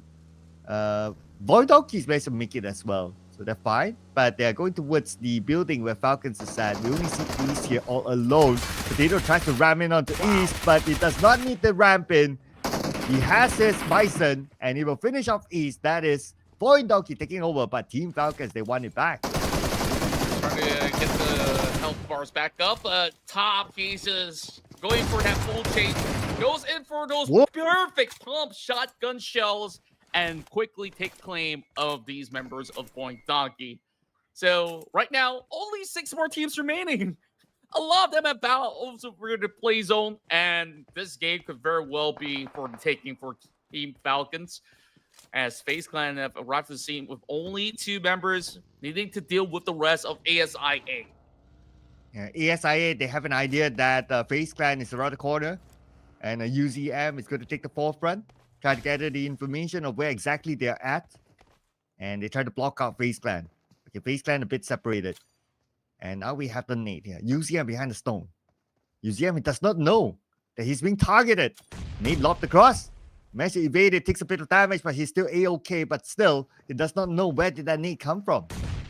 Yeah, he's looking onto alternate location. This is open angle. So it's just going to be a tough landing of a shot. He does have a little bit of reach to work with from the shelter. But here you go.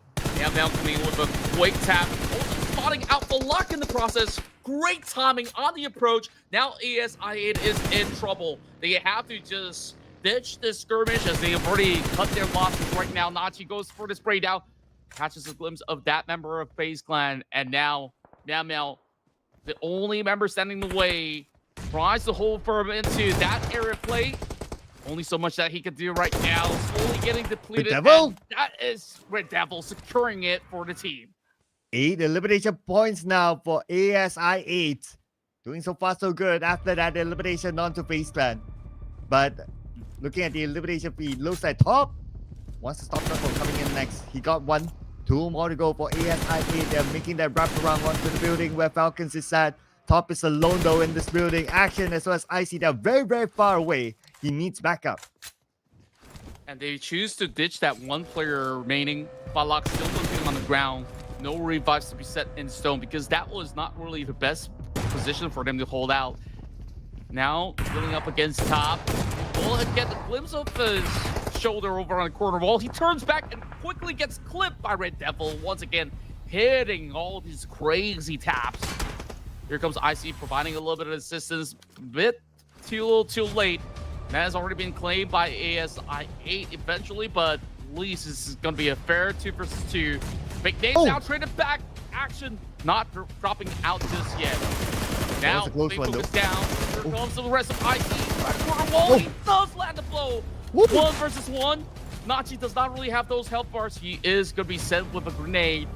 Going to be able to go for full recovery, while this 1v1 is going to be an epic one between Falcons as well as ASI. The two top dogs currently in this lobby. Bringing out the shotgun once again with DBS. Nachi trying to bait him to step outside. Perhaps there is going to be a very little room to work with. IC will take advantage of the situation with some shots coming in from the high hills. A nice 1v3 there by IC to win this fight. And he still has time to pick up his teammate action. 9 elimination points now for Falcons as we are now in the top 3. DRS, BTR, and Falcon for the chicken dinner. BTR only left with Zuxi, but he is going to play this super duper safe. Now DRS is not thinking about safe, they are thinking about a win. That's what they're definitely aiming to do as the overwhelm IC sending the full team directly into the spot. Only down to action. What sort of maneuver will he pull off this time up against the rest of DRS? Vying for that chicken dinner. So long as they win and trade, they should be good to clear out the rest of the lobby, and yes, they will. It's DRS versus BTR for the chicken dinner. 1v3. Let's see what Zuxi can pull off here. Okay, M4 and DBS. Yes, 12 first aids though, but then again, if you're in the situation of a 1v3, 12 first aids is a bit of an overkill. Won't change too much. It's really down to skill and precision on how he's going to navigate this. But at least for Zuxi, he knows where DRS is at, but DRS have no clue that he's at this edge. Yeah, it's not going to be an easy spot for the rest of DRS to be able to check these corners. Of course, RRL, these guys are friends and outside of these tournaments. But now, this could be quickly changing into a heated rivalry between the two inside the game. Zuxi will take on Sleepy as he is going for the drive-by shots. Does connect, and he will be able to take him down instantaneously. 2 versus 1, very possible with a little bit of a crash landing from Chama. Now the door is pretty much wide open. A little bit of pressure coming in from X.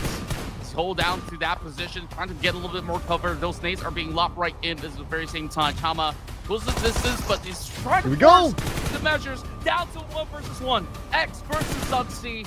He's pretty much on that far flank. So plenty of time to recover. This is where those first aids come in handy. Oh man. He's at the edge of securing this big clutch here.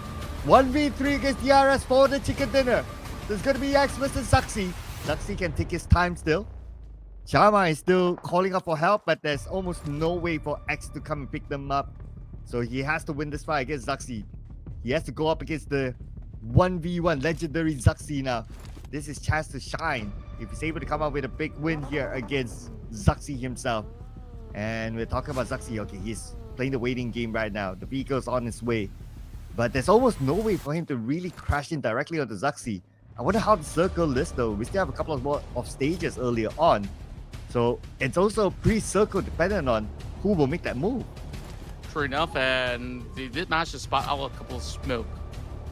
They being Zuxi, because he's playing as if he's got this full squad behind him, but we see this legend since 2018. And there you go. Shots now trill right in. Well, this is definitely a very long shot for him to cover. It might eventually lose sight of X, so it's just a little bit of a wiggle room for him to slowly lay this out. So far, this is the only 1v1 for a chicken dinner that we've gotten so far here in the finals as well as the scrims. And he pops off with a little bit of smoke. Some shots actually did connect. Really, really sharp stuff coming in from the side of X. This could be a grenade range if he goes any further from here. So X is playing this to perfection, and he is also holding the deeper area of the zone. And here we go. Look at the open space between X as well as Zuxi. So Zuxi now moves away. One nade lobbed onto Zuxi. Zuxi now out in the clear.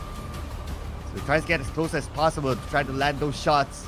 And it's not going to be easy. They don't have a good clear view of each other, but they somewhat have an idea. And now Zuxi with his M4. He does not have any frag grenades. X down to 3 frag grenades. Is lobbing everything onto Zuxi, chipping away the damage. one of the nades actually puts a little bit of dent towards Zuxi. He's still pulling on the ground. This might actually be a lucky lob coming in from X as he tosses another one, bounces very close by, but is actually into the smoke. Zuxi understanding trajectories as well as grenade distances overall after so many years of playing. I would say the same about X, but at first he's just trying his luck because he does not really get that perfect vision. Now he's already losing sight of Zuxi at the moment. Still trying to lob a couple more into the smoke, but I think that he will eventually have a hunch that Zuxi's currently proning closer and closer as he creeps into the angles. Still has another smoke as he will toss it closer to X, try to absolutely blindside him. So now he does know for a fact that he's closer towards the trees. This could be a couple of blind sprays into the smoke as Zuxi closes the distance, bringing out the BBS. This could end in a matter of moments. I think he saw a little bit glimpse from the rock that he's gotten cover of. He's got an idea. He saw a little bit of vantage point, and there you go. Zuxi comes out over onto the smoke, and it will be DRS to be the champions of the match. Well, patience, pay dues, and it's going to be DRS getting the chicken dinner. I mean, it was a valid effort by Zuxi, right? 1v3 in that sort of scenario.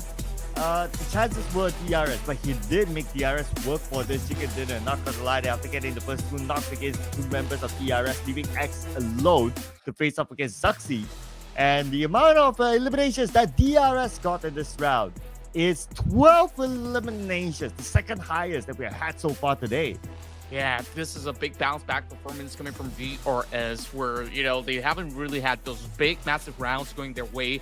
And so far for day one, we've been having a South Asian dominance first, now with the Nepal's favorite team coming up huge to also trail in closely with HORAA Esports. So that said, we definitely do have a race between these two Nepali squads, whereas that effort coming from Zuxi was just phenomenal, right? Like, he managed to hold out up against all these three members to the point that he was being forced to really take matters to his own hands to close up. Unfortunate that, you know, the guy has a glimpse over the top side of the rock and it eventually gets sealed off. So that being said, very, very close fight for that chicken dinner, as we've got some of the top performers being on the list. Other than the top two that we've witnessed, is FALCONS as well as ASIA that makes that last stand a lot more interesting. Yeah, we got to give an ovation to ASIA as well. Significant improvement by them this round after 2 rounds of not getting much points. At least this time it's quite significant for them with the amount of eliminations that they managed to collect. So welcome ASIA to one of the teams to watch here in this round. And we're also going to compare the head-to-head between, of course, Zuxi and Shama from DRS. Zuxi, 6 eliminations, Shama 4. And the amount of damage, Zuxi a little bit more, 639 versus 549. Assist goes to Shama, and Zuxi with team contribution at 75%. I'm pretty sure he has a majority of the eliminations for BTR Knights. Yeah, what was really impressive about Zuxi's performance is that majority of all these BTR members were taken out rather early on, and he had to play this all alone. But the MVP of the match has been Sleepy with the most damage being done, despite, you know, all the heroics coming in from the side of Zuxi, where he's been able to take the major haul of what DRS really has to offer heading into the final skirmish. So that is definitely what we want to see more of heading into all this battle, because Sleepy so far has been the most clinical finisher coming in from the DRS squad. As we take a look at the top performers, we have these 4 familiar names on the list. Yeah, Zuxi, Sleepy, Fallout from ASIA, who came out with the most eliminations, that's 4, and Shama as well. So 6, 5, 4, 4 this time. And it's great to see like 2 DRS players up here, right? I mean, it's just a testament to the fact that they scored the chicken dinner, they worked hard for it. Again, not one of those scenarios that you had to circle on top of your head and it just shrinks on top of you and you did nothing much. 12 eliminations is the total eliminations for DRS, so that's 22 points. BTR 14, Team Falcon 14, ASI Esports 13, a significant jump for them. The two teams that did not score anything this round happened to be For Medical Vice and Vampire Esports, the team that we thought are performing. Yeah, we saw the ambush taking place in the early stage for HORAA Esports, and For Medical Vibes didn't really manage to make a decent cut into some of all these areas of play. I'm honestly not too sure what really went on for Vampire Esports, because initially they really had a decent hole over onto that zone, which could have been a chicken dinner, but they couldn't really take down any of these members of Team Falcons that overwhelmed them, or else this could have actually been a really good game for VPE. Yeah, and we have, oh, look at this. One of the longest eliminations distance to today, 403 so far, and it is by top from Falcon. Throwables use, okay, not on the higher side, but I can totally understand. I mean, it's a tricky circle and teams just focus on to traveling and getting into the circle. Overall rankings, however, HORAA Esports still untouched at the #1 spot with 54 total points, followed by DRS. After scoring the chicken dinner, they're now at #2, pushing For Medical Vice down to #3 with 35 points. But then again, it's only 2 points difference between the two of them. VOIN Donkey, who scored the chicken dinner before this, they still retain themselves at the top 5, now at #4. But on page #2, ASI Esports is no longer #16. Yeah, they're definitely rising up over onto the first page. I also see a steady climb coming from Team Falcons. Alliance also making some really drastic moves to really take out a lot of teams who are trying to wrap around to enter the island. So they have been able to get all of points to be tying up alongside with Kiryu as well as the Saber at the moment. It's a really close battle over on the second page to try to breach over on the first, but definitely a lot more needs to be displayed heading into these upcoming battles. We only have 2 more matches remaining to close out our day one's run of show. Therefore, they definitely have to prepare a whole lot because it's going to be a different scenery. We'll be moving into the map of Miramar up next. Yep, it's going to be a different map for this lobby. But before we head on to that, as usual, we're going to take a breather, ladies and gentlemen. We're going to allow our teams to reset. When we're back, it's going to be Miramar. So see you guys after this break.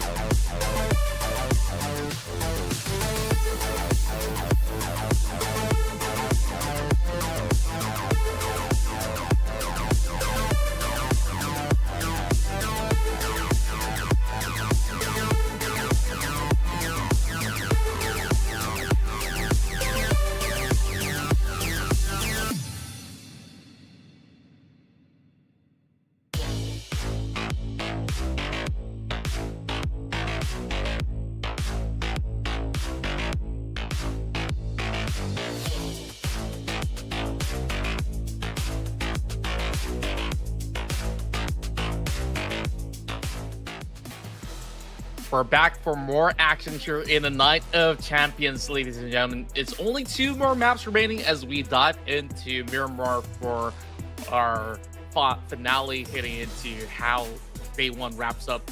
But overall, all these teams coming in from South Asia are having their defining moments displayed throughout the course of the day. I'm sure that moving into Miramar, there will be a shift of momentum, and perhaps Thai teams, Vietnamese teams, they might be looking to bounce back heading into this matchup. What do you think will happen here, or any sort of expectations you have moving into Miramar, Sir Cloud? Well, my expectations is probably we're going to see a more early fights again, since it's the first time this lobby is going to be in this map. And maybe like hotspots like Picado or even like Chumacera might be some of the spots that the teams want to try to contest. And being the first map, it also depends on like where the flight path will go. So teams might be forced to like take fights near the flight path. But of course, before we get onto our map, we're going to have a prediction as always. So who do you have in mind? A cliche name, or you going to come up with a surprise name? You know, I've been looking at all these lists of names out there. BIGETRON looked like they almost had it in the bag, but I'm thinking that it's been a dry run for the Thai teams. I'm going back to Vampire Esports because if they held out that zone on that last match, it could have been actually all for them to play for. But, you know, Vampire Esports, I think they definitely do a lot more heavy lifting inside Miramar, so that's where I place my predictions. Okay, so if you're going for a Thai team, I'll up you one by another Thai team. Let's put in FAZE Clan. Let's go. Okay. I like that we're on pretty much on a similar track. Now, I think that production streak might have been broken heading into this Day 1.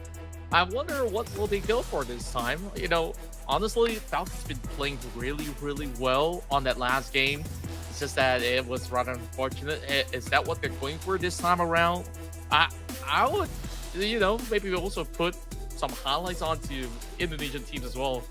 And yes, it will be an Indonesian name on the block. RQ Ryu out of all the names of the Indonesian team, so definitely stands a solid chance because they've been doing at least due diligence in every single map. But, you know, anybody could actually take the win here. For all you know, all of us could be wrong. It could be Vietnam to take the cake because DX is on board. There's also Team Secret, but they have certain early game struggles of their own to sort out. So that being said, Miramar definitely is going to be a fresh breath of air for those to at least take a little bit more region to play out in the early game. But I say that yesterday is a lot of fights inside Los Angeles. Same goes to the Scrim on the day prior. So I wonder if there's going to be any dispute when it comes down to ASIA up against the Savior and even Team Secret on the south side. Since this is also, well, it's day number 1, right? And it's the first map. Maybe they want to test out each other. And you talk about like potential clash, maybe even putting in alliance as well, since they drop in Los Lunas. It's a common spot for them. We've seen that during the scrims. Like it was kind of messy inside Los Lunas, whether the circle is there or not. The Los Lunas fight might still would have happened. So there's a potential that it might happen as well again later. And of course, there's something that we want to see. At least we get some early action. True enough, there is definitely going to be quite a number of it, considering on how sharp these players are. What players like to do is to really take those high elevated kill side and start looking for opening picks. And if you're that player happens to be top, we've seen how crazy his range gets and how precise he actually hits the mark. You know, at first he was the longest distance coverage coming in from Sanhok, and then for a couple of games there's been different names, and now he reclaims it, even one-ups everybody else with 400 over distance to be covered. In Miramar, I'm thinking he could even go for 600, so potentially we get to see a whole lot coming in from the member of Falcons. Yeah, Falcons is also another one that can be pretty interesting. Now that I think about it, right? So far out of our predictions, only Falcons was done once by production. Yeah, I guess maybe we had the thought process of like, we didn't want to go for like the cliche names, right? But well, we still have one more game after this, and who knows if Falcons look like they can do well inside of Miramar, we might pick them. And in fact, if we kind of remember as well, like Falcons in general, they're okay for Miramar. And in fact, like someone has this buff inside of Miramar. I don't know. Maybe Falcons might be the one that come up with a surprise win here. Yeah, they could very well do so. And also not forgetting even names like Alter Ego Ares, where, you know, game one, they have the decent record finishing top 2. The rest of Erangel matches, they were locked in with ST every step of the way. This is finally the time that both STALWART Esports as well as Alter Ego, they go separate paths, and maybe this would be a strongest start once they get that from the space as well. So, of course, we can't really count these names out despite, you know, both sides having, you know, a very difficult time inside Erangel. Now, with the switcheroo, I think that things could be a lot more pleasant for them to actually play things out.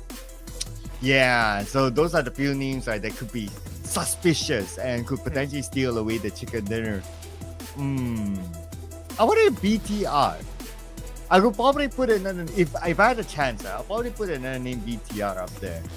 Because, you know, BTR is this kind of team that they normally take some time to warm up, especially when it comes to tournaments. But after a certain stage, like they had the groove of the lobby, they have already warmed up. They just go all the way. So at any point of time within our these 3 days, BTR could suddenly show up. Yeah, I do agree, especially with a pop-up performance coming in from Zuxi.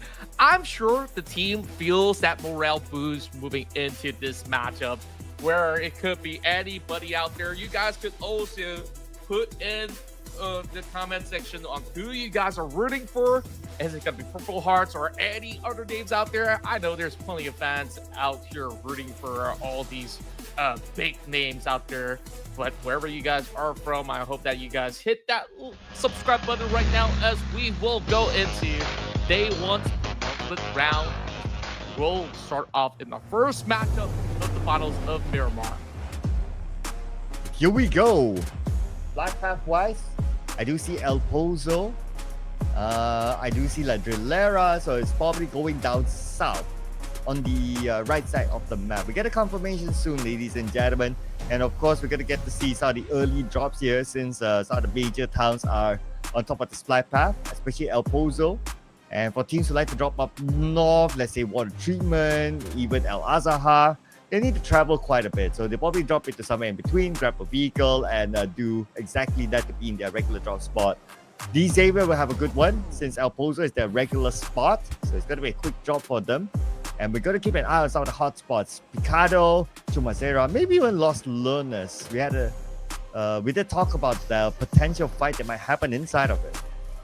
That's true, and that direct access to the Lost Learners will be something that we'll have to focus on how many teams are actually moving towards the direction. Interesting enough, for Esports as well as DX, they disperse on different areas, one claiming closer into the areas of El Pozo, as the rest of HORAA stretches out to further fields. Now, Octa and the rest of Alter Ego are opting to play over onto the southern plains, perhaps even moving into areas like Crotona to be able to loot up. More Miracle Vibes additionally drops inside Chumacera, so we'll have a decent widespread. Whereas moving into the region of Power Grid, it might be certain difficulties for the rest of DRS. I mean, DTR, because wherever they go, they will have a little bit of wraparound, and we're already getting a battle inside the city. As SA's tries to go up ahead, up against the rest of STALWART Esports, as shots are being traded back and forth. As we find FaZe Clan here with the double MP7 shredding out players, the Fearless that will arrive to the scene, taking down the rest of it, down to a 1 versus 1, it seems, inside Picado. And it's going to be Fearless now with the nade in hand. The door being closed still. So right now we can see Mormon. Okay, this Mormon, by the way, the real FaZe. Without on the ground floor, he still has his teammate that he can save. Fearless, 40% of health left. He doesn't have any healing utilities. He had to win the fight, and they lost it against Mormon. And that is going to be STALWART Esports, the first team to be eliminated. Though they don't go out empty-handed, they managed to pick up 2 points. My, that was a messy fight, but it's 4 points nonetheless for FaZe Clan. You know, it has been a very solid start for most of the time when they play inside of this city of Picado. And now that it has been cleared up, I believe that there is a lot of region that he could play around and wiggle with. Vampire Esports, BIGETRON, why I keep saying Ravens. BIGETRON Nuts. They're holding over onto these high ground terrains, whereas Alliance is also dealing with pressure of an invade, and quickly he snips out one. Great work coming from Kasim as Jimmy OP. He's hoping to do a whole lot more damage right now with the UMP that he has in hand. Backup is still quite far away though, so he has to deal with this situation by itself. ASIA looks like they will pick up with Devil. Coming in on the other side, it's going to be Jimmy OP still with the UMP in hand. He's alone, so he's still going to make the big moves. Okay, comes in, gets a knock. Beautiful one by Jimmy OP. And looking for more targets on the other side. They are resetting. Jimmy OP needs the time to reset himself. It's only a tough spot, but Jimmy OP so far has done just about enough damage. The rest of the Alliance could just cut right through. And there's just solo space to go for the rest of ASIA. But UZM, he's taking charge from him up above the quarters. And now down to 2 members left for the side of Alliance. Damage blown out from both ends. Only down to UZM. He's being tagged from another corner. Flags with a crazy angle of his own. Finds the mark. And this is that 4-pointer claimed by Alliance. The home ground of Alliance lost little as they know this place at the back of their hand, but they're still not in the clear yet. There's still Team Secret here. Team Secret on the other end, but still it allows Alliance to reset themselves. But for Jimmy OP, one of the players of Team Secret actually passed by Jimmy OP and he didn't know that he was there. Oh boy. I guess that in this big city, you could get pretty lost in Los Leones. And as far as it goes, Secret, they have plenty of space to try to dissect the whereabouts of the members of the Alliance. And I think they start to have a hunch. So as to get out of Buggy, but he's still trying to wiggle around as he does check some of all these quarters. He's trailing really closely towards Flax. And any wrong move, one corner unchecked, that will spell demise for that player of Team Secret. Nate being cooked up by Flex right now. They better fight 1v2 at least. Oh, a shot from the other side through the window. Now leaving Jimmy OP alone up against the world, up against Team Secret. He's strong. Wow. He gets a knockdown of the drum. Beautiful spray there by himself, but they know exactly where he is. Soas is coming in. You should be able to heal up back to 80%. Soas cooking up the stage. It's going to be a long toss, but Jamie OP is still able to get that knock, and he will secure the elimination point out of Soas. That was crazy. Almost every single takedown has been found by Jimmy OP. This man is on absolute fire, and that leaves not much choice for Team Secret to go in for some quick recoveries. He stole away that monster truck, and now he's looking to commit to the fight as well. Big Nate now being slapped right through, not really hitting the mark just yet. But there is just about ample time to go in for that revive. Jimmy takes his time to heal up. Is he going to be able to pull that 1 versus 2? He's going to look for those angles. He still matched the shots, and he might just actually send Team Secret out of this match. Still got that grenade. He's trying to pull it over the tight corner. They do know that this snake could actually bounce towards this end. And the pressure is on. Max LB, what can he actually do? He's opened up. And he's going for it. Jimmy with a crazy plays. Now it's only down to break. Jimmy OP, ladies and gentlemen. It's definitely overpowered here. One more to go. One more to go to seal the deal. Jimmy OP versus break from Team Secret. Let's see if Jimmy OP is able to do it. Man, this is going to be a huge, huge clutch here against Team Secret and break. He's coming in. He knows he has to go for it. If not, he might lose his teammate. So now, 1v1, Jimmy OP and break. With a little bit of intel getting over, and now he goes in for that blind spray through the smoke. He might be able to actually find it. He's going to look ahead and shut down both teams in South City, exerting a dominance that forces break back into that shack. I think he has heard the doors close upon it. He knows that he's inside of the compound. And look at that brim of confidence that he has as he tries to look for that seal. He goes for the jump, unfortunately. Break will just break his ankles and just stop his streak. But that was a performance worthwhile for the entire skirmish inside of Los Leones from the Alliance. Wow. Okay. That's all for our entertainment today, ladies and gentlemen. We can close the show now. But Jimmy OP, even though he didn't win that final fight, but he stole the show. I mean, to come out with 3 knocks onto Team Secret in that sort of scenario, man, that's definitely the highlight of the day. It definitely has to be. If he's not the MVP in this match, I don't know who else is. But, you know, it's still going to be a long game. This circle pulls all the way up towards the northern end, favoring those who are inside of Minas Generales. VOIN Donkey wrapping it over back end of the hill, while Vampire Esports have started off from this spot. It's going to be quickly challenged by the rest of FaZe Clan. Out there, Aries goes ahead for a beautiful shot as it connects towards the members of for MV. I believe that it should be parties wrapping around. And just look at how sharp Rosemary Reed is, quickly sniffing out all the position of these members of 4MV, and really not many rooms for them to really play around with. Revives might still go true, but the rest of Alter Ego really in a firm spot. If only Rosemary had the time to watch what Jimmy OP did earlier on, I'm sure he will be challenged to come up with a performance as well. Nevertheless, now it's going to be Gen Force taking out Lamborghini from the Xavier.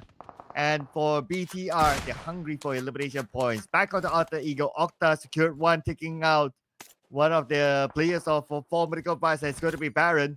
Now without the circle, it's time for them to move after the loot. Still tankable here in stage 2. Alter Ego, they can take their sweet time if they really want to. Not too far off at the moment, but for the rest of the Saviors, they just arrived over onto the far western corner map. A lot of terrains to traverse upon, but they definitely want to take the safest route possible. They plan to spot out members of FALCONS rotating by on that US. So, and the rest of the pack will be looking to actually take on the fight. And even VOIN Esports got involved in this longhouse. Every single doorway gets pretty much bullets sent through the doorstep, and Cuz holding on to that grenade on the tight corner and still looking for the double. Oh, the heroics. Cuz with the UMP spray, can he actually fly a whole lot more? He gets taken down by the final member remaining from FALCONS. And here comes the rest of the cleanup crew. It's not over just yet. DX, they're swarming in as they are the vultures of the day. But the big thing sent right in is absolutely still VOIN Esports have those points being denied. Well, everyone wants a piece of this compound. Look at the amount of teams on the minimap right now. We have at least 4 of them in this area. Parajim will be finished off twice, now down on his knees, leaving Levi's all alone. Going up against Vampire Esports, who wants to take over this compound. DRS, they're monitoring the situation. Vampire Esports, they're tossing everything into the house. They managed to take out Chua through the molly. Levi's is still in the game. The molly is out. Now it's time for them to go in, and Newsy will burn down Levi's, and they are eliminated. DRS, do you want to come in now?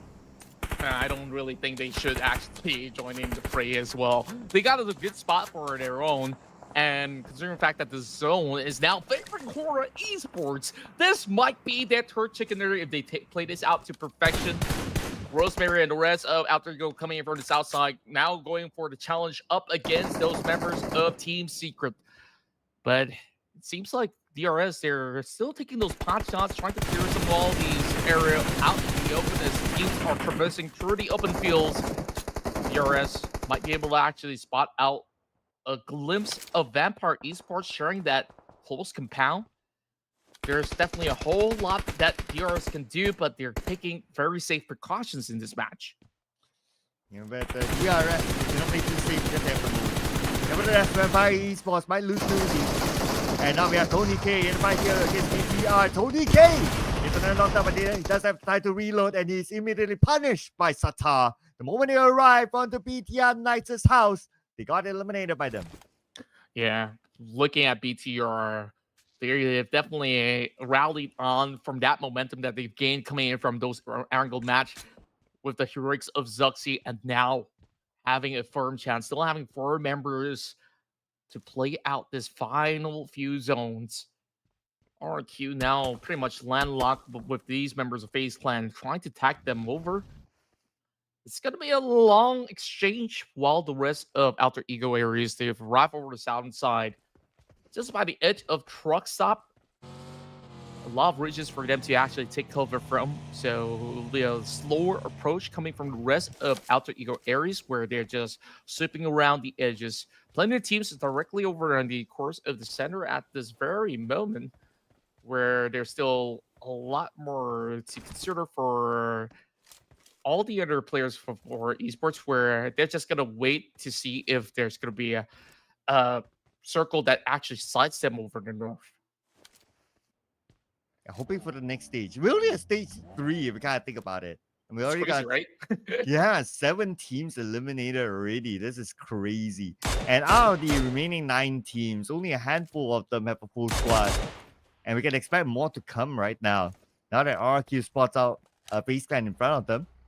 But on the other side of the circle, we still have Refuse here.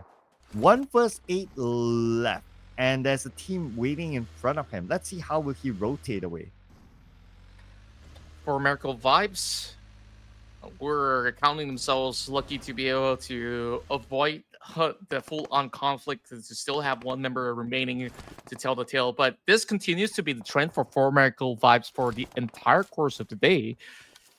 Now, Ruthless, I don't think there's any safe wiggle room for him, but the only good spot is where BTR left off. So perhaps there is going to be a little bit of that area that they could still squeeze through. FaZe Clan doesn't really have that many members, but they will also need to journey into the hillside. VOIN Donkey will take firm charge of this current location, but that flush might just actually come from the members of Alter Ego eventually.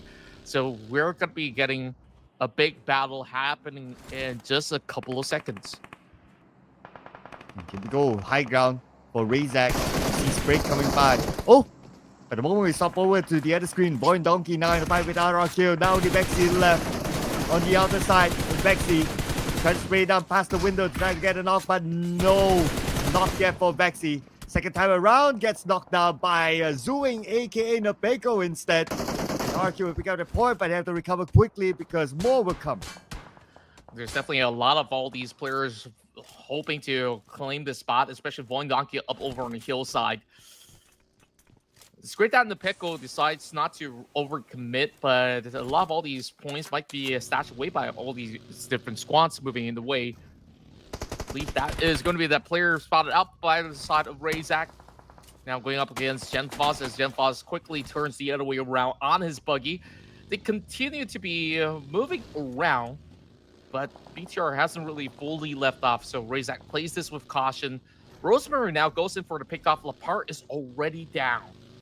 Very tough choices for them to make out, but at the very least, Alter Ego Aries, they're definitely taking firm control on where BTR has to rotate. So they are flushing them across the corner, wrapping the further end, while DRS, they're firmly planted. They don't really have to do anything too drastic. Yeah, and no big teams, or no teams in front of them at least for now. But Sleepy is just being extra cautious. Still at 9 teams left. Okay, sees a smoke. But based on our screen, there's nobody there. Nevertheless, there's Alter Ego now against BTR. DRS. Oh, they have company now, finally. On the map, there's HORAA Esports. Now, it's going to be the South Asian connection. Probably going to fight with each other. Same goes for the Indonesian connection. But we have 4 Medical Vibes onto BTR as well. And it's been a long run for Ruthless as he gets taken down. Now only 8 more teams remain. Alva quickly goes in to secure that pointer. Alter Ego will have to cut certain losses out there while Lapar tries to maneuver his way across the field. Rosemary just letting him slip over onto these corners. Whereas they are definitely looking to take a better position, whereas the rest of BTR, they are pretty much out in the open. It's going to be Mormon that goes in for the catch as this Jack has been preoccupied for the longest of time. Dominating. Oh, wait a second. What? Where did they come from? Saxi on the moment. Oh, just like that. Grenade elimination. And they take out FaZe Clan. Oh, man. Zaxi, he is still hungry. That toss was actually perfect with that bounce as well. And now we're looking at that perfect clearance for the rest of Alter Ego to continue to trill onto those members of BTR. But that is not going to be an easy task, though. As much as Zuxi is now being left alone, you saw what he could do in that last game. He's trying to look for an alternative route, but he's running into the rest of RRQ. This is not going to be looking all too good. He just has to sprint off. This full sends it all the way up north, and he's moving towards the direction of HORAA Esports as well. Where else could he find himself a safe spot? But thankfully, Zuxi remains to be intact. And Zuxi gets away to safety so far. Still be the final member. Oh, never mind about that. Oh, again, it's gonna be Hex. Oh, I sense a brewing rivalry here. History repeats itself, ladies and gents. It really felt like X really wanted more. He's like, okay, I'm gonna be literally the showstopper right now. Speaking of which, one of the members of the DRS now being knocked down from across the field. It seems like we might actually see a little bit more of an involvement from Alter Ego, but likely than not, it's just going to be angles to be checked here by Boysil because they don't really have the zone. They have to move a little bit deeper. So Alter Ego Aries, they're happy enough to just allow DRS to take charge over onto the southwestern end of the field as they continue to go in for trades. This time, Sky spotted out by Killer YT. What an amazing trade out there. Body shots, helmets now depleted. Sky will no longer take that corner field. There's still a lot of all these regions to play out, but Sky definitely has extended his reach over onto the far side. Now, I wonder if this is going to pay off as the rest of HORAA Esports has been waiting for a long time to get into action. Yeah, HORAA Esports has been playing this pretty safe, pretty quiet for now. But they have been having DRS as their neighbors. But since they're moving on to stage 6 in about a minute, 15 more seconds, I believe they'll be forced into action against DRS. Unless DRS moves away, that is. But I believe with the circle being this small at stage 6, the fight is inevitable. It definitely is. Plenty of region to cover. We see so many of all these fights in the early spanning round, and right now, Alter Ego, they've had that firm control over south side. It's all about how much more space do they really want to take up against the rest of DRS initially. And it's just a little bit of calm before the storm. All these teams are going for a much-needed reset because the past couple of games, it's been back-to-back-to-back action, and now a little bit of standstill doesn't really harm too much. We got 20 seconds to go before we move into stage 6, so we'll see who does it really favor. I do think that HORAA has been in a good spot for the longest of time, while with the rest of Alter Ego moving around the edges. They chose the right timing to go in for that rotation, but now we'll have one member dropped out, as VOIN Donkey has been here for the longest of time. Rosemary does survive. He throws in the Molotov, trying to zone them away. He spots them covering out, and it is going to be a tough trade out. Razak now taking him down.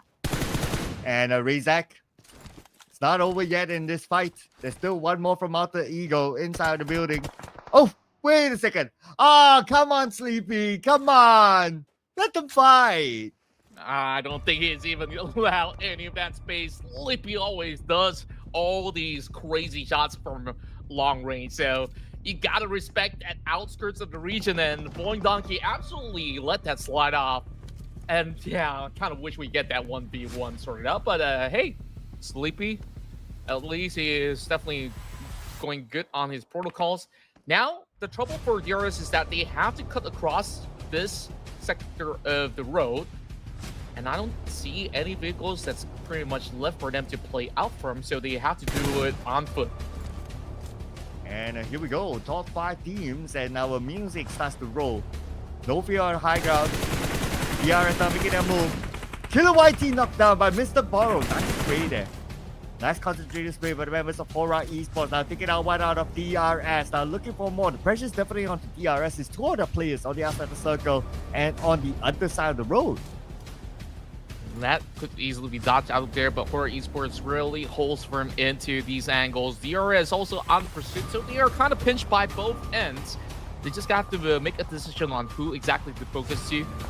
DRS should be a decent catch because they don't really have the leverage of the zone. DRS is trying to make that wrap around over on the south side to meet up with some members of what used to be Alter Ego. It seems like it still is Alter Ego. Rosemary working in tandem, only having 2 members remaining.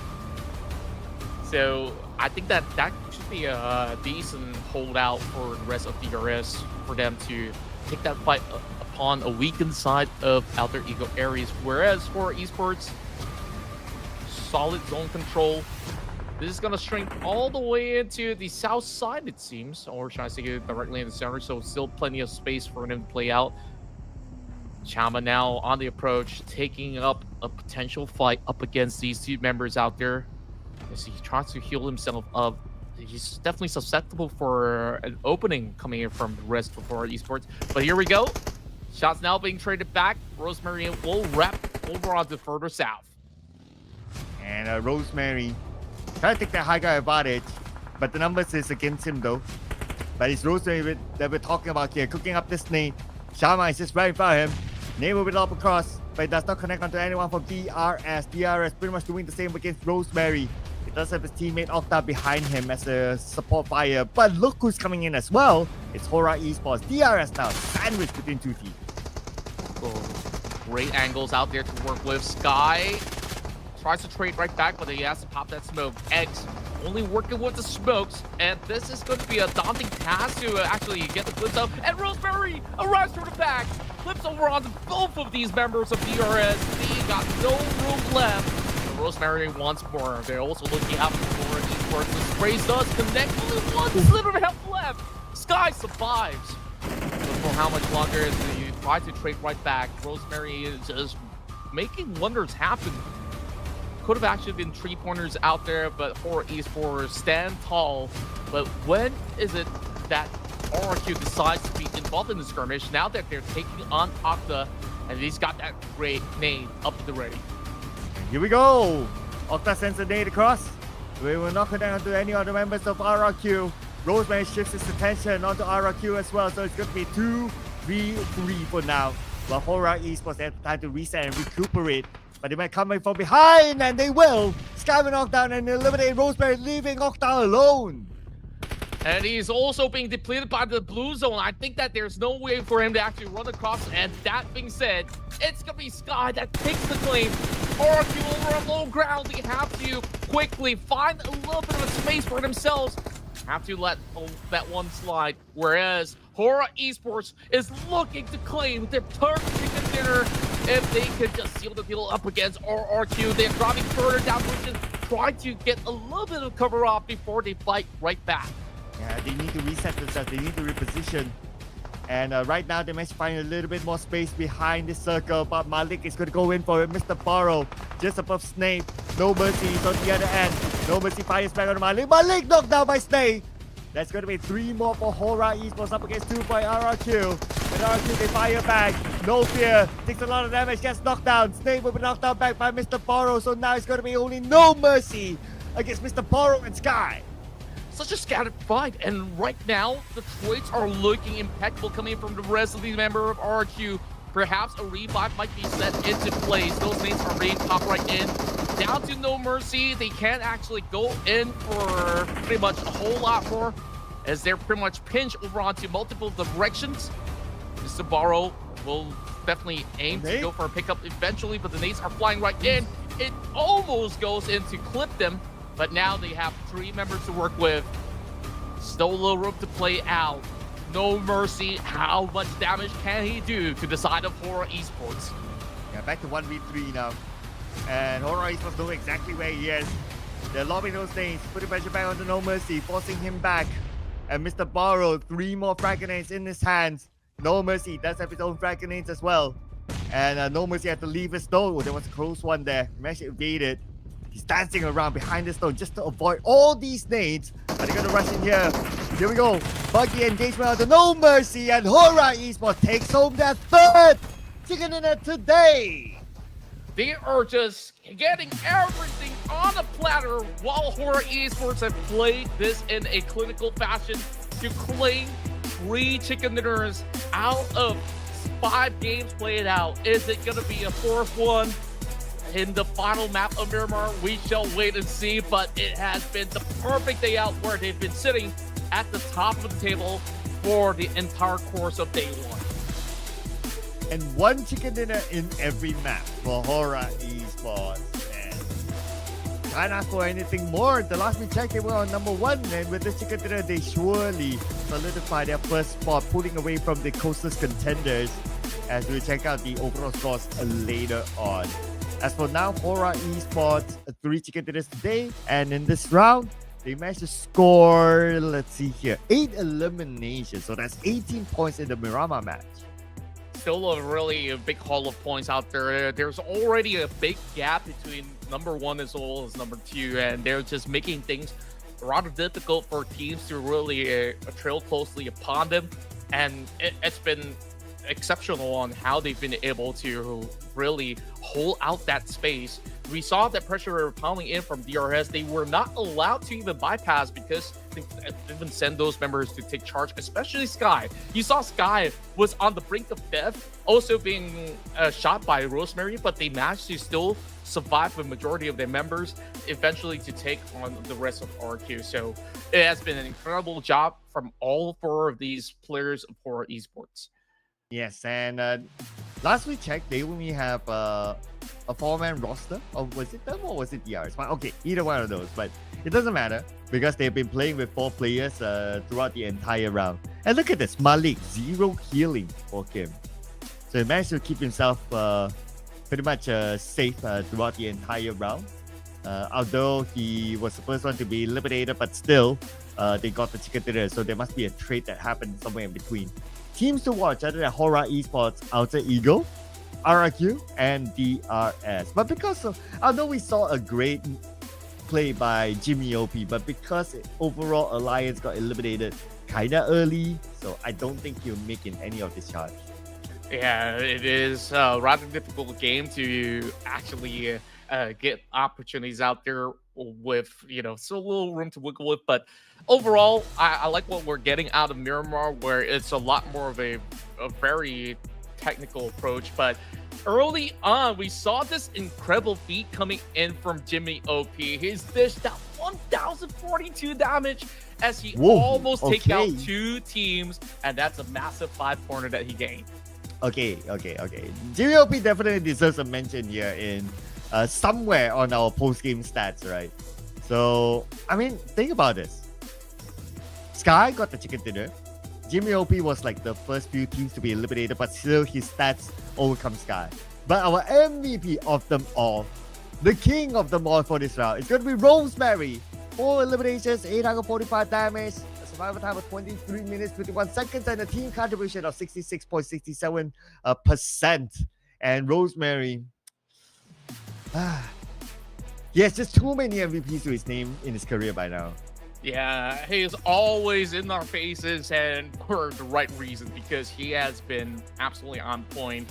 And yesterday on those scrims, it has been top coming in from Team Falcons. But overall, you saw how well Erangel actually played out in this match, and Rosemary was just really putting a lot of pressure onto all these players out there. But these were the top couple of performers. We're seeing a lot of incredible stuff coming from Mormon to win out that trade inside of Picado. And then you have Sky, who has been the main damage dealer coming in from HORAA Esports throughout the entire course of the day to get themselves that chicken dinner. And here we have the points on our screen at the moment, as it's 18 points for HORAA Esports, as you mentioned. 11 has been gained by Outer Eagle with that 6 takedown, but we see a little bit more of better distribution of points, not just too top heavy, where everybody gets into certain involvements of battles of their own. And the only team unfortunately not able to get points this round is going to be the Xavier. An early elimination for them. We saw that earlier on. So that will also mean that they could probably be pushed down in the overall charts. Match stats, however, though it's a bigger map, I would have expected more throwables to be used, but 138 is definitely on the low side. So it looks like these teams are not in the mood to use their throwables. They just run at each other and just gun everyone down. Yeah, overall, that is basically part of how some of all these fights went by, where out of all these Miramar rounds, we've expected maybe a lot more throwables to be used, but most often than not, you saw the moment that they stopped in the middle of rotation, they immediately go out there, just spraying shots up against each other. Slippy will have the longest distance of coverage in this matchup, where we saw that point still taking place. So now it's 72 points for HORAA Esports sitting at the top. I don't think that this result will change by the final run, but DRS is really planning themselves from into second position with 46 points, and BIGETRON Knights comes back up into the top 3. And I'm just thinking about the gap, right? 72-46. So the gap is, say, 26 points. That means by the end of the following round, they will still be the number 1 by the end of day 1 as well. So great work there. Nice gap there for HORAA Esports. On page number 2, however, Roy Esports is still at the last place, though they have entered the double-digit club. The Xavier, because of their 0-point round performance, they dropped to number 15. And they're only 4 points away from Roy Esports. Yeah, overall, I say that this has been absolutely competitive, even over onto the latter half of the leaderboard. So RQ Ryu, they're definitely on the right trajectory, especially now, given that space to play out. You know, predictions coming from production almost were on point with them securing that second place. And RQ Ryu, I guess that if they had a lot more to work out with than to, you know, collapse up against Alter Ego and then find themselves trying to run away from HORAA, they might have actually stood a chance. But now we're left with only one game. We'll go for a short break, and when we come back, we'll bring you the final match of the night.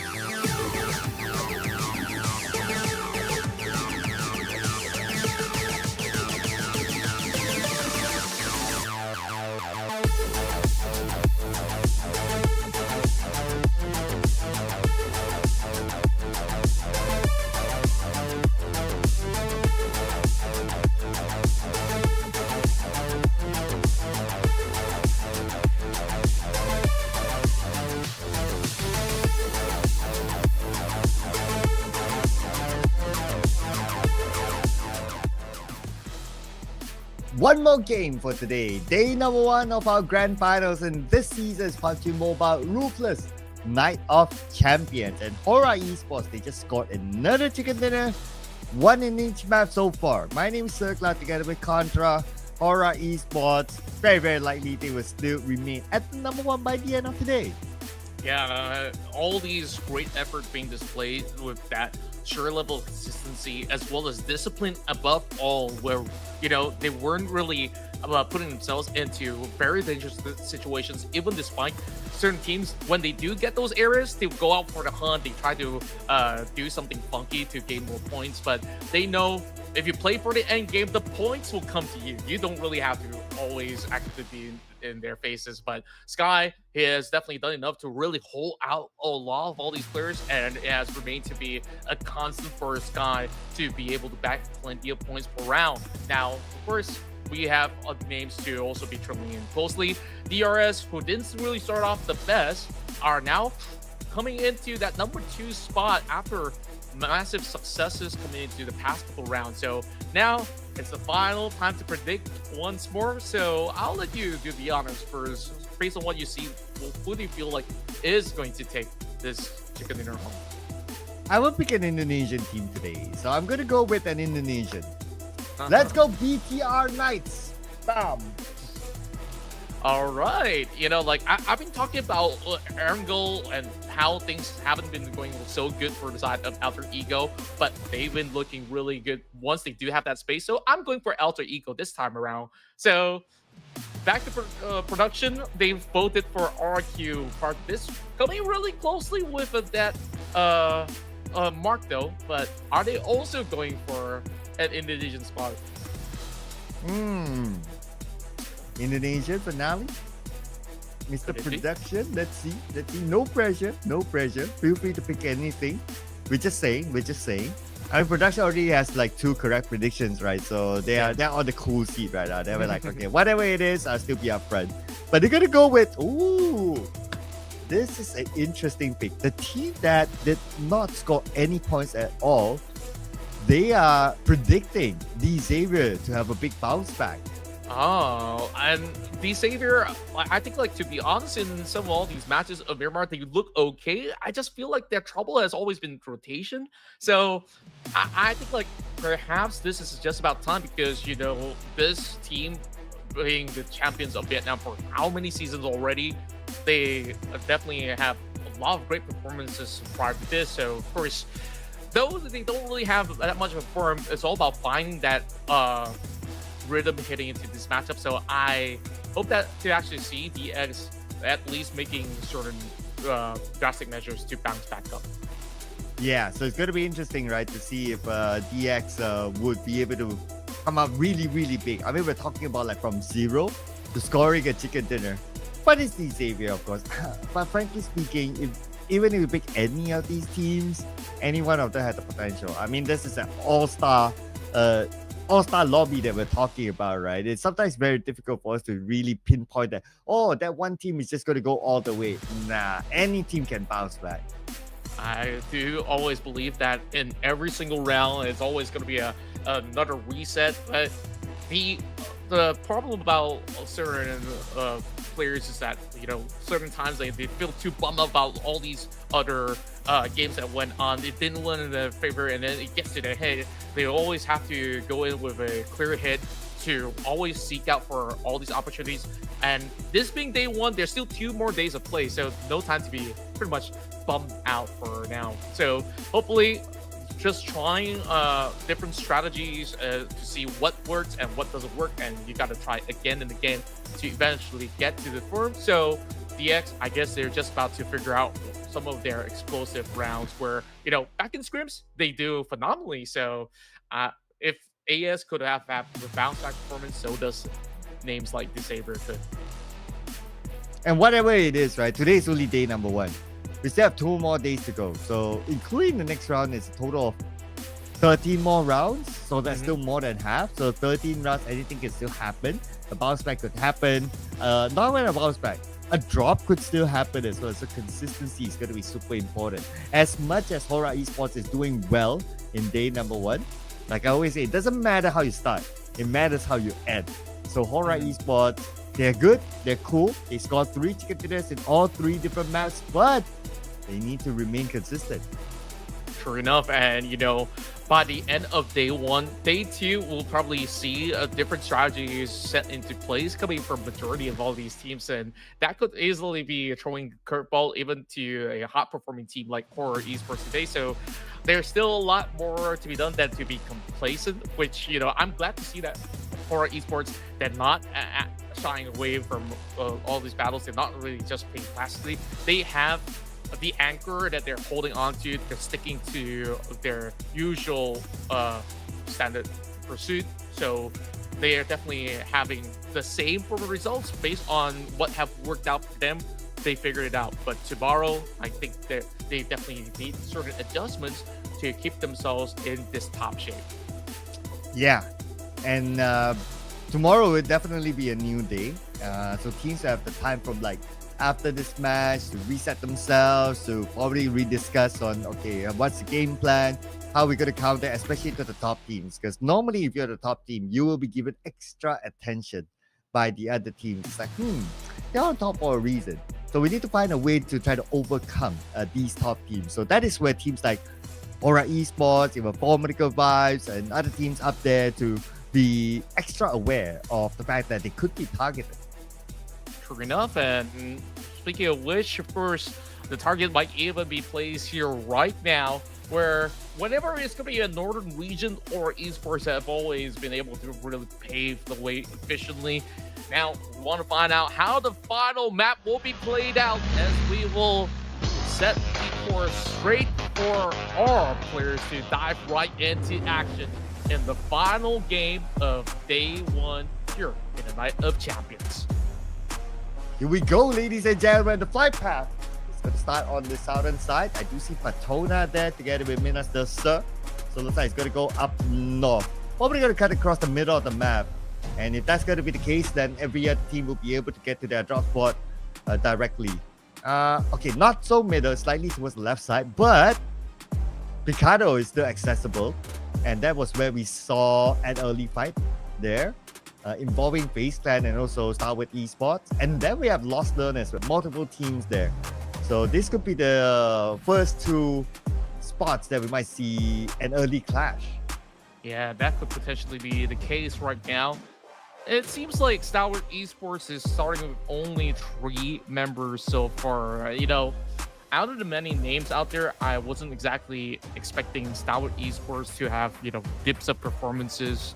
I think it's been hustles after hustles, especially on those rounds back in Erangel, where they got the hot drop from Alter Ego, moving into Miramar as well. They did manage to show up with certain fight, but there was nothing really concrete about that. I think the team that needs the most adjustments definitely has to be STALWART Esports, but they have definitely showed up to at least win out certain trades up against AE.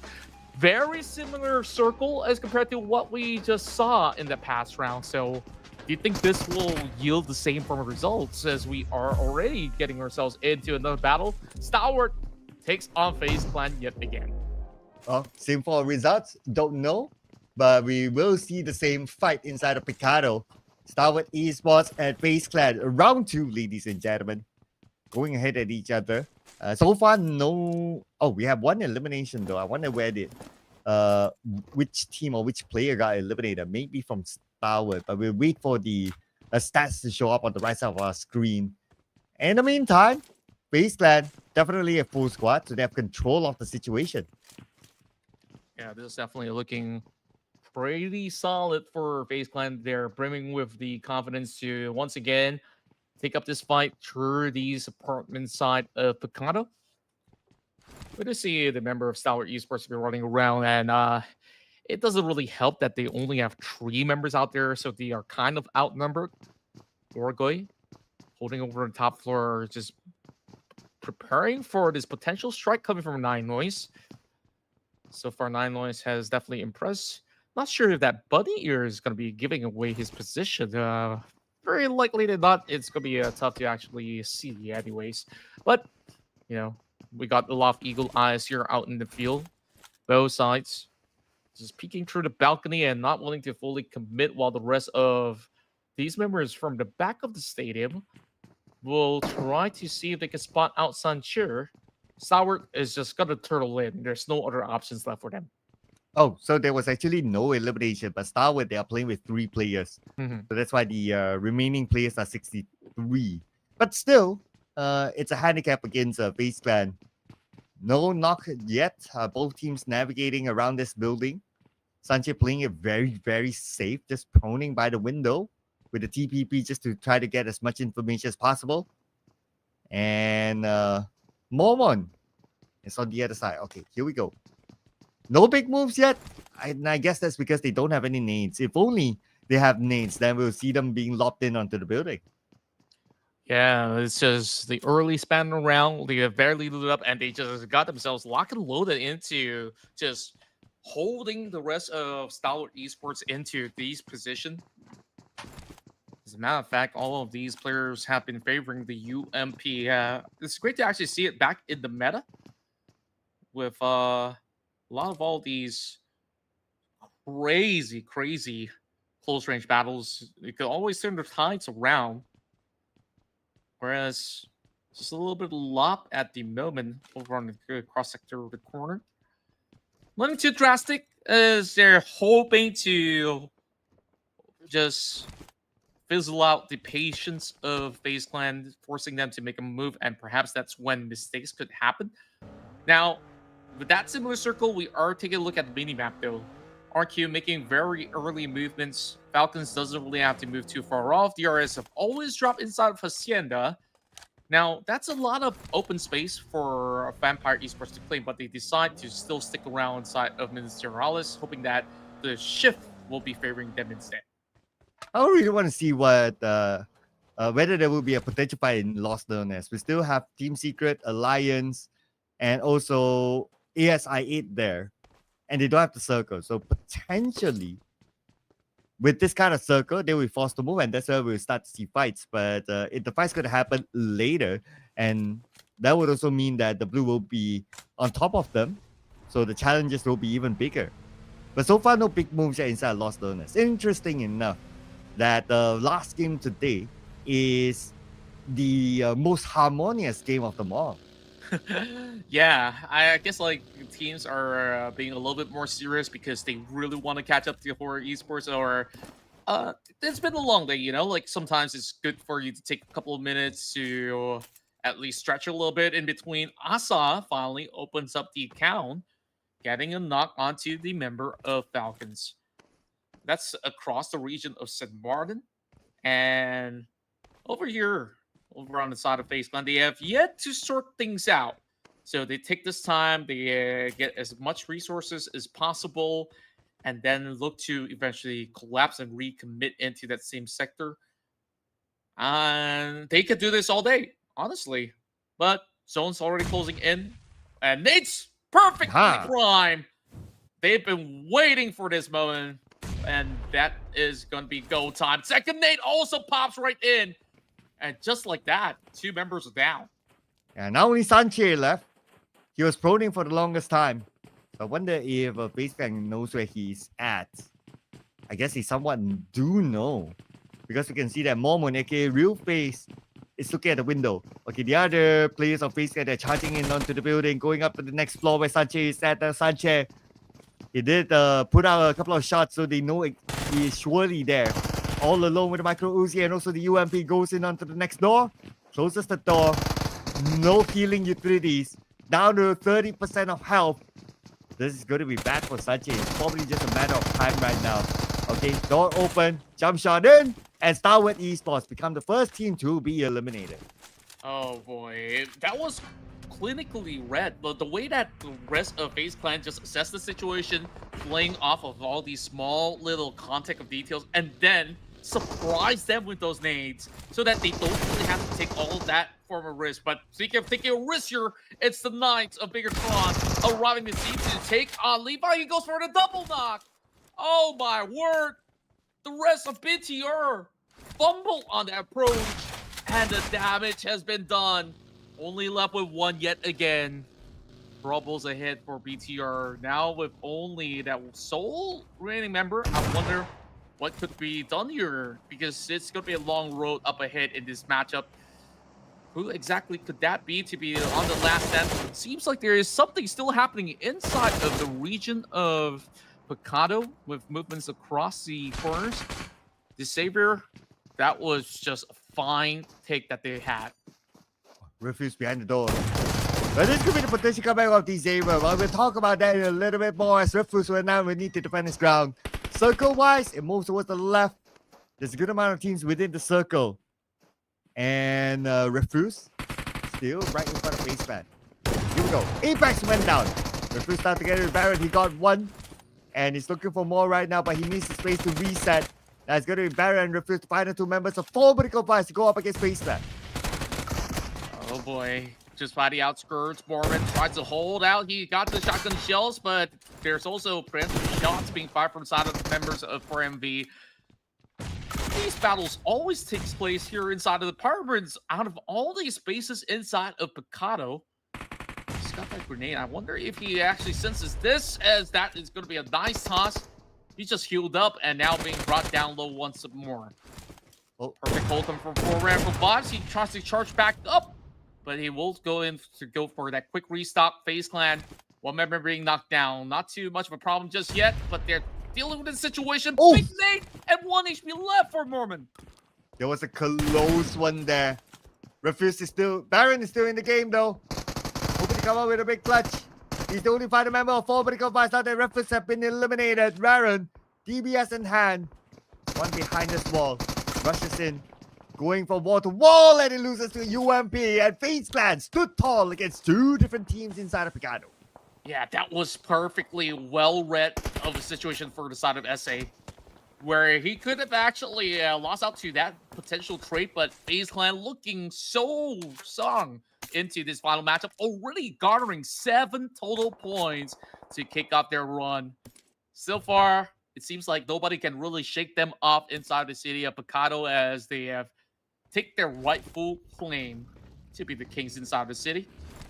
Whereas HORAA Esports, they also back 2 points from all these teams who are rotating, where this region has been pretty much a tough lock with all these teams on board. Yaris finally decides to move out of Hacienda to probably take a central area of play. The rest of ASI8 now closes into the distance, trying to move into the city of St. Martin. Wonder where exactly would the rest of DX be placed right now, because we saw they have that initial advantage. Vampire Esports now? Well, the bullets did connect though. So, at least from the hit marker, it confirms that there's somebody on the other side. Persian! Finished off by No Fear from HORAA Esports. This is when I thought that, okay, maybe these Xavier, this is truly the comeback round, but they only have 1 player left, so I guess the chance of the Xavier to score that chicken dinner is very, very low now. Yeah, it's going to be a very tough chance for them. But we'll see. Perhaps there's still some form of miracles that can happen here in this final game. Outer Eagle over onto the south side, with a big wraparound coming from one of the teams out on the blue zone. I wonder who exactly that could be, as it just left my glance. HORAA Esports understands that there is still that lurker coming in from the rest of the Savior. But it's just Chua who's going to be holding on to his compound. It's going to be Sky that will go in for the initial check with sprays coming through, and not much can be done there from the side of the X. Unfortunately, it's still a decent record of 3 points, to say the very least, for the side of the Savior, while the rest of Falcons will be hugging tight inside the city, expecting visitors, and that will be one taken out of the list from the side of BTR, and this is a 0-point round for BTR. Eliminated fairly early, just when they were on the rise, since they scored a 2nd place in the earlier round. Razor now passing by, and Roy took a couple of shots by Razor because he's on a very, very fast vehicle. He will be safe for now. Tony K takes out Shama, and Vampire Esports dominating with 5 elimination points. But look at the minimap. We have at least 3 teams in the area of St. Martin. Expect more fights to come. Definitely so. Porsche now overlooking from its high areas of the hill. Roy Esports might be onto something right now. Tagging on to members inside of VOIN Doggy, also spotting out some movements inside of Shack. Decent damage done from the side of GK.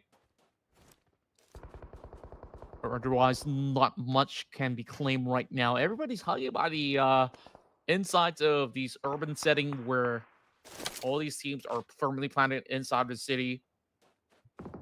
The very, very tough ordeal, but for the rest of Roy Esports, if the zone does close over onto their area of play, then they'll be absolutely happy that teams will have to run towards the direction. Vampire Esports now goes out for a little bit of shootout. As it's trades of nades dropping over the side of Falak. Not going for a full push position yet, but that will be a big one coming into the side of Tony K as they try to deteriorate what's left of the side of Red Devil. Big connection coming in to eventually tack onto Tony K, but he pulls all the way back into safety. Oh, now it's only Red Devils for ASI 8, but he's going in for the save for the Pala. No time though. Tony K now shows up. Red Devil fires back on Tony K. Tony K takes a lot of damage, but from the other side, Vampire Esports will come in as well. Sleepy actually took down Tony K from behind, doing Red Devils a favor.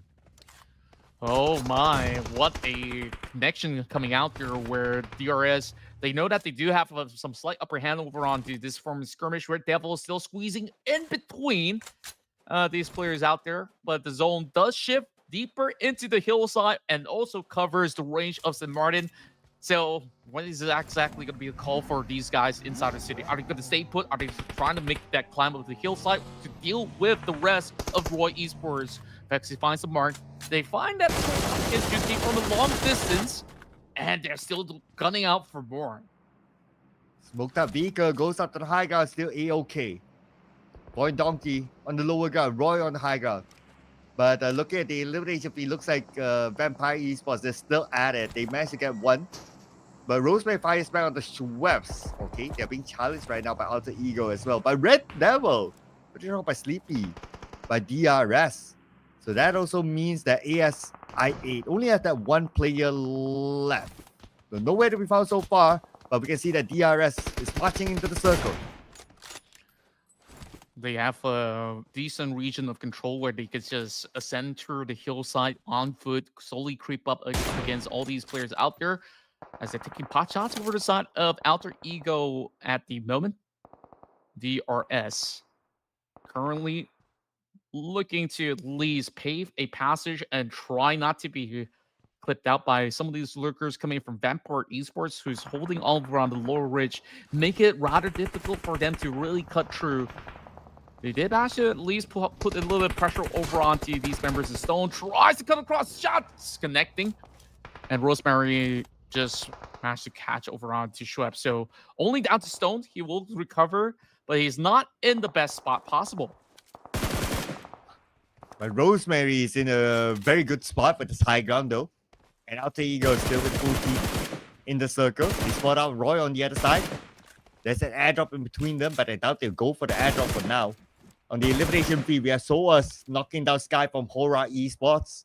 And Alter Ego still looking for their next target. But look at the Schweppes eliminated by DRS. Still DRS and Vampire Esports not letting go of each other. Yeah, they're just on that chokehold right now. DRS hopes to seal the deal though. Down to Stone, so little health left, and that will hit the mark. It's always going to be X. Always landing the final blow up against all these teams out there. Dealt a plenty up against Zuxi for today, but it has been an impressive run for Vampire Esports. Final HORAA here with 7 points. Another team joins the mark as well, as Falcons now landlocked inside the city up against the rest of RRQ. And Falcons, okay, at least it's in the city, right? So as long as they can hold their own corner, they'll be fine. But for Team Secret, they're not in the city. Okay, they were fighting earlier on. I wonder if they won the fight. No, actually, it was HORAA who won the fight against Team Secret. They took out a couple of members of Team Secret, now leaving only with 2 based on the elimination feed. And now Trung as well, eliminated by Malik. And Team Secret is officially out at number 9. Oh boy, they got clipped off entirely by these members of HORAA Esports. Now, bagging another 8-pointer. That is a total of 80 points acquired so far in their run. It will close deeper in the city. So welcome to the Falcons nest, ladies and gentlemen. But RRQ is going to be smack dab in the center of the city. HORAA Esports will have to find ways to enter into the city by descending through the hillside. I believe a couple of these members of Falcons have taken notice. Plenty of simple ways to actually move across, but of course, easy to say. There are still a lot of all these players out there on the field, hoping to also breach into the quarters. Voxy and the rest, Vexy as well as the rest of VOIN Donkey has been holding out over onto that southern side approach, so they will not be hindered. But the rest of RQ is trailing very closely up against them. So these two Indonesian sides, they will lock horns. While the teams on the south, what do? Did they have to descend right now and make a dive bomb into the city? Because it's not going to be an easy descent. Well, they can still hold. I mean, the circle is still big enough. But those, okay, you mentioned about the teams on the outside. Now, one of them is going to be Alter Ego, and Rosemary just got a knock on the touch from Roy. And this is their signal to move in. Rosemary in the same building as a couple of players from Roy. In fact, that one player is actually on the second floor. Rosemary has no idea. It's going to put focus on the players on the outside. And it's going to keep his focus onto the inside later on, perhaps. As Shunos taken out by Octa. Octa naded down by Shunos. So it looks like it was a post collateral sort of nade that knocked him down. Yeah, and they're also trying to hold out with grenades of their own up against Rosemary. They're pretty much bunched up into this sector of the compound. Like you did mention, there is still certain regions where they can still hold out, but likely than not, the shift may not favor either side of its team. And when they do, it's going to be an all-out collapse. And speaking of which, it is happening right now. Things now being prepared. JK tries to bounce this over the corner of the wall side, and this one does connect. Wait a second. He actually naded himself. Okay. All right. Not the right time to have a blunder, since you not only have like Alter Ego, but also FaZe coming in. But nevertheless, Juke is there together with him. Juke, we're going for the revive. He has to do it quickly because FaZe Clan will say hello.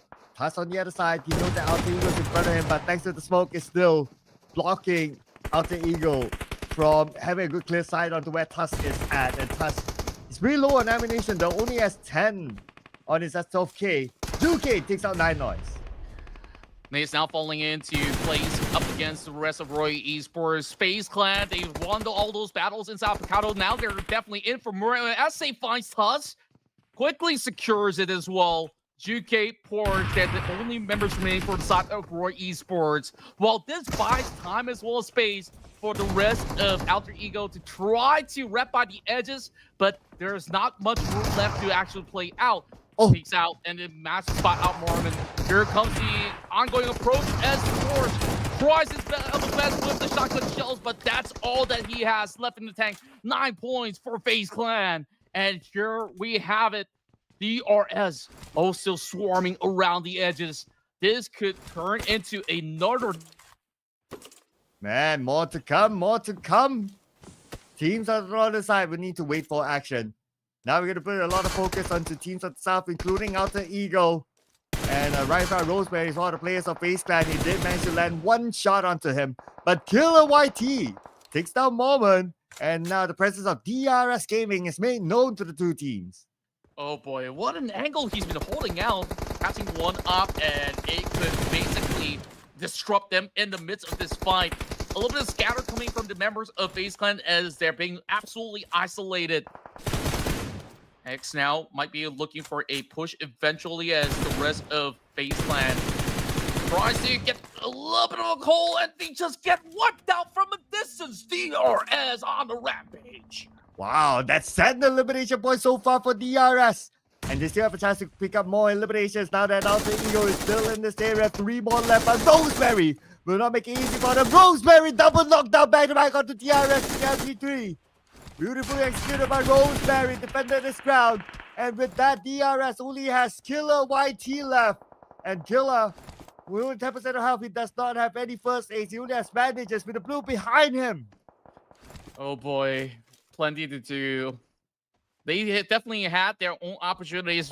They've already secured 10 points, but they definitely want to at least make this last into the top 5. Just try to cut by the corners. I believe eventually he gets spotted out. Alva has been holding on to that site. He knows that he'll be wiggling around the corners of the map, so he's looking to just gatekeep it by the edges there.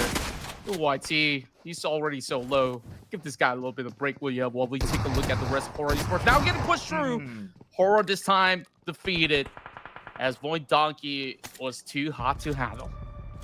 Well, now we are at the top 5, and here comes the music. Killer YT is still on the outside of the circle. Ah, there you go. Rosemary got him with MJ3 again, and Rosemary technically he got 3 players out of DRS, eliminating the entire squad, leaving us with only 4 teams left. 4 teams. I think it could be anyone's game out here.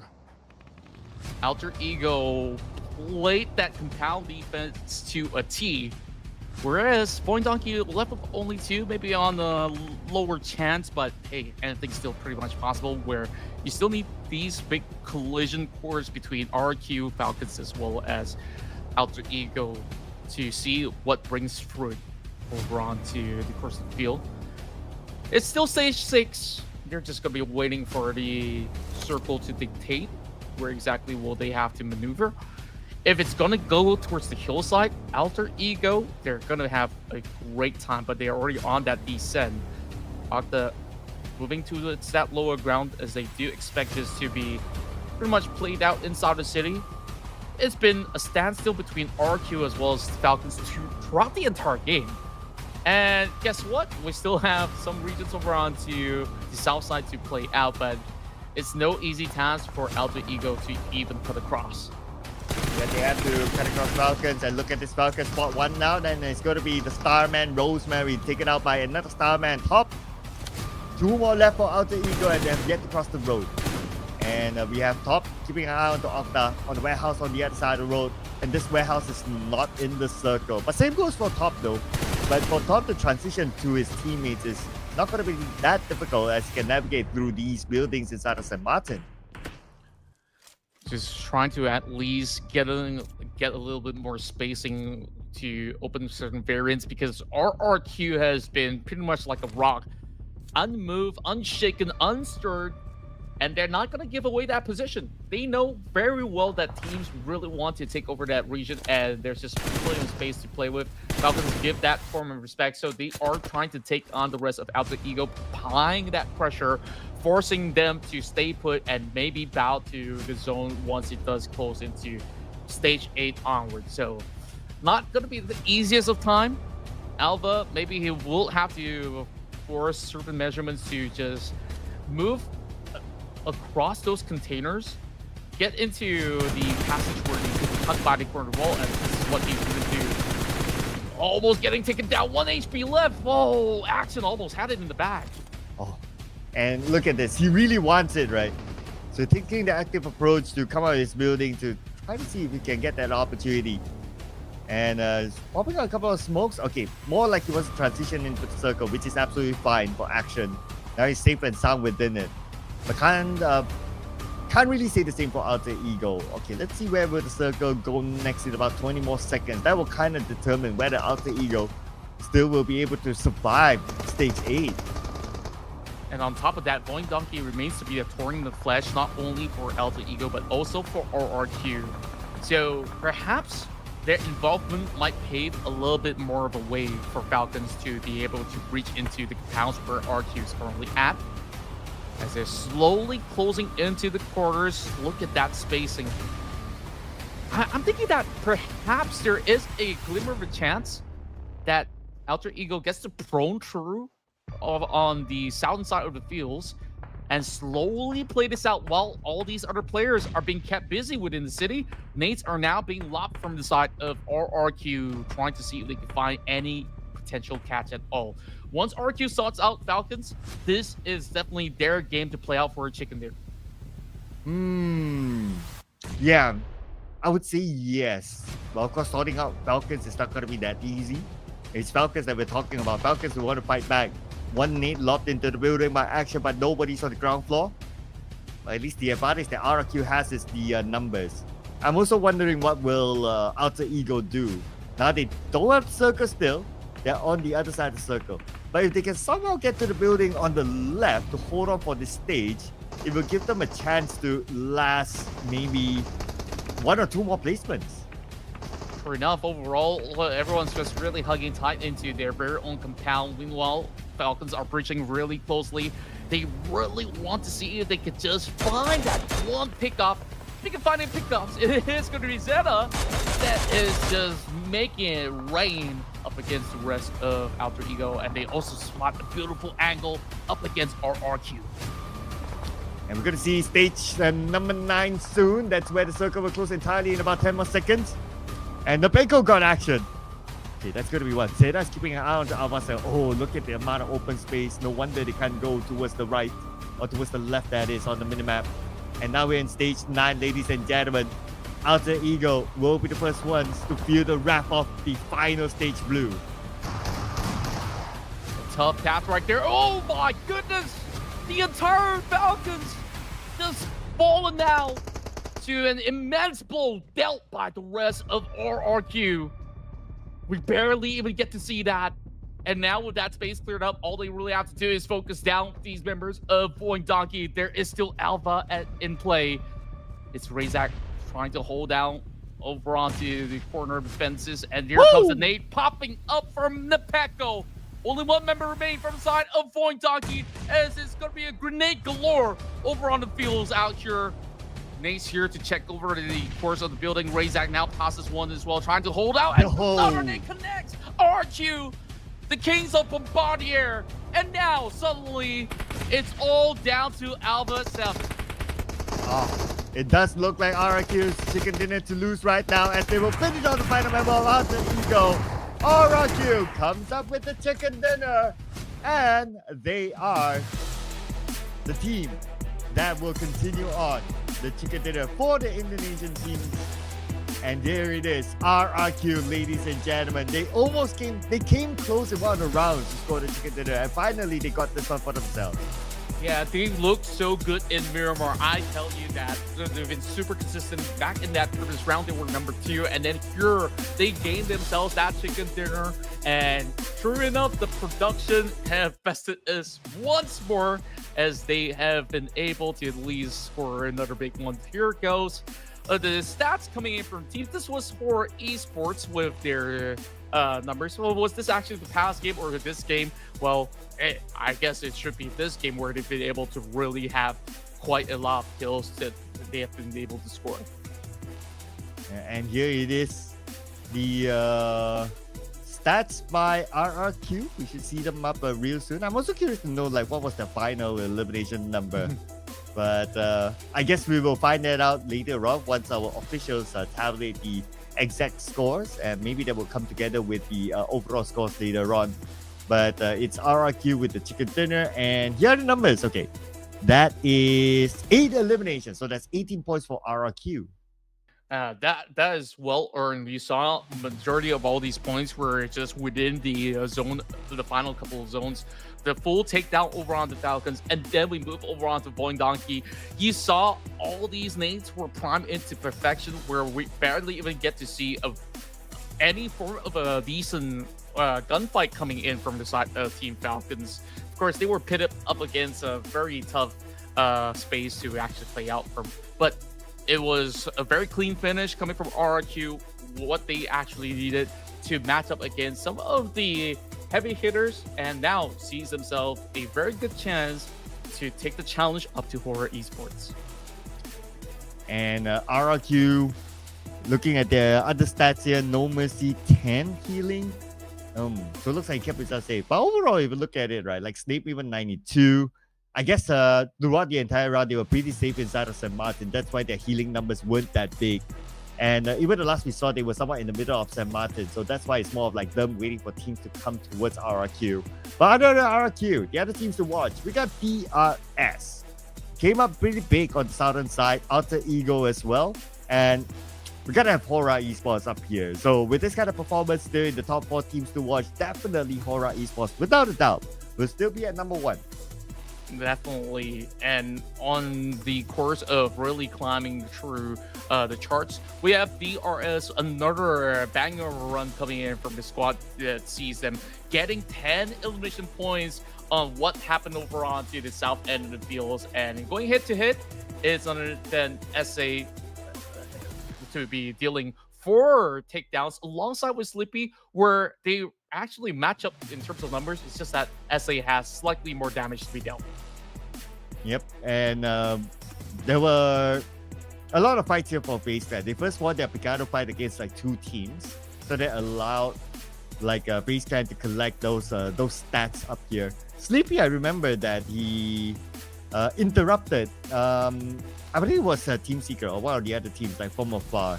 But the player that interrupted the most, especially on the DRS, was Rosemary, as he comes out as the MVP this round with 3 eliminations. And although only 3 eliminations, and 3 of them were from DRS, by the way, he still managed to score 1,033 damage. So that is a lot of hard work done by the man.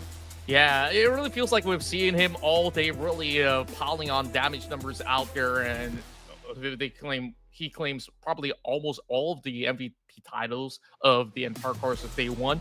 Now, if we take a look at the top performers here, FaZe Clan really showed up strong, winning those battles inside Picado, and then you have DRS, who have also taken a lot of all these teams as they have hunted out from the corners of Hacienda on the outskirts, and then they take the climb upwards to even win more battles. It was pretty insane until Alter Ego puts a stop to that. Now, let's take a look at the match ranking so far. RQ with the 18 points. Who else is the big winners of this match?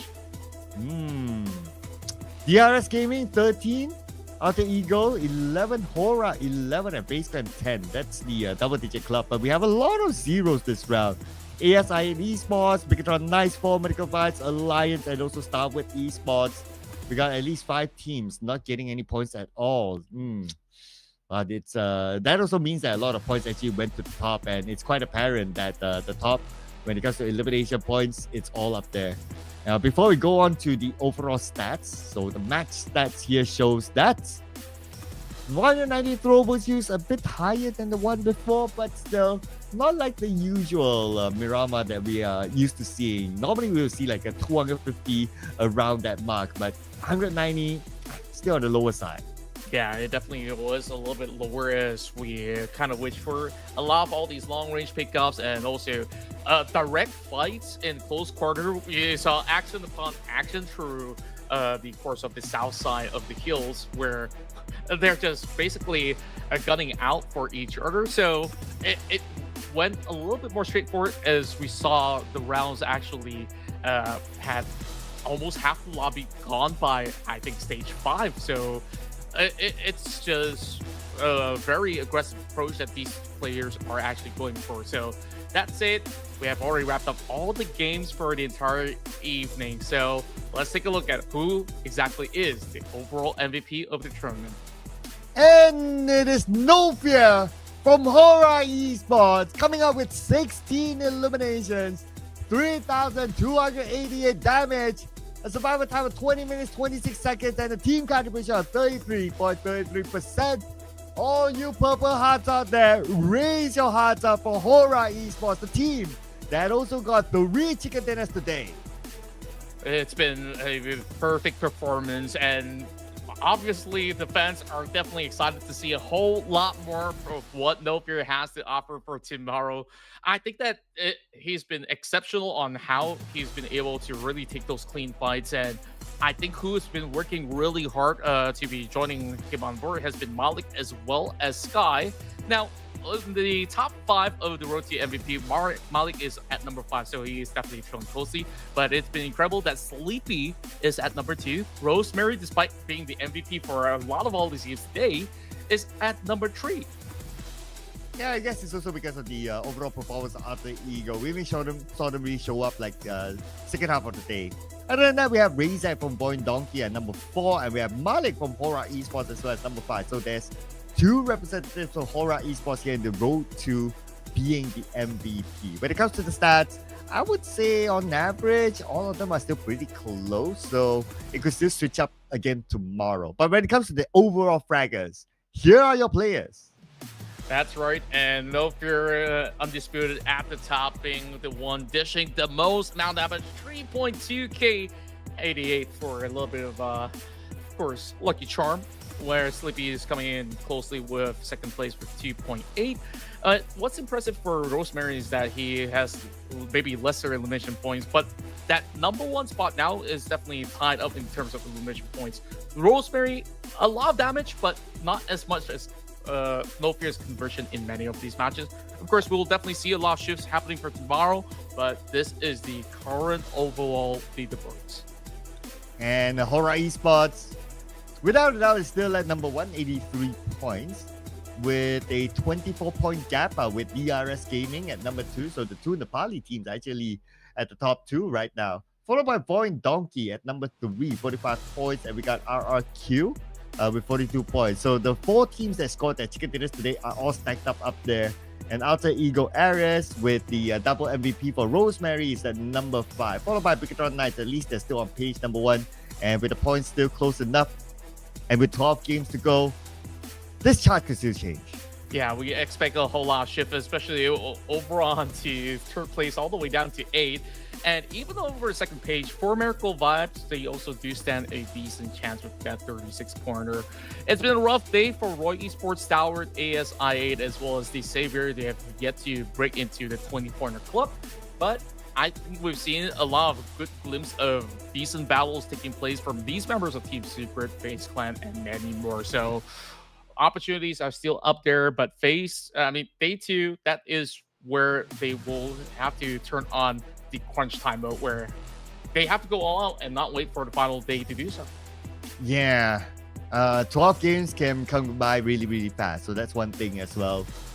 Tomorrow is 6, and then by the third day is another 6. So, and then we're done. But before we're done for today, of course, we're going to compare the team head-to-head here between our number 1 and number 2 team, HORAA Esports and Dario Soldiers, DRS. Both of them from the PAL, and obviously with the amount of eliminations, it comes together with the amount of damage, and HORAA Esports is way ahead of a DRS. You know, it's been so impressive that, we only have just a few names coming from the South Asia region, and they're really showing this strength on how much they've been able to grow throughout, just a couple of months since their last meeting. And if we look into direct head-to-head, we have Chama versus Barry. Wow, from Formidable Vibes. Okay. When it comes to average eliminations, Baron does have a little bit more, but it's only like, 0.33. Average damage, also not that far. It's about like 117 difference.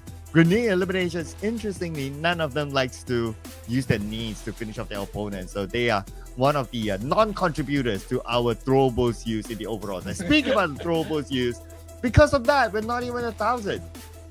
Yeah, overall, we are having a total of 900 over nades. Still decent for just 6 rounds, but obviously we'd love to see a lot more detonation in the fields.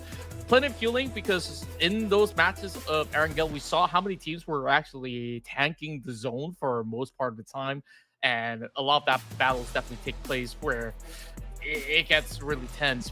But overall, the longest shot is still being claimed by Top from Team Falcons. So that's it. I think that we have been having a lot of all these clean shots coming in, where we see a total of 63 headshots. That's an average of 10 headshots per game. Yeah, so you did the math there, all right? And we're done with all the math. We're done with the points. Still have 2 more days to go to lock in who will be the champion for this season, ladies and gentlemen. So make sure you stay tuned, because there's still a lot more action to come. Tomorrow is going to be the same time, same channel, wherever you're watching this. So don't forget to subscribe and follow Ruthless Hype Esports for future tournaments, and also tomorrow, so you don't miss out on anything as well. That will be it for us at the Caster's Desk. My name is Circla, together with Contra. We'll be seeing you again in the future. Good night.